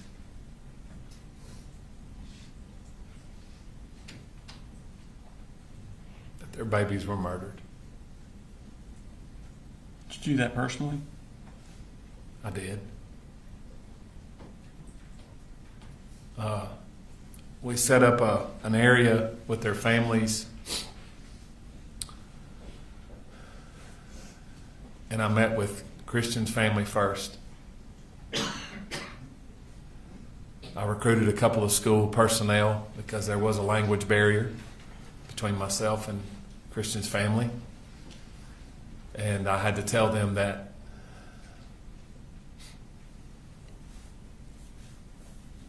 Christian's life was taken.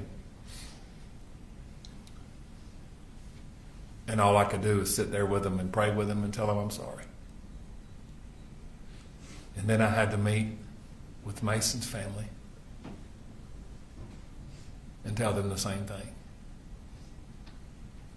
And then I had to meet with Miss Eramy's husband and tell him that his wife was murdered. I wasn't able to meet with Coach Aspinwall's wife. She was not on site. But that was done off site. I later talked to her and talked to some family members. The residence that you sent those deputies to secure, was that in Barrow County? It was, yes. Just a second, please. No further questions, thank you. Is there any cross? No cross, Judge. Thank you. Thank you, sir.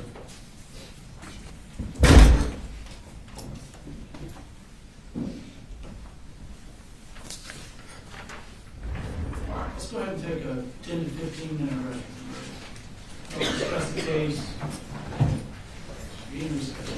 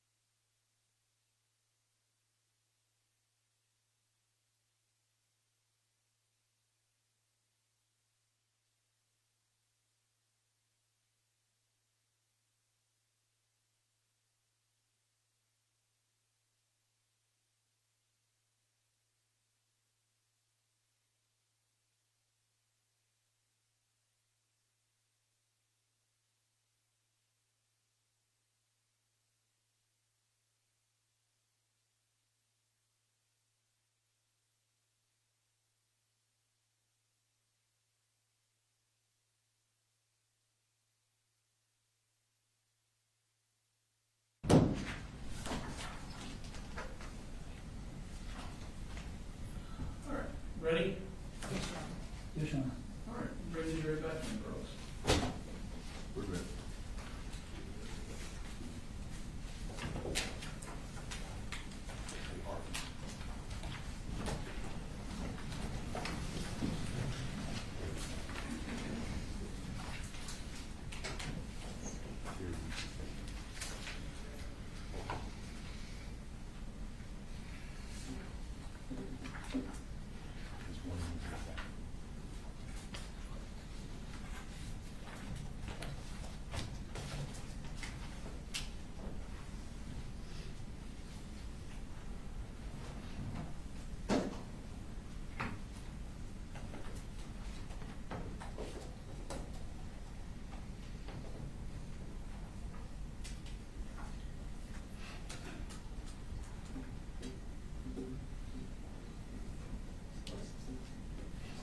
They're coming out.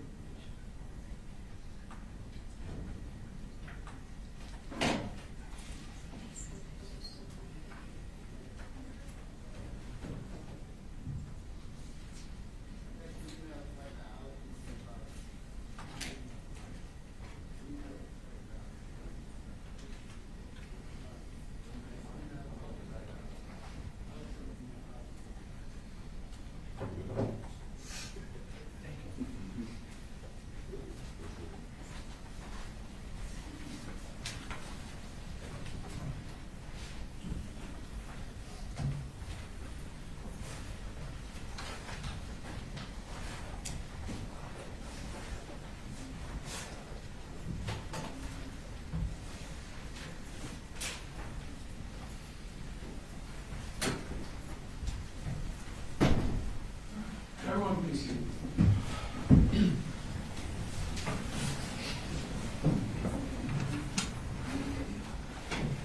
State and all Smith's with us. State called Daniel Catapano.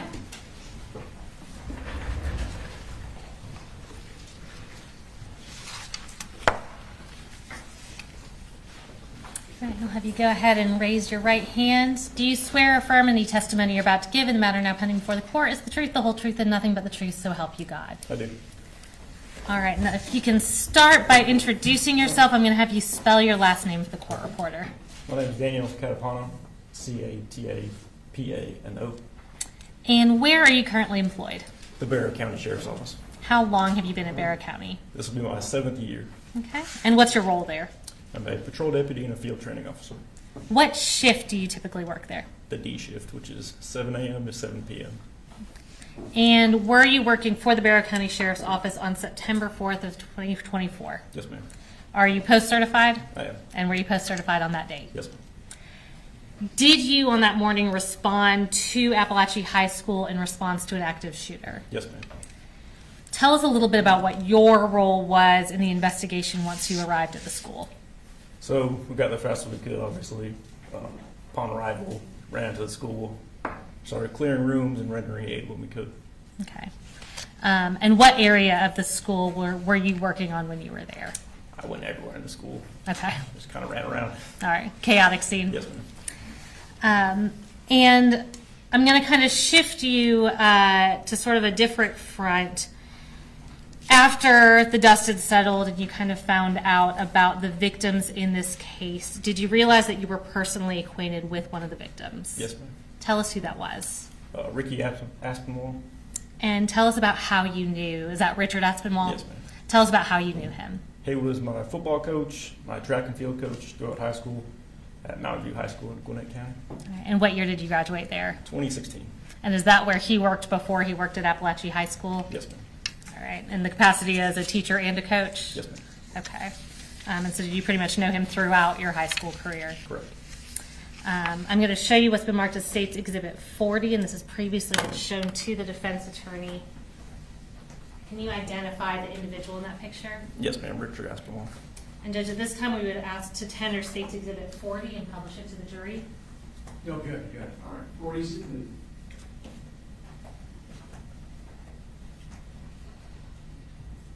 And is the individual in that picture Richard Aspinwall, who you knew as Ricky Aspinwall? Yes, ma'am.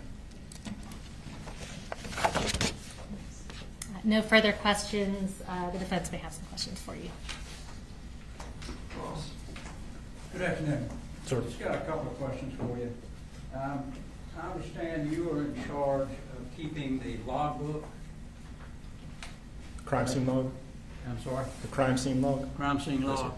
And tell us what you do to keep a crime scene log. What are you looking for? So you, basically it's a form that shows who came in and out of the scene, the time, the date, the time of the date they left the scene. Okay. So you kept all of the times that people came and left. Yes. Did you do any collection of any of the evidence at all? No, sir. Okay. So that was done by someone else? Correct. And I think you indicated that you initially got the call from someone else. Correct. Do you recall the time that you got that call? I do not.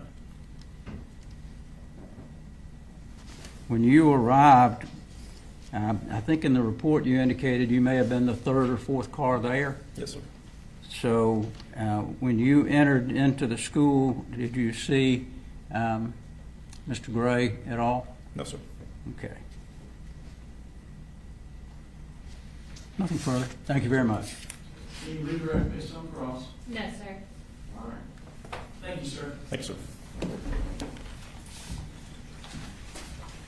State calls Cassandra Ryan.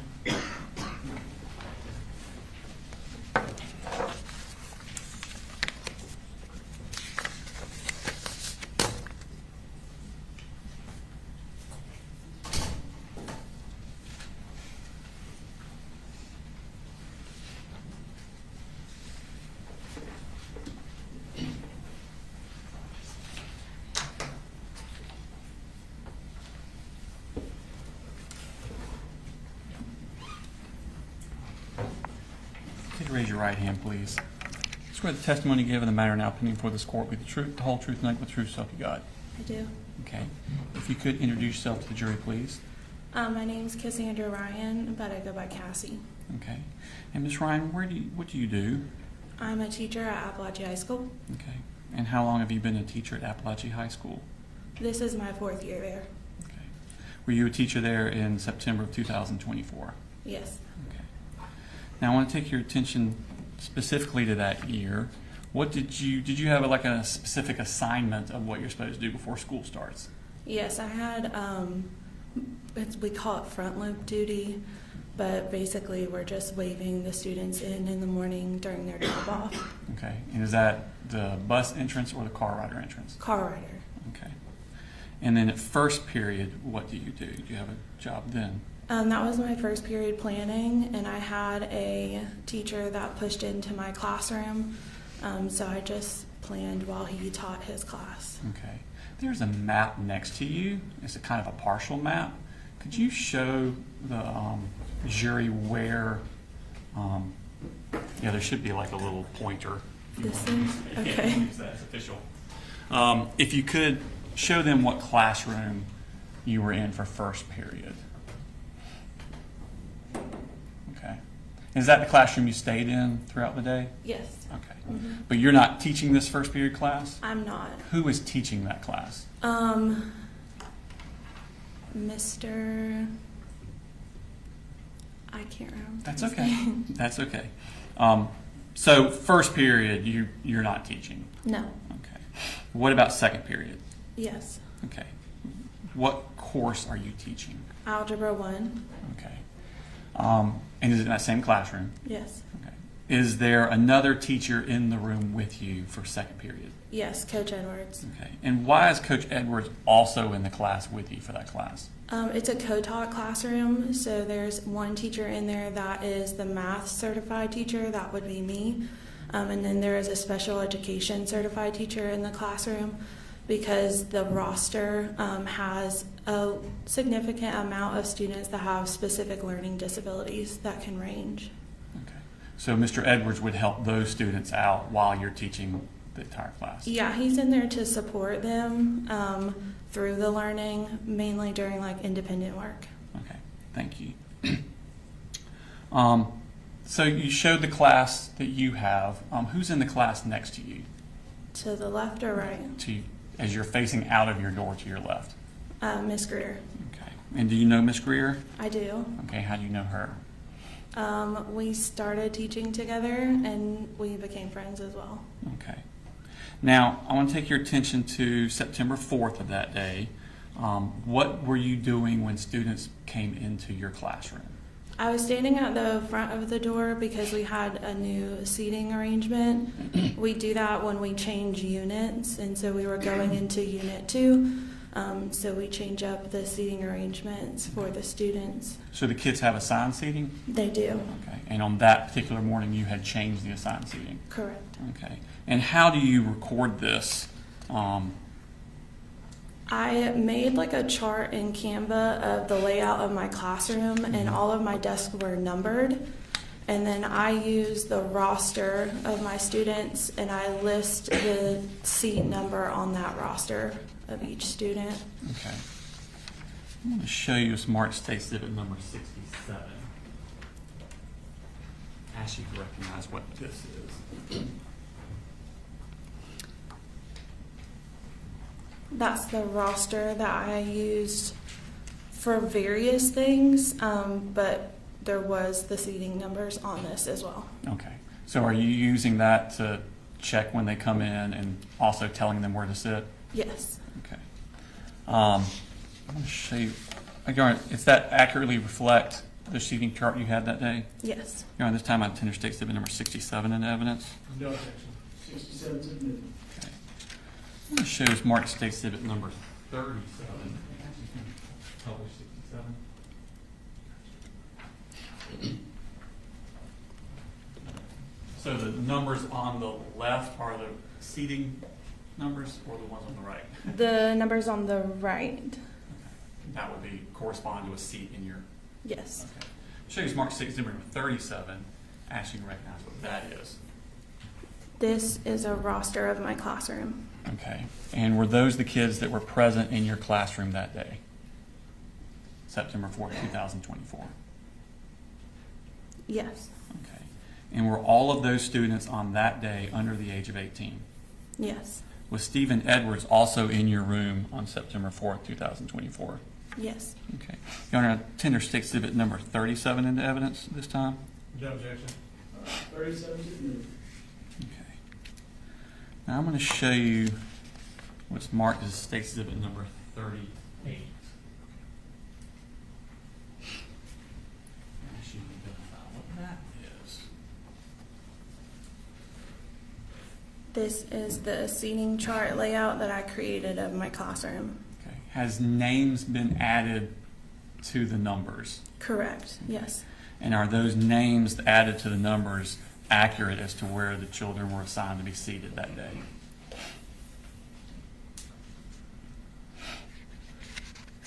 Yes. Okay. Your Honor, I tender state exhibit number 38 into evidence. No objection. So as we're looking at 38 on the screen, if you could identify first where the front door is. Like the point. Yeah, that you can use the pointer Is that- behind you. Oh, okay. We used to have it where you could touch the screen, but that seems more difficult. So the pointer would probably be better. This is the door Okay. And where would you generally be teaching from? up here. Okay. And where would Mr. Edwards be? He wandered around the room, but this was his desk here. Okay. Is the other desk your desk? Yeah, like this is my desk, or that was my desk. This was his desk. Okay. And he just wandered to whichever child needed his help at the time? Yes. Okay. Just kind of observed. Did you, when the kids came into the classroom after you've assigned them their seat, do you do anything else with them as they're coming in? We do a warm up, and so that is on the board for them to get their materials out to get started on the warm up while everyone's coming in. Okay. And at some point, did y'all start class? Yeah. Okay. And what class again do you teach? Algebra 1. Algebra 1. Okay. How about was the class going that day? What's the structure of the class? So we begin with a warm up, and then we kind of structure into the beginning part of our lesson. And I set timers on the board for students to be able to know like how much time they have for each specific part of our lesson. And then we would do about a 30-minute lesson and then go into like an independent practice time. What's independent practice time? Where they work on problems on their own. But this particular day, it was structured slightly different. So they had like 10-minute intervals where we were working through kind of difficult problems. The beginning of a unit is always typically the hardest because it's the first time they're seeing the material. And so the goal was to work through like chunking pieces of the material. And when they're doing this individually? No, they're able, so the reason why the groups are together is they're able to work with the people around them. Okay. What are you doing while they're working on these things? Typically when they're independently working, I'm circling the room just to kind of see where they're at, maintain behaviors, making sure they're staying on task, and helping any students that need help. And is Mr. Edwards doing basically the same thing? Yes. Okay. Tell me about restroom breaks. Okay. How does that work? So you can see next to the door, there's a thing that says sign out. Okay. In the bottom left corner? Yes. That is where there was a chart where the students sign in and out to go to the restroom.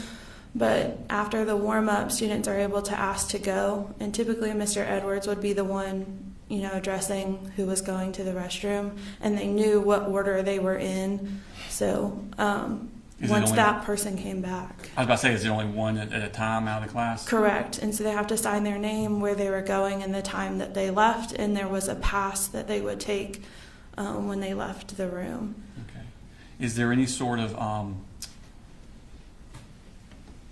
procedure about what to do with the door? When they left the room, typically the goal is to have them shut the door. So at Apalachee, we have a shut door policy. So, and a lock door. So when we open our doors in the morning, we're careful not to twist it to where it's able to be like opened from the outside. Okay. So when they came back, how would they get back in? Someone would have to let them back into the room. Okay. Now, at some point during that morning class at September 4th, did something happen that was out of the ordinary? Yes.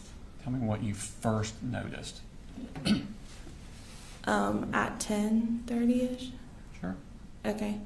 So I had just started, one of the timers had gone off. I don't quite remember where we were in the lesson.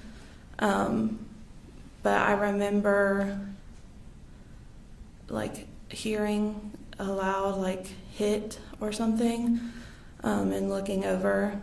And looking over where? Toward the door. Is that where the sound came from? Yes. Okay. What did you see?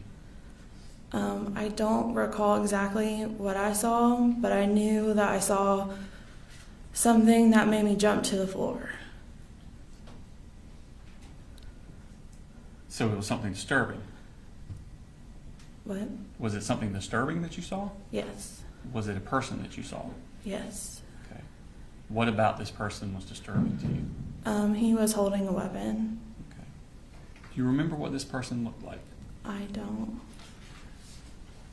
I'm sure you're not a gun aficionado. Maybe you are, but can you describe the weapon you're referring to? It just was a long gun. The only thing I remember about the person is that he had like unnatural bleached hair. Okay. But that's all I could see. Had you ever seen this person before? No. Okay.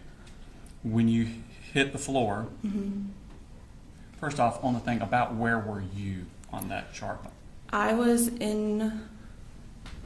at the board in between this first L. So kind of in the middle of that L? I was speaking to Tyler at seat 21. Okay.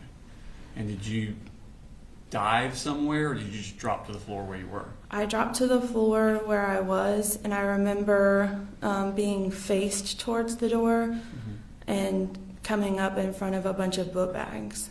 Okay. And what happened at that point? So at that point, there was gunfire that started happening. and I could feel like debris and bullets going over my head. What was happening inside the room? Inside the room, What were the other students doing?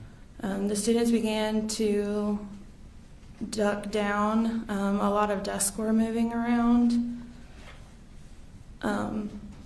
And it was hard to hear because once the gunshots started happening, it kind of messed my hearing to where it just, all you heard was like ringing for a little bit.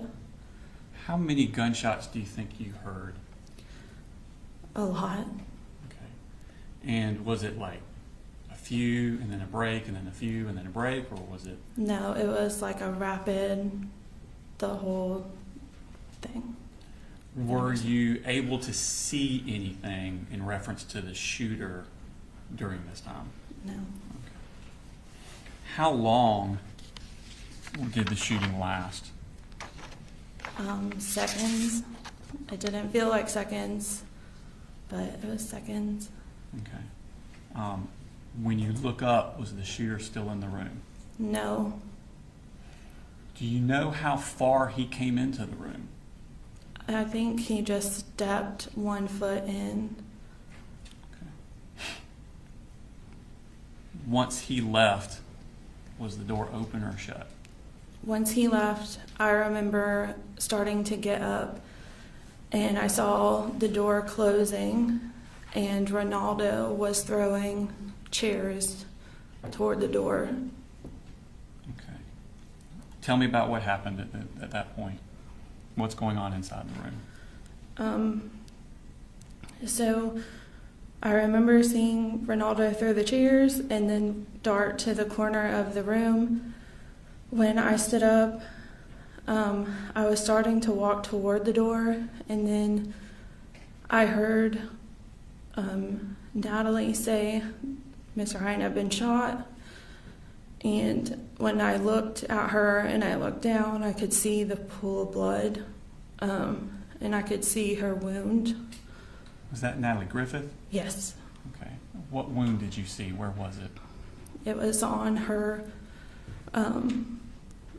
wrist, up right above her wrist. I could see the bone exposed. How was she? Was she conscious? She was, yeah. Okay. And was she saying anything or doing anything? She just kept repeating that she had been shot, and so I grabbed her and laid her on the ground, and then I grabbed a nearby hoodie and wrapped it around her wrist to try to help the bleeding. And then I heard Melanie say that she had also been shot. Is that Melanie Delira Castaneda? Correct. Okay. Am I pronouncing that name right? Is it Delira? I think it's Castaneda. Okay. And did you see her wounds? I could see that she had been shot through the shoulder, and I saw the blood there, but I couldn't see the actual flesh of the wound. Okay. And how was she? She was very quiet. I think she was scared, but I've known Melanie for a little while before, and so she does have a very calm demeanor, and so she was very calm and quiet, and just grasping her shoulder. Did she appear to be in pain? Yeah. Okay. Did you notice any wounds to Nautica Walton? I did. So once I had laid Natalie down and I put Melanie next to Natalie, there was a group of girls that were already in the corner, and one of them, Hayden, had asked if we should move the smartboard in front of the door, and at that point I was trying to assess what was happening, and so I then saw Nautica on the ground, and she was quite frantic and grasping at the back of her leg. I couldn't see her wound or any blood, but she was in severe pain. Okay. And did you see Taylor Jones? I did not see Taylor Jones. Okay.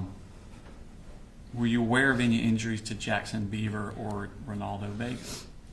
I was aware that Ronaldo when, after the police had come in, he had said something that he was also injured.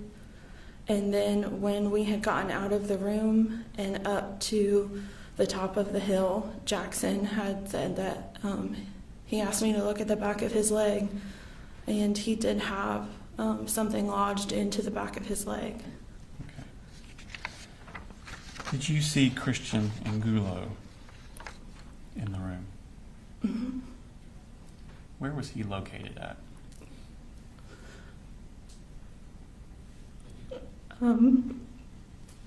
He was in front of the door.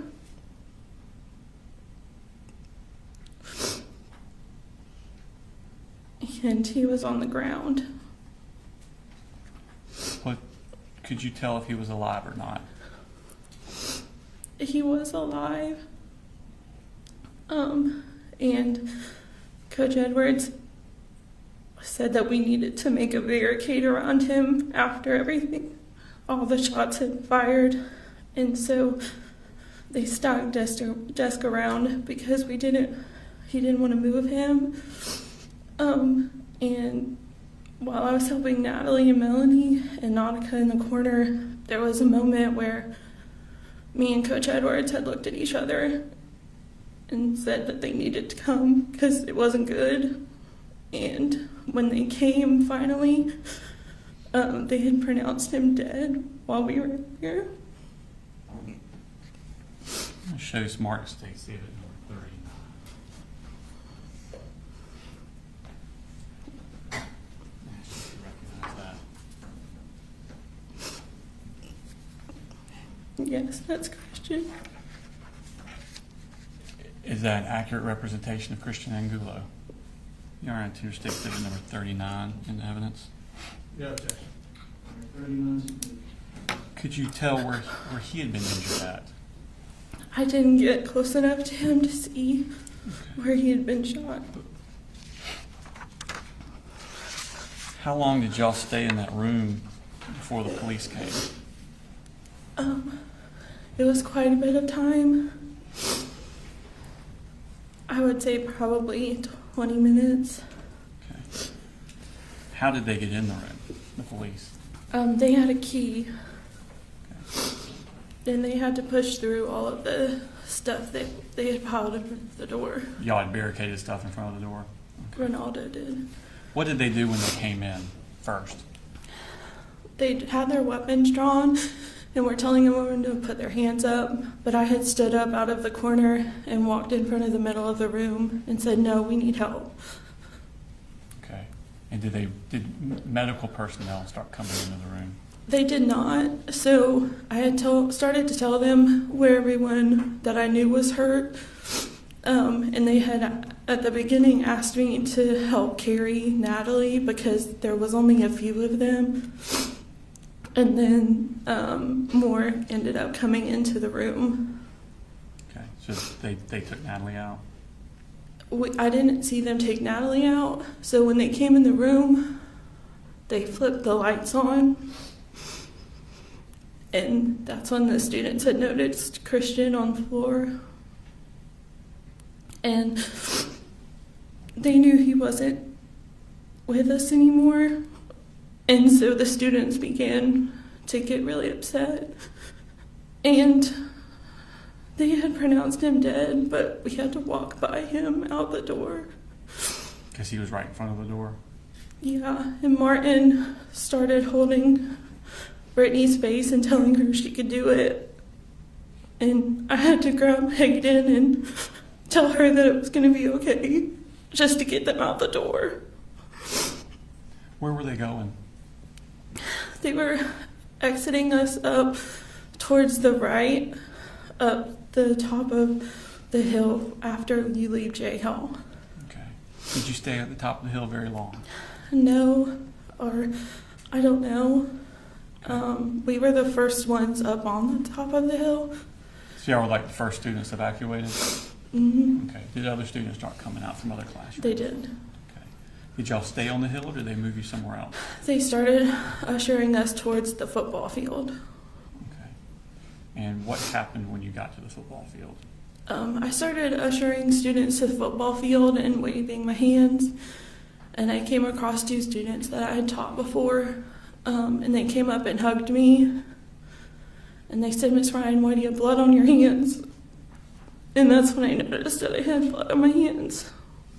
And so,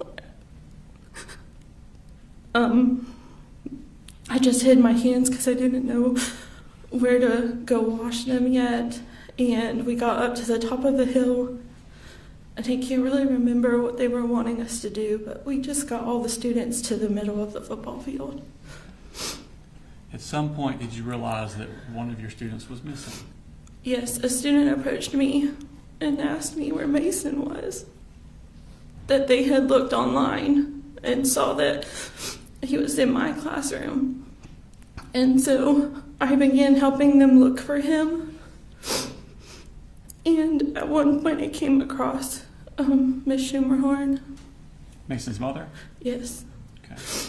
And we began looking for Mason, and Miss Lee, which was his advisor, came and helped start looking for him. And we were thinking that maybe he heard what happened and had ran. Why did you think that?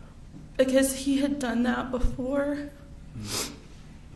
Not in high school, but in his earlier education. Does he have a learning disability? He does. Okay. How long did y'all look for Mason? Hours. I'm going to show you Smart State Civic number 68.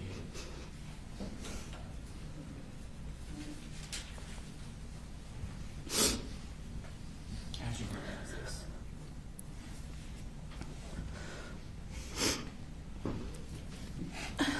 That's my sign in and out sheet. Is that the piece of paper you said was on the board where kids would sign out to the bathroom? Mm-hmm. Who was the last? Does it accurately reflect the sign-out sheets you had in your room that day? It does. You are in Tender State Civic number 68 in evidence. No objection. All right, 68. And who signed out last? Mason. Thank you.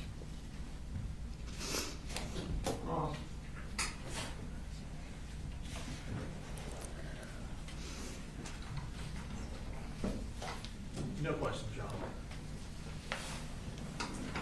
Thank you, ma'am. Your comment. Thank you.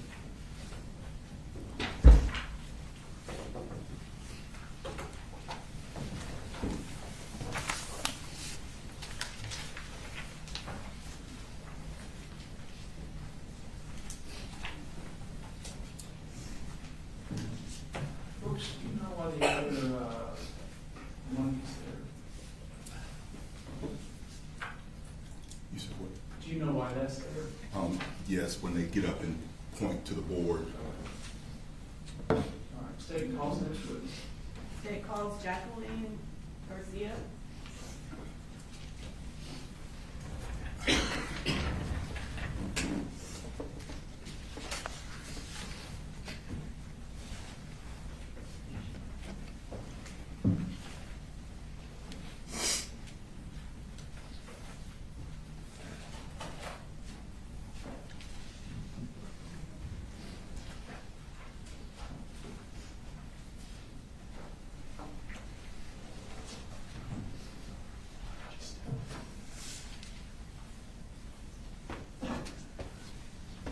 Please raise your right hand. Do you swear to tell the truth, the whole truth, and nothing but the truth to help you God? I do. Can you, if you'll speak into the microphone and introduce yourself to the jury? I'm Jacqueline Garcia. And what do you do? I am a police officer for Auburn Police Department. How many children do you have? I have 4. And can you tell us their names and ages? Madeline, she's 18. Melanie, she's 16. Jaylene is 15, and Anthony is 8. And for the 2024 school year, where were they all in school? Madeline, Melanie, and Jaylene were at Apalachee High School, and Anthony was at Yargo Elementary. Okay. And as far as your 3 that were at Apalachee High School, what grades were they in? Maddie was in 12th grade, and Melanie and Jaylene were in 9th grade. And is Fort Yargo Elementary also close to Apalachee? Yargo Elementary is right next door. Back in September of 2024, were you in law enforcement then? I was just starting. Okay. Prior to going into law enforcement, what were you doing? I was a teacher at Cadence Academy across the street from Apalachee High School. Okay. And I'm going to pull up State's Exhibit 3.2, which is an overview of the school. Okay. I'm sorry, 3.3. Can you tell the jury on there where Cadence Academy is in comparison to where the high school is?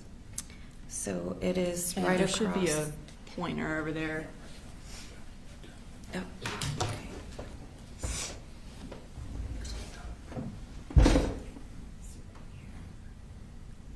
And so that was Cadence? That's Cadence Academy. All right. And is, if you will then, that circle, is that where the entrance to Apalachee is? This is the entrance, and this is the side entrance to the parking lot. Okay. Thank you. So on September 4th of 2024, were you working at Cadence Academy? I was. Okay. And I think since you started law enforcement shortly after that, was this one of your last weeks there? Yes, I had just put in my 2 weeks notice. Were all of your children at school on September 4th? Yes, they were. For Melanie, who was her second period teacher? Coach Ryan. And who was Jaylene's second period teacher? Miss Greer. We heard a 911 call earlier from a Jaylene. Was that your daughter who called 911? Yes.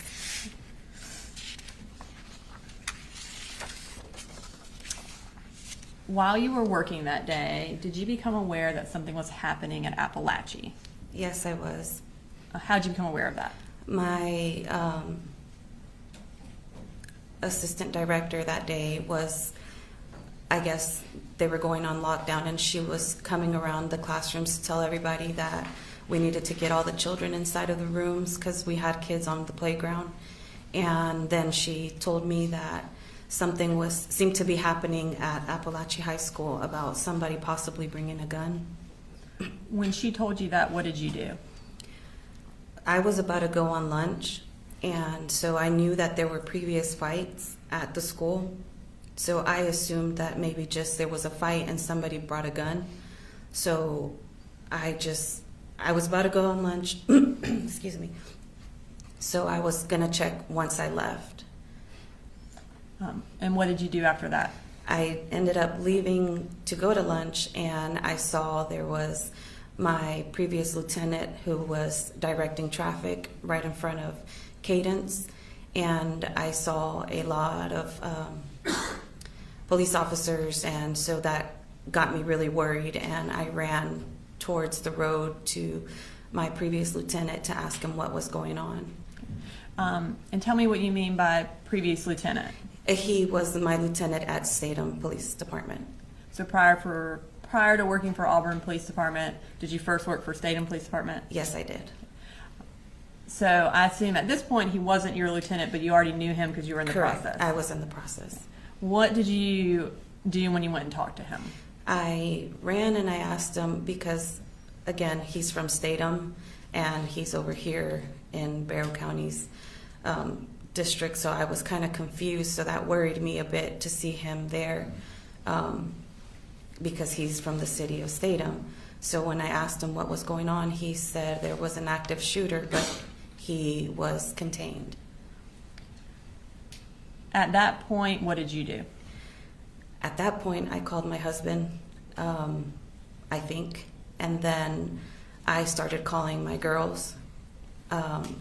But in my mind, I was thinking, well, I just found out about it a couple minutes ago, so how much damage could have been done?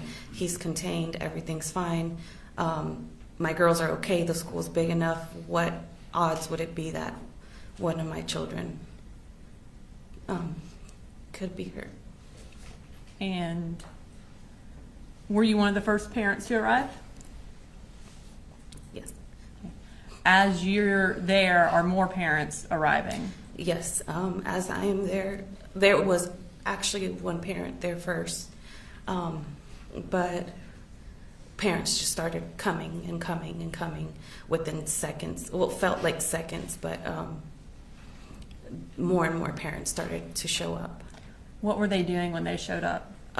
They were all trying to get past the officer to get into, I guess, the school to find their children. A lot of parents were upset. Parents were crying. Parents were yelling. I mean, it was getting kind of out of control. And your lieutenant, was he the one who was trying to prevent everyone from going into the school? No, so Lieutenant Hood had moved from that area, and Officer Arango, who was at that time working for Statham, he was trying to control the parents. So I tried to help him because I worked with parents. I felt like everything was okay. I was trying to help all the parents calm down and just to try to get everybody situated so we can, let them do their job. While you were there and trying to help kind of calm everyone down, were you able to speak with any of your children?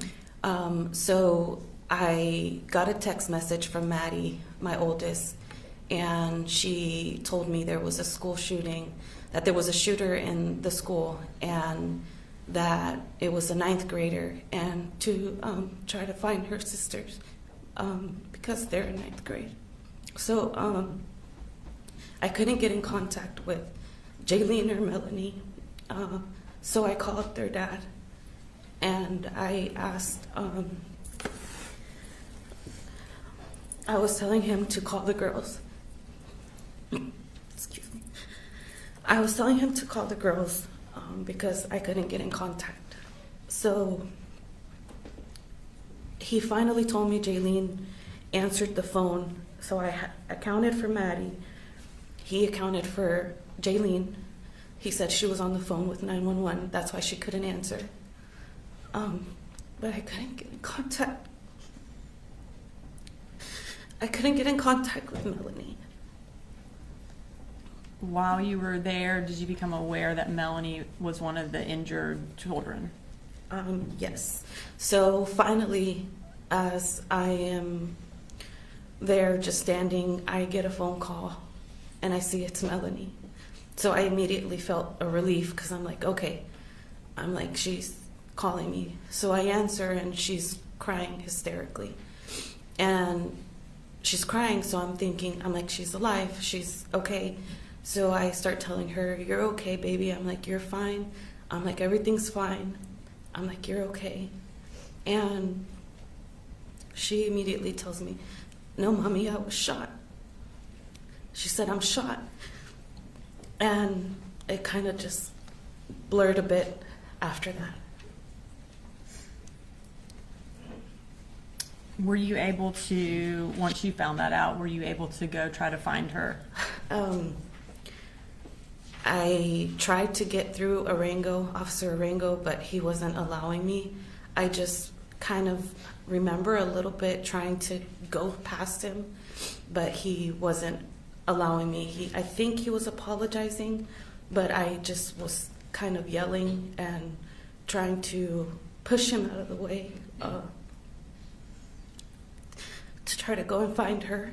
And I saw my Lieutenant Hood, and I remember just yelling. I just remember I was yelling Lieutenant Hood's name, and I don't recall what I said, but I know he ran towards me and grabbed me by the hand and started running. And I think I yelled him that my daughter was shot. And he grabbed me by the hand, and then we ran towards where all the ambulances were to see if I could find her. At that time, were you able to find her in one of the ambulances? No, I wasn't able to. a lot of law enforcement were, just telling me to just hold on. They were going to find her. I think somebody from the Board of Education, I don't remember, they were taking her name, and they said they were going to go out and look for her, like they were going to try to find her. So I just stood there waiting until she called me. When she called you, was she able to tell you where she was headed? Yes, so she called me and she told me she was already in the ambulance and that they were going to go to Northside Gwinnett. After that, did you go and locate your other children? After that, I was trying to make phone calls to let everybody know what was going on. So I was running through the parking lot back and forth because I was trying to get my son. I was trying to get to my son and make sure he was okay. So I was running in the parking lot, just back and forth. I didn't know where to go, so I called his school and they said they would keep him. So then my brother was going to go get my girls, but I remembered that he wasn't going to be able to get them. So from the front of the school, I ran all the way to the back to the field to go look for Maddie and Jaylene. And by field, you mean the football field? The football fields. Tell me what it was like on the football field, who all was there, and what was happening. So when I got to the entrance, I feel like I was just telling everybody that I needed to find my girls, a lot of the officers, and I needed to find my girls, and they were just directing me to the field. And finally, when I got to the front, I had to explain that my other daughter was shot and I needed to get my girls because they were not letting students leave at that time. So finally, an officer let me go in, and I ran, and I've been so involved with my girls' school that I knew a lot of the students. And I saw a lot of the students that I knew, and they were crying, and they were trying to hug me, and they were, super scared. And I kept trying to tell them that it was okay, that they were safe. And it was just full of students. I mean, everywhere I looked, there were students just super upset, super scared. And I had to just keep going to see if I could find my girls. Had other parents been let on the football field yet? I don't recall. And were you able to find your children? Yes, so I was able to find my brother, who was already with my girls.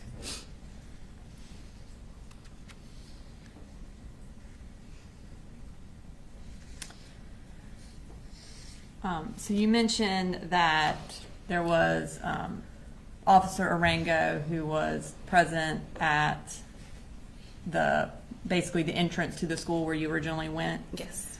Did he have a body camera on at the time that you were there? Yes. Have you had an opportunity to watch that body cam? Yes. Okay. And is it a fair and accurate recording of what happened when you ran across the street from Cadence up until the point that you left to go find Melanie? Yes.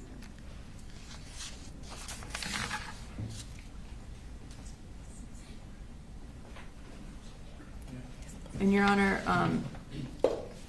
State's Exhibit 69 is the clip of the body camera from Officer Arango that Ms. Garcia has viewed and has identified its authenticity. So at this time, we would ask that it be introduced into evidence.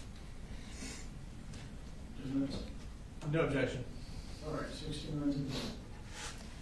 Your Honor, at this time, we are going to publish that. I believe it is about a 10-minute clip. Is this all the portion where she's with Officer Arango? This is the portion where she is present, and you can't see her the entire time, but she is there walking around and present for it, and then we end the clip when she leaves. All right.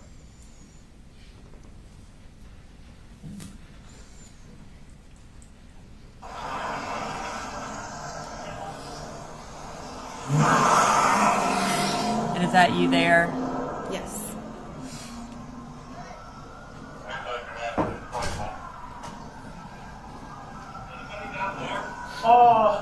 No, go over there.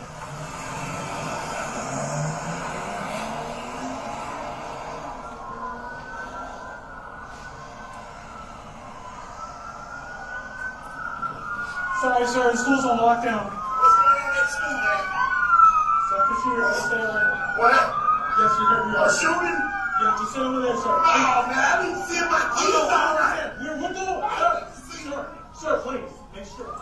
Sir, I understand. Man, I need to see if my kids all right. We're gonna go check in, but right now, can't nobody go in the building, sir, please. Let us do our job.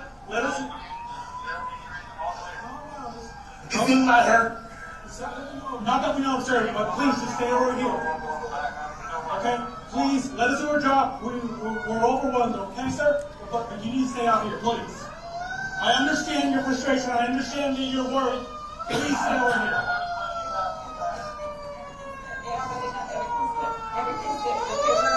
Just go out of the way, please.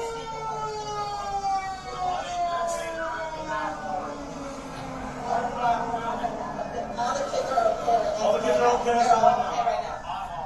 He was in my daughter's class, so I understand. It's okay. Calm down. It's okay. We're great. Mine's great. It's okay. What grade is it? I have a 9. Yeah, he's at school. He's at school. We're okay. We're okay. As soon as they unlock the school, we'll let you go. Yes, we're okay. We're okay. We got nothing to do with that. We're okay. Let us do our job, please, sir. They got it. They took care of it super quick. We're good. My daughter's texting me right now. She's inside of the class, and he was in her class, so everything's okay. I got 3 in there. Trust me. Okay. I understand. I got 3 in there. We gotta stay together. It's okay. You got it. If you guys want to stay over there, please. Let's just. I understand your frustration, sir, but I need you to listen.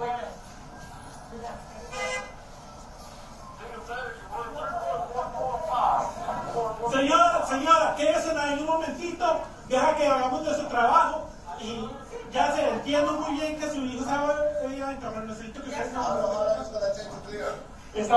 tenemos más de 100 oficiales allá. Déjanos hacer nuestro trabajo. Por favor. I understand. Just stay right here. Just stay out of here. Stay out of here, please. Just stay right there.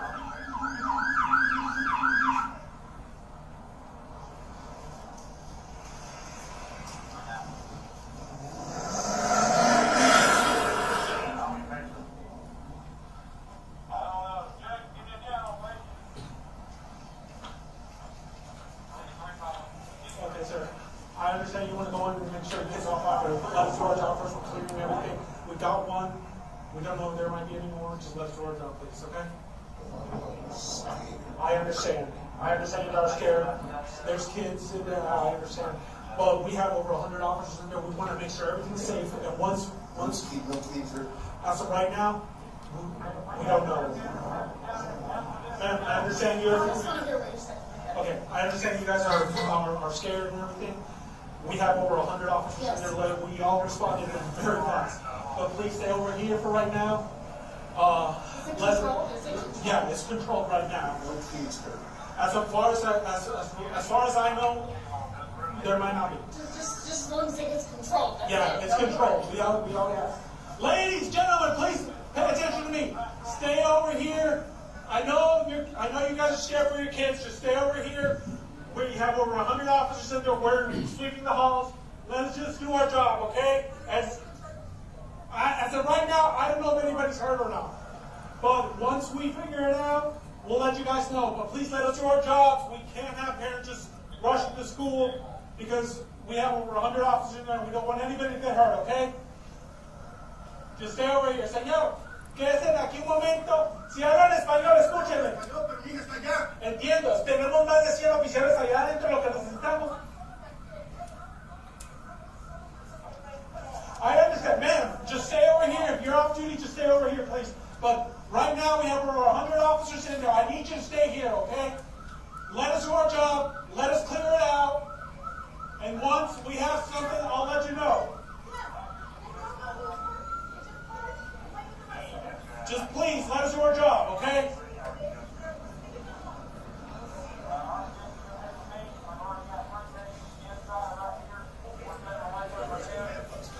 Say this. I don't know. Right now, we're here. I'm probably thinking of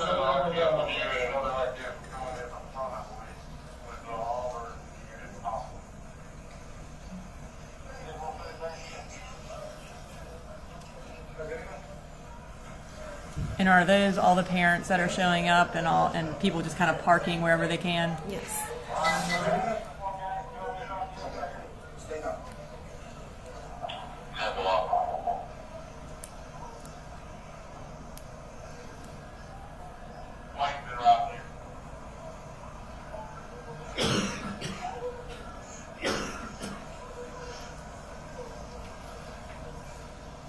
I got it controlled. Yes, sir.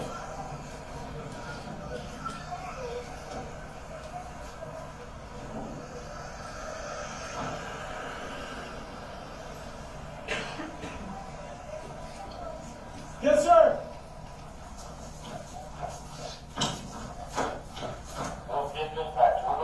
Please stay over there, sir. Gentlemen. Get over here. Get over here! Get over here, please! Ladies, gentlemen, please stay behind the patrol cars over there. I know you guys are worried about your kids. Let us do our job, please. Okay?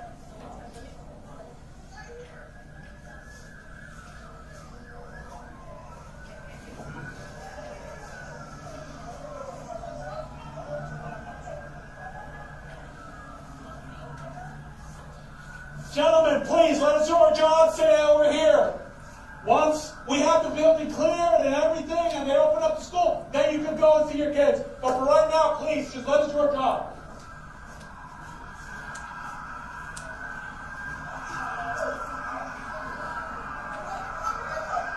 Just, right now, you can just stay over here, keep over here. I understand.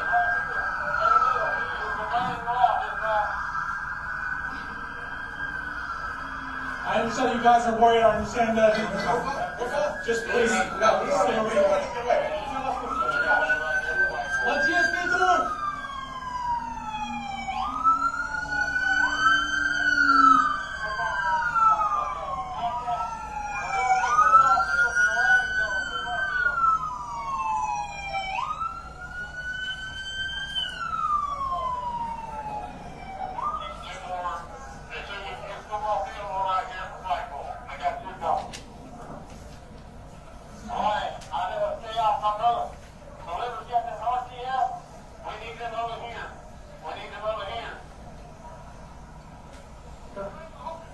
Yes, sir.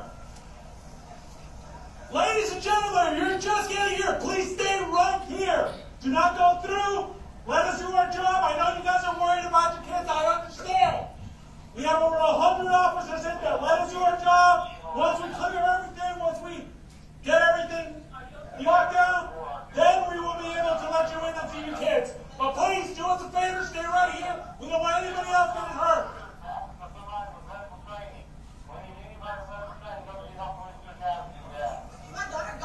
Please let me go back there. I'm sorry. Please, no, I just go back there, please.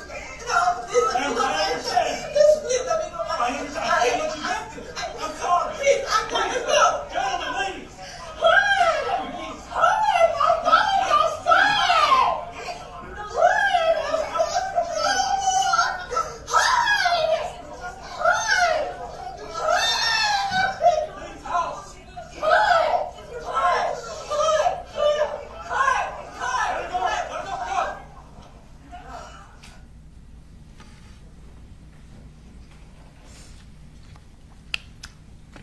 After you found your girls in the football field, did you eventually leave to go to the hospital? Yes, Did you see any other parents as you were driving to go to the hospital? I did. And did you recognize any of them or know any of them? At the beginning, I didn't. As I was driving off, I remember there was one person in particular that I saw as I was driving. She just looked so scared, and she was running, and she looked scared. She was crying. She was running, and just her face would just stuck with me for, I don't know, she just looked so scared. And after that, I ended up finding out that was Natalie's mom. Natalie Griffith's mom? Yes. And when you say she was she running down the street to try to get to the school? Yes, she was running down Tom Miller because they were no longer letting people park. They had closed off the streets, and I don't know where she parked, but she was running down Tom Miller, but she just had the most worried face. And I remember when I passed by her as I was driving, I just thought, I don't know, her face just embedded in my memory. She just looked so scared. You indicated earlier that Melanie first went to Northside Gwinnett. Was she eventually transferred to another hospital? Yes, so she originally was at Northside Gwinnett, and then she was taken to Children's, I think it was Emory or Decatur, I don't recall. But the Children's Hospital in Atlanta? Yes. Where was your daughter injured? She was injured in her left shoulder. While she was at CHOA, did she have to receive surgeries? Yes, she did. And how many? I think it was 2. How long was she in CHOA? She was in CHOA, honestly, I don't even know. I think it was a couple of days, maybe 3-4 days. How old was she on the day of September 4th of 2024? She was 15. Okay. And after she was released from CHOA, when was she able to go back to school? She did not go back to school until, I think it was January.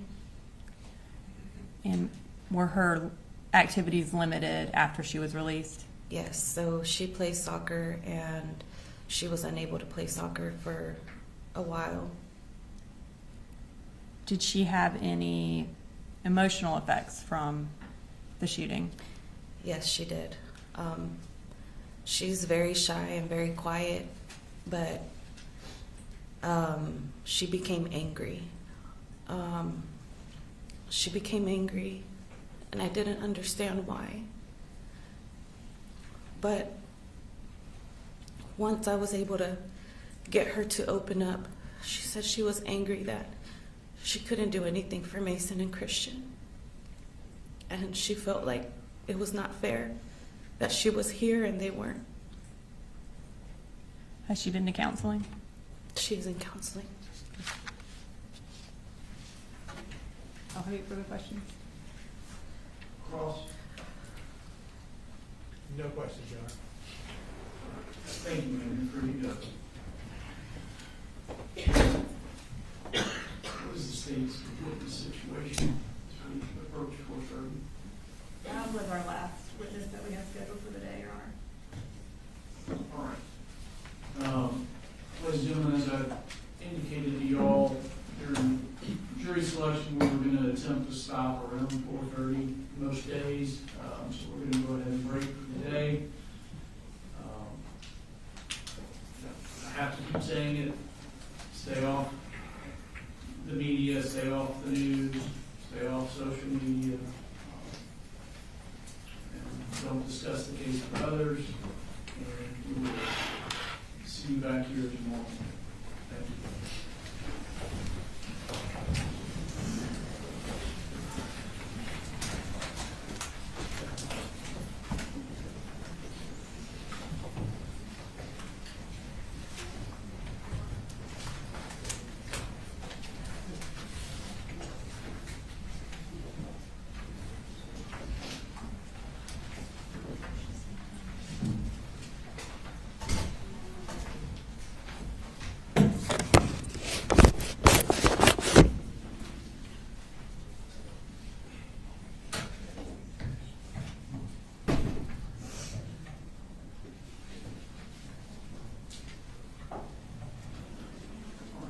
Is there anything we need to address?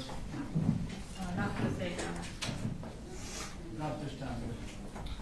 All right. Let's just go ahead and claim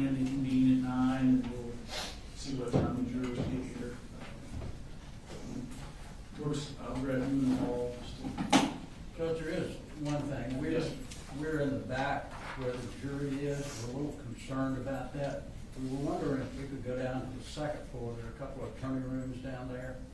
It would be much better. I just don't want to run into the jury, and it'd be something inappropriate. So. Yeah, why don't y'all in the state come to Chambers for a minute?